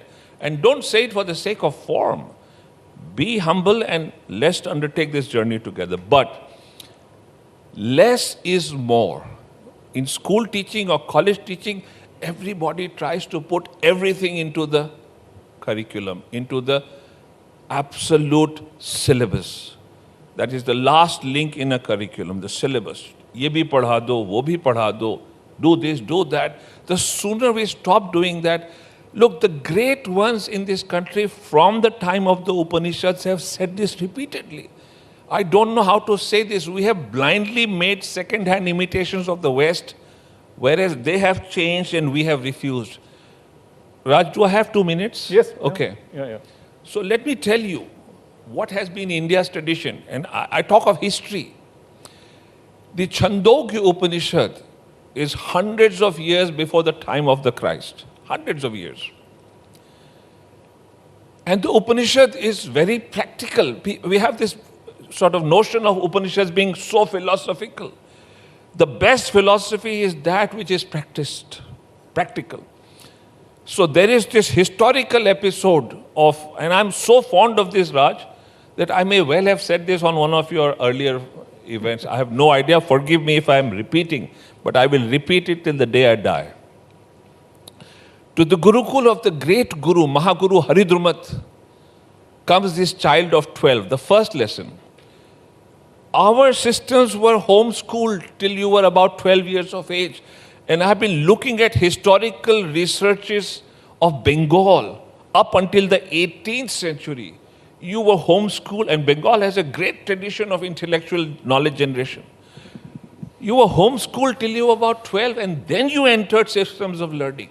There was nothing like school or college. It was seamless. So at 12, this child goes to the Gurukul of Mahaguru Haridrumat, Gautam Haridrumat.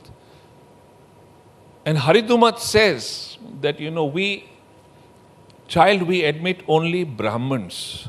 What is your lineage? And this boy says, I asked this question of my mother when I set forth for your Gurukul. And my mother said, I have been a low-born maid. Having worked in many homes, many men have taken advantage of me. I have no idea who your father is. My name is Jabala, yours is Satyakam. Proclaim yourself proudly as Satyakam, son of the maid Jabala. And what does the Mahaguru say? He says, child, I admit you. That is the only hallmark of a Brahman, adherence to truth. A Brahman is not by birth. That is the enlightened Indian tradition. The story starts, it hasn't even begun fully yet. So he is admitted. Then Haridumat doesn't tell him, go recite the Vedas, go memorize them. Raj, I don't know what your experiences were, but I was forced to memorize poems, I was forced to memorize tables. Why did you force me? I would love and commit to memory without effort that which I liked. I used to love counting on my fingers. I was reprimanded for that. Why do we do all that? I have no idea. But this boy is given 100-odd head of cattle, not asked to recite the Vedas, not memorize anything. And he's asked to go into the forest. It's a project. Told by Haridumat not to return until they have multiplied threefold. Did you know that up until the 18th century, wealth was measured in terms of the number of head of cattle you own? This was they increase in number 3 times, the child returns. And Haridumat says, I see enlightenment on your face. Who has taught you? And then Satyakam narrates all the experiences, the practiced ones, the ones that were around the world in him, all immersed in the world around him, that helped him to grow. And that's how our systems have always been. Rabindranath Tagore laments 100 years ago that what has education become? We have confined it to the blackboard and the 4 walls of the classroom. Mahatma Gandhi, who would never speak on anything until he had practiced and learned, he set up a school in South Africa, which he ran himself, set up a university that functions till today in Gujarat. No one goes there, by the way. And he set up a polytechnic for women in Wardha, on whose governing body he put India's leading scientists, C.V. Raman, Bose, all of them were there. And they said he was against science and technology. ऐसे ही बोल देते हैं, जो मन में आता है बोल दो. What did he say? He said that in education, what you do with your hands will enter your heart. Repeatedly he says this.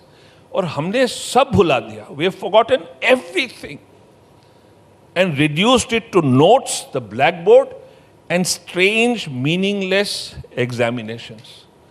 Unless, no matter which policy you espouse, unless India recognizes the evils and the harm we are causing by this kind of learning, whether it's school or college, we're not going to really do well. We need to build a creative knowledge economy. Raj, I'm sorry, I'm sort of rambling away. No, this is brilliant. I think there's been Just silence. Two more things, Raj. Yes, go ahead. अब आपने मौका दिया है तो दिल की आवाज बोल रही है. You know, गांधी जी कहते थे रीडिंग, राइटिंग, अरिथमेटिक पे जोर दो छोटे बच्चे के साथ, बाकी सब वो अपने आप ले लेगा, उसको मौका दो. हम तो उसको स्कूल में किंडरगार्टन से ही रटना सिखा देते. अब तो किंडरगार्टन क्या प्री स्कूल से ही शुरू हो जाता है. अल्फाबेट भी सिखा दो, ये भी सिखा दो. George land was a advisor to NASA, education psychologist, distinguished man. He devised a test for figuring out who is creative for NASA scientists. And then he realized the test is so simple. Saralta mein prabhuta hai. There is elegance and godliness and divinity in simplicity.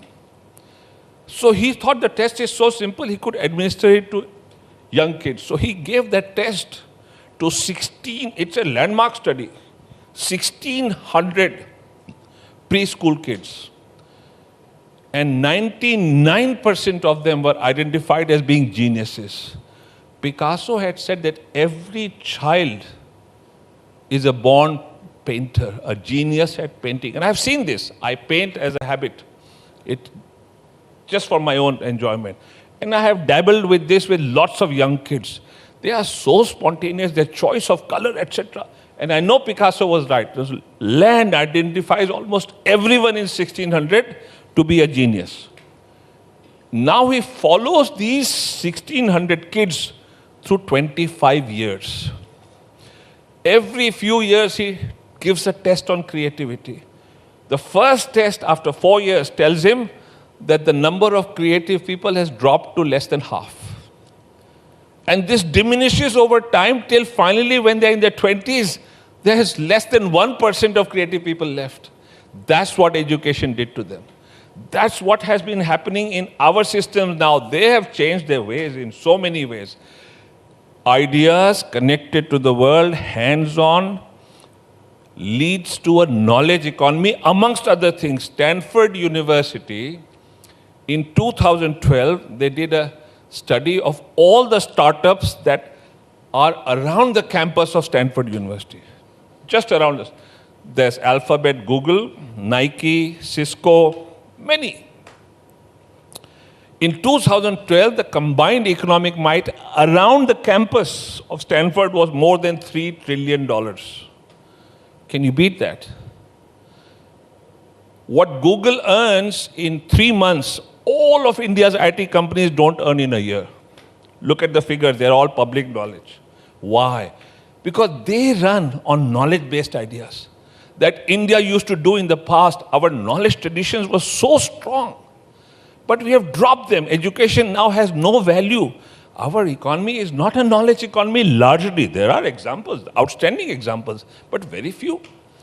Hamare sari economy is based on other things besides. That's why all our IT companies, main naam nahi leta kisi ka, combined don't make as much in a year that Google makes in 3 months.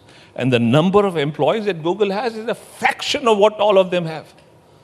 Yet they do that. Why? Because Google runs on an idea, undergraduate level, that comes from Stanford University. IT companies here don't do that. It's all manual labor. But it wasn't like that in the past. I'll give you just one instance. Hamare pani ke jahaj, our ships, used to travel across the seas with great accuracy, do their business, come back safely.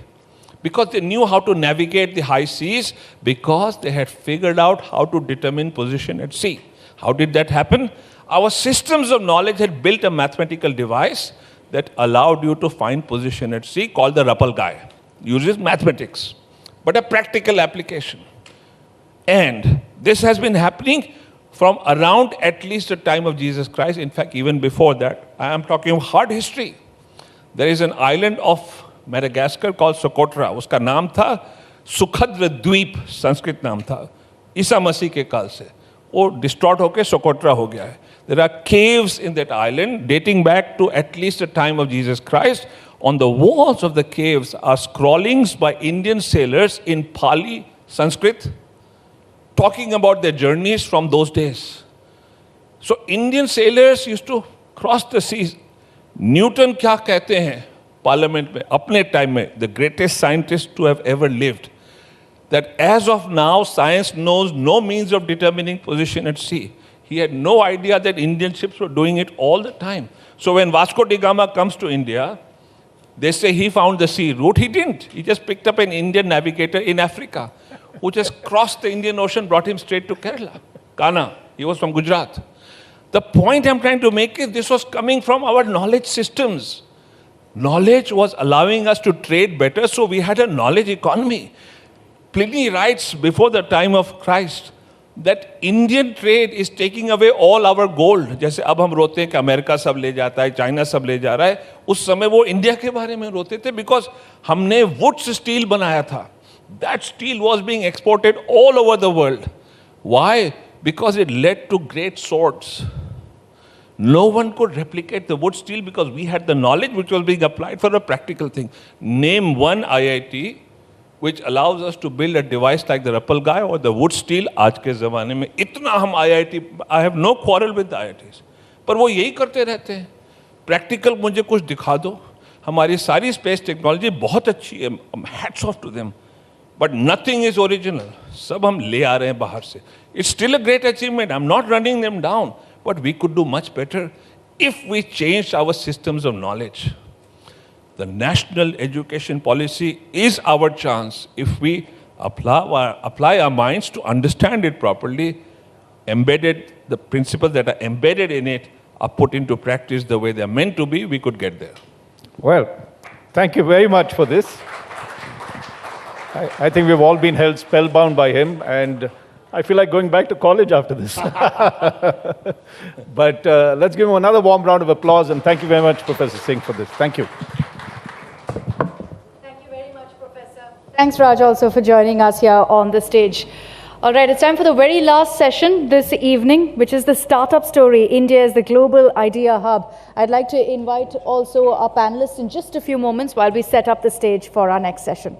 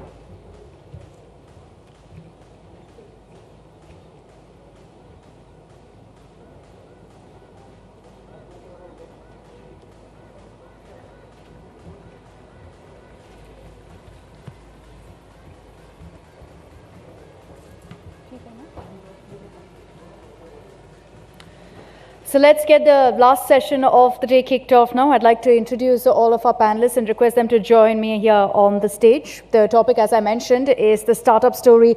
India is the global idea hub. And for discussing that, I'd like to invite on stage Mr. Ranjan Banerjee, Dean of BITS School of Management. Also here is Neha Mathur, CHRO of Urban Company. And Mr. Rohit Taneja, Head of Consumer Insights and Innovation of Bombay Shaving Company. To moderate this session, I'd like to also invite the Executive Editor of India Today, Mr. M.G. Arun, here on the stage.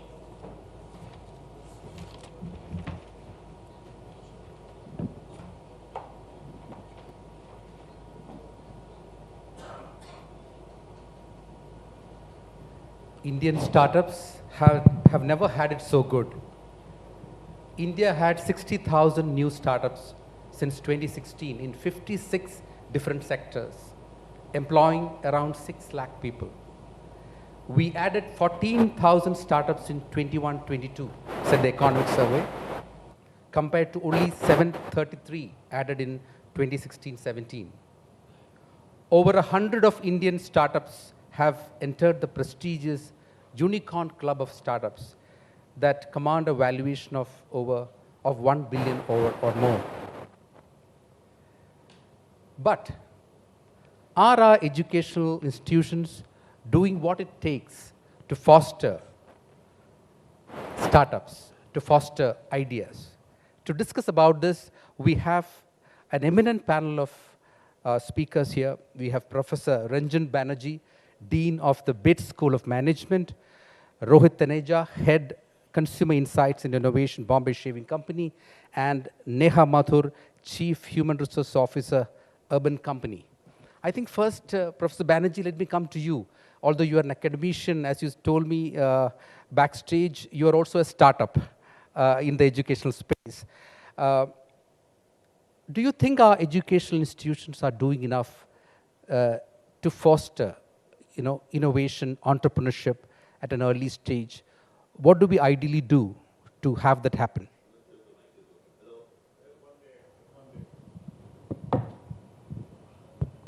Hello. So I must say I enjoyed listening to Dr. Dinesh Singh. And anything I say about the education system, this is my second business school. I was head of SPJMR before this, and now BITS School of Management under BITS Pilani is a new world-class school. So I'm a part of the system. So anything that I critique is a critique on myself equally. But let me give you a very, very simple example, and I think the root starts there. So I'll make 2 points.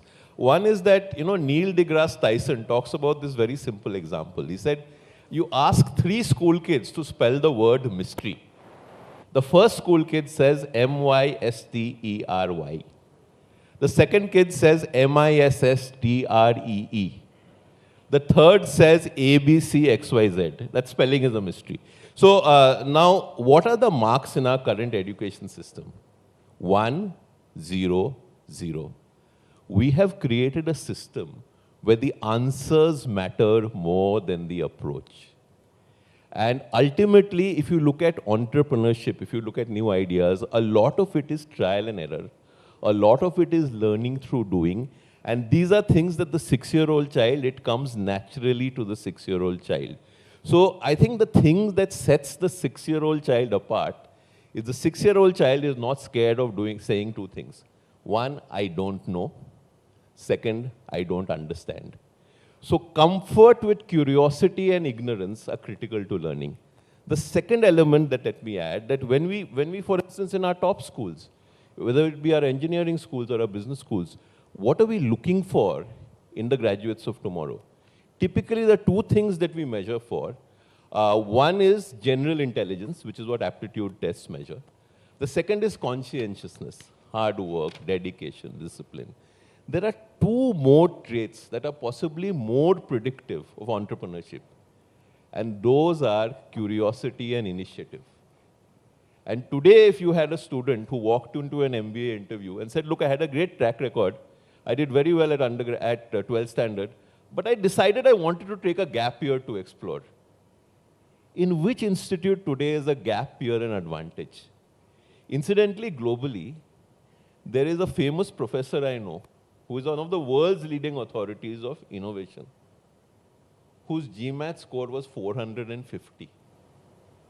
There was a B school somewhere in the US that saw something in that professor with a GMAT score of 450.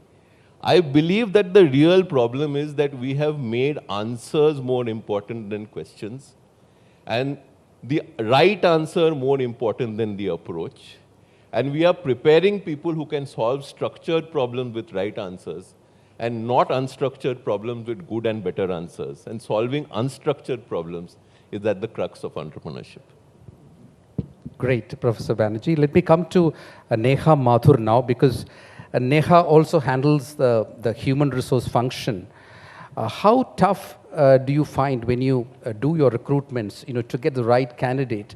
And when you do the recruitment, have you thought that, if we had a better kind of, or a different model of educational system, which also fosters innovation, you would have had a better kind of, human resource? Sure, thanks. I'll lean a little and take from what Sir said. Very interestingly, when we make hiring decisions in the startup ecosystem, we actually measure on input levels and not actually on outcomes, because we are solving problems that haven't been solved before. So that relationship between that if I provide this input, that's going to be the outcome is not known to us. We actually want our people to focus more on input, and through an iterative process, we will come to the outcomes. right? Which is so different from, as he said, was being taught in our schools, right? The second part is around, the other thing that we measure people actually on is curiosity and learning agility. Because it's again about doing something that hasn't been done before. It's doing it in a way that it hasn't been done before. So the only way to be able to do it is when you are curious, when you ask questions, and you do not fear the answers. The only way to do it is to fail fast and be very, very comfortable with failures. Bias for action is often a value system that you will see in the startup ecosystem being celebrated in every possible way. So those are actually the traits that we hire for. Having the right qualification, the right B school, yes, will take you somewhere just at a hygiene level. But what's the right fit for us? Like, I mean, I don't know if there's a right person or anything, but who we feel are successful in ecosystems like ours are people who have that learning agility, the curiosity, who've taken gap years, by the way. We always, I mean, to us, it's a great marker, actually, if you've taken some time off to think through and reflect on what you want to do, rather than getting pushed through, the typical structure. Okay, you have to do your schooling, then your college, and, then get a job as a doctor or an engineer, but you've been able to actually step back and reflect on what you want to do and how you're making an impact. Those are all the markers of success that we measure on. Not necessarily the pedigree that you come with. And the more we can bridge that gap, the easier it will be for us to hire. But because that gap does exist, because not all of these things, this entrepreneurial mindset is not necessarily always built, it takes us a significant amount of effort to find the right talent, because a student passing out of a school is questioning, what job should I get? We would love them to ask, what's the impact I'm making, what I'm building? Because that's what we hire for. Right. So in a startup, it is not just about a job. It's about ownership. Yeah, you're an owner. I mean, you are living your dreams of an entrepreneur through the dreams of the founder, essentially. But it's your organization. It's your dream. It's a purpose that you're driven by. While I represent and the HR function, but the reality is I'm as much, for me, as much the purpose of my organization and the success of my organization is important, and it's something that I obsess over. We often talk about ownership mindset versus employee mindset. In the startup ecosystem, success will only come to those who have that ownership mindset and not an employee mindset. Okay. Let me come to Rohit. Rohit has been, he's part of the Bombay Shaving Company, which is a 6-year-old company. It looked like a very innovative idea. It reminds people as to, when your products, shaving products are getting depleted, it reminds you as to when to buy them, etc., etc. So 6 years is quite is a good period for a startup, and you have stabilized probably. What is the kind of qualities that you're looking for when you look at people to recruit? What is your concept of starting early when it comes to fostering the culture of innovation? So in Bombay Shaving Company, there are 3-4 metrics that we look for in any individual. So one of the major metric is the culture fit. So Bombay Shaving Company is an organization where it's like a family. So maybe someone who is too ambitious and may not acclimatize with different kinds of people and might treat metrics more important than people, probably might not be a good fit for Bombay Shaving Company. So I think it's the culture that starts from the top that defines what kind of individual is more suited for what kind of role or what kind of company. So I think students or prospective new hires do not need to feel anxious or less confident because of what their individual capabilities are. They will find somewhere someone, as sir also mentioned, if there is a place for someone who has a GMAT score of 450 to be the head of innovation globally, I am sure there are enough opportunities in India for any individual available. So I think institutions and schools have a major role to play in that regard, where we not only sensitize students, but also sensitize parents to ensure that they let the child be. And like if I have to give an advice to myself who was 20 years old, I would say that don't take too much pressure. There is a path waiting for you. You will reach where you want to be. So I think we need to cut some slack for the younger generation and let them fly with their wings of curiosity.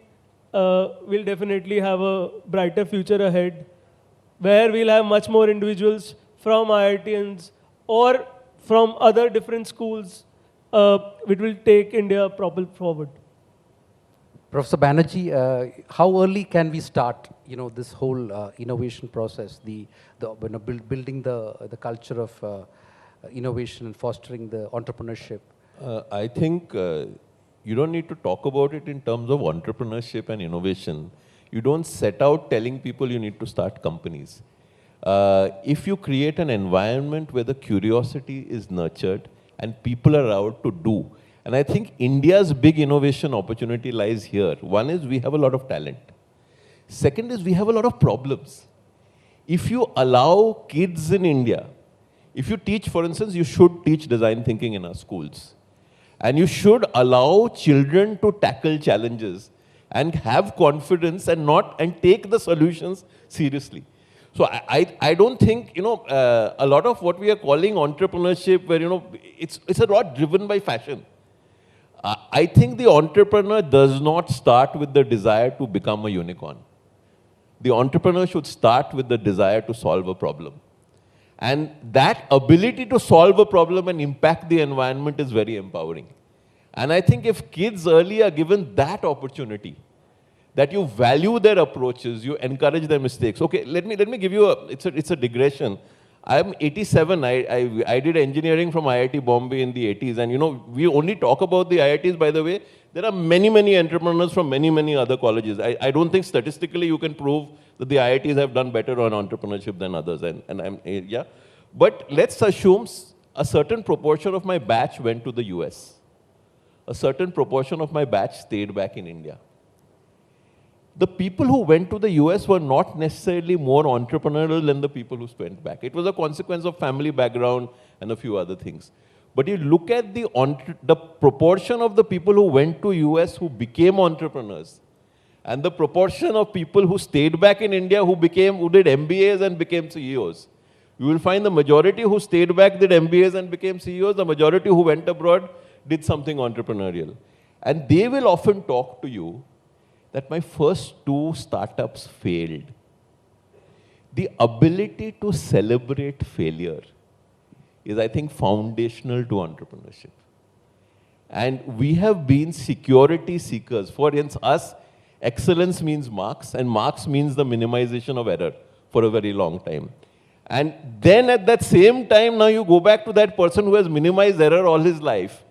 And now you say, now you make mistakes because that's the way you will create a company. It's probably too late. The DNA was there earlier. So how do we create and nurture that experimentation? I think the better schools are doing it in India today. But even those schools are functioning in a larger ecosystem. So I think it's not only the schools, it's not only the teachers, it's also the parents. That's number one. And number two, I think there is a more foundational question. It's an elephant in the room question. Our best and brightest must teach between 1st and 6th standard. The most important job in the society is the primary school teacher. That is where values and examples get skilled. Where are we making it the most respected job in the country? I mean, doesn't it start with that? Isn't that the most... In Scandinavia, primary school teachers are among the highest paid teachers. So that's a very foundational kind of an issue there. I just want to add, I have an 8-year-old and a 5-year-old. And I was really amazed, my daughter was talking about growth mindset, and that's what she was learning. She's learning design thinking in her school. And, she'd written a story, and she'd made quite many errors in spelling. And I said, why don't you correct that? She said, no, I'm not going to correct it, because I've made this error. I said, but, your teacher will call you out for it. She said, no, I've made it, I'll learn it, and I'll do it this way, right? And if an 8-year-old is able to do that, I'm hoping that, with those inputs, she will be somebody who will be curious, will be okay with failing, and will do some bit of innovation. But it has to start at that age for me to, contrary to saying, okay, you have to get these many marks and, everything should be right, all your T's should be crossed and all your I's should be dotted, being okay with making mistakes and learning from it. We need to start much sooner.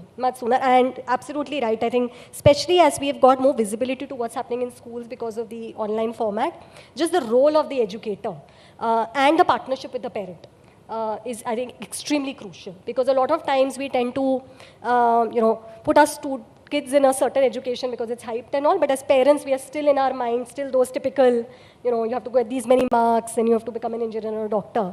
I think we also as parents need to change our mindset and work with the educator in making sure that whatever they are teaching our children, we are also teaching the same thing at home. So I think that ecosystem is very, very important to build at very early stages. I would like to add one thing. I think it's generally said that whatever gets measured gets valued. So if we keep measuring marks, then we'll keep churning out students who will be striving for getting 98, 99 percentile or 99% marks.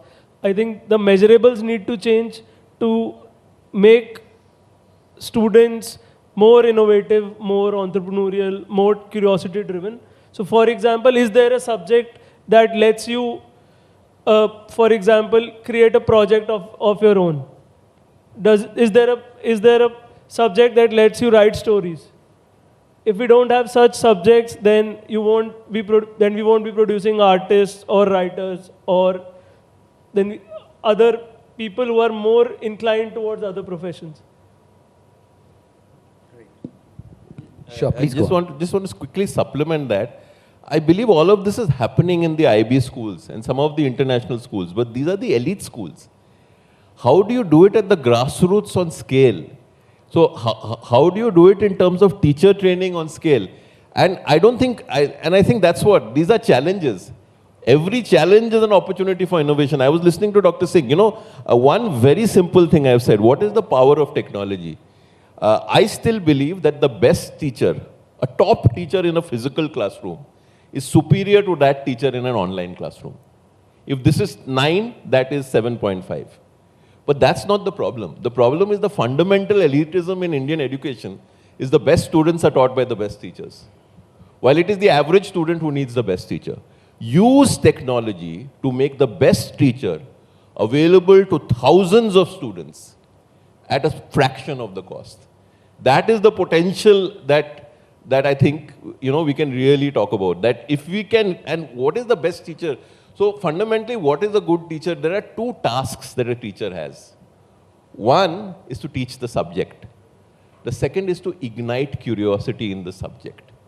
You should take a poll of teachers and say, what is the percentage weightage you give to these 2?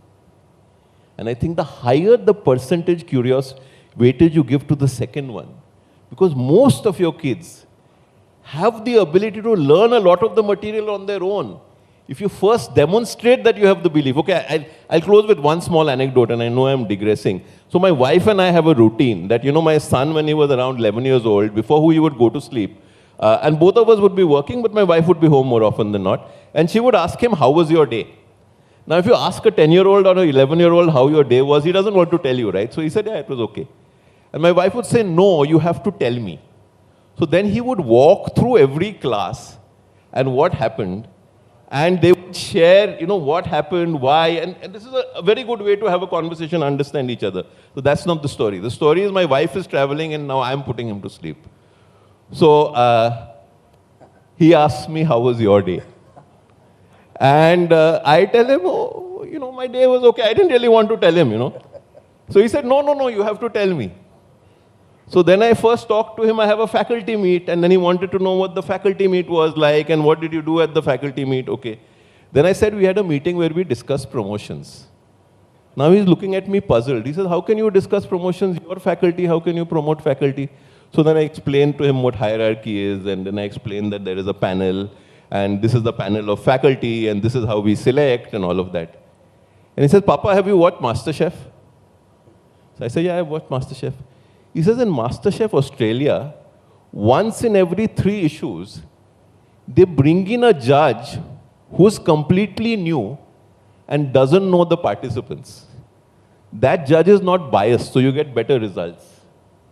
And on that faculty body for the last 3 years, we have been evaluating. Should we get an outside evaluator in promotions? And a 12-year-old can come up with that idea in 5 minutes. So my point is, do we nurture that inherent curiosity?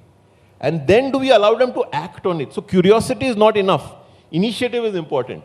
So initiative means that you're curious about something, go and find out. Go there and tell me. So that is where the action that you're talking about. So curiosity and initiative, you nurture it. Then at a certain age, you give them challenges.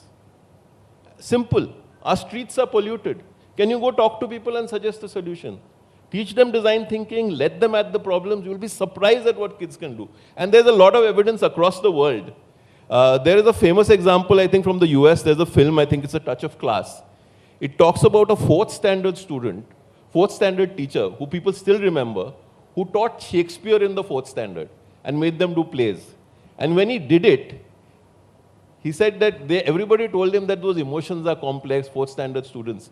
But he said the 4th standard is the time when kids are the best at role playing. And he demonstrated amazing Shakespeare performances by students at a very early stage. So, great point. We have got some eminent academicians in the audience, who could probably dwell upon the topic a little bit. Someone would like to come forward. Dr. Poonam Sharma. Verma. Yeah, thank you. Good to hear, the business school perspective and practitioners, and fortunately, Neha, who's an alumni of my college itself. So that takes me pride. I think you rightfully said that curiosity and initiative is very important. The other point that Neha was also making was instilling a sense of ownership. See, the educational institution, and for that matter, it's a very common cliche, follow your passion. I think we need to tell everybody that whatever you do that passionately rather than just following the passion. So there are things that we need to actually teach them as well. So when we talk about the entrepreneurial mindset, that is where it comes from, the sense of ownership. And in business schools, a lot of student societies activities which we let the students do, take up, start the idea, do it, plan, organize, do everything about it, and raise the sponsorship for it. So you know exactly what we are doing by creating these kind of activities. So that's the reason why most of the business schools also have a lot of startup ideas. So that's one thing that the educational institution maybe should work upon. I mean, that's my observation and my experience of being with this college. And what has been the experience of your incubator with the organization? Yes, we also have an incubation center, which is a Section 8 company funded by the government of NCT Delhi. We've had a lot of good ideas, but one thing that surprised me was that the kind of incubators we had were more from outside our college. And when we did not have an incubation center, there were more ideas that were coming and floating. So I was very curious, and I talked to the student societies and I asked them, I said, why didn't you guys come up? They said, ma'am, we have ideas and we can work on it own.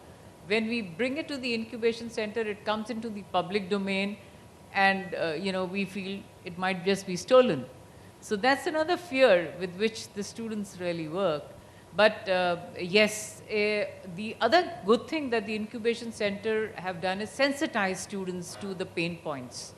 You rightfully said we have lots of problems. So it's the pain point that need to be identified. So having an incubation center is sensitizing the students. And of course, because the college has a brand name, so a lot of incubators do come in outside the college.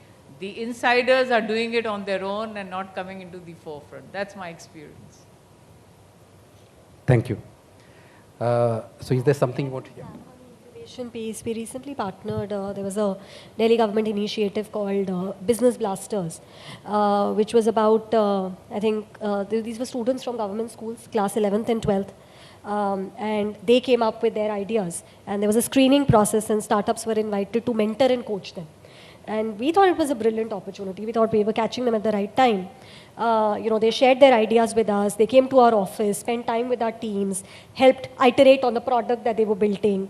We even got them some initial seed funding, some few orders. We advocate for them. And we would want to continue the journey of coaching and mentoring them. I think that's another area where there can be a very close partnership between schools and the industry, of mentor-mentee kind of a relationship, and coaching people and giving them the opportunity to share their ideas. So it was a good platform, and we're hoping to kind of continue with that.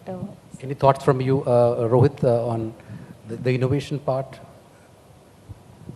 No, I think we usually keep talking about B schools being the springboard of ideas for innovators and for entrepreneurs. I think it has to start from probably 11th and 12th. We usually hear, for example, someone who is under 16 cricket team gets a leeway from attending classes or is allowed to spend time on the cricket field. So I think we probably need to have a function where innovation needs to get that priority. Okay, these are 5 set of students who are, let's say, in the innovation center, and they'll spend their time and energy more towards that. So I think that some initiatives like that can be a beginning to make the students take initiative towards getting themselves involved in those projects. If we keep, as I said earlier, if we keep measuring what percentile have you got, and the basis of that we'll select you, students will end up bringing that only. Thankfully, in a lot of corporates today, and especially in startups, the prospective hires are being evaluated on, okay, what extra did you do except being in a B school or being from some particular college. So the different variety of things you have done, at least in Bombay Shaving Company, the more chances are that your CV will be shortlisted and you will be brought on board.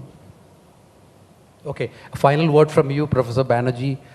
We have got so many ideas, but which are the practical ones that educational institutions can really, follow and sort of implement? So, practical ones that can be implemented, I would invest in teacher training, 1st to 6th standards, in terms of questions vis-a-vis answers.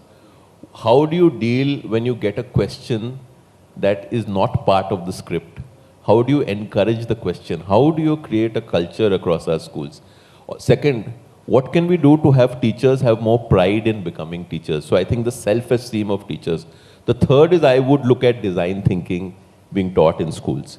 The fourth is I would say at some stage, I don't know what the correct stage is, but maybe 7th or 8th or 9th standard, if you could actually give children an opportunity with mentors to solve some local challenges and get them doing things and encourage their solutions, I think you would create some seeds that would go a long way.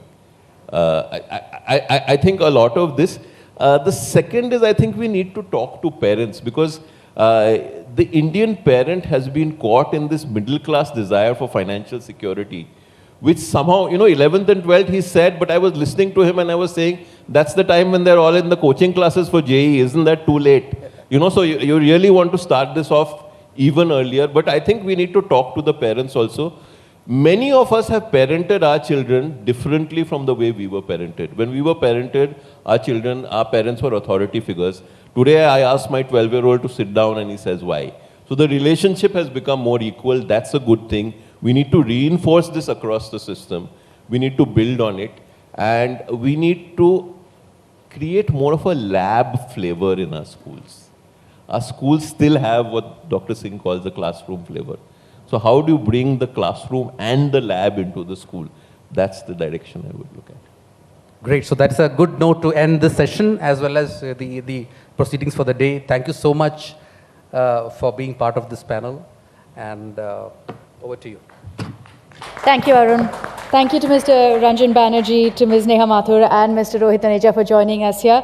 As Arun also pointed out, with that, we've come to the end of the India Today Education Conclave. We've thoroughly enjoyed bringing this conclave to you.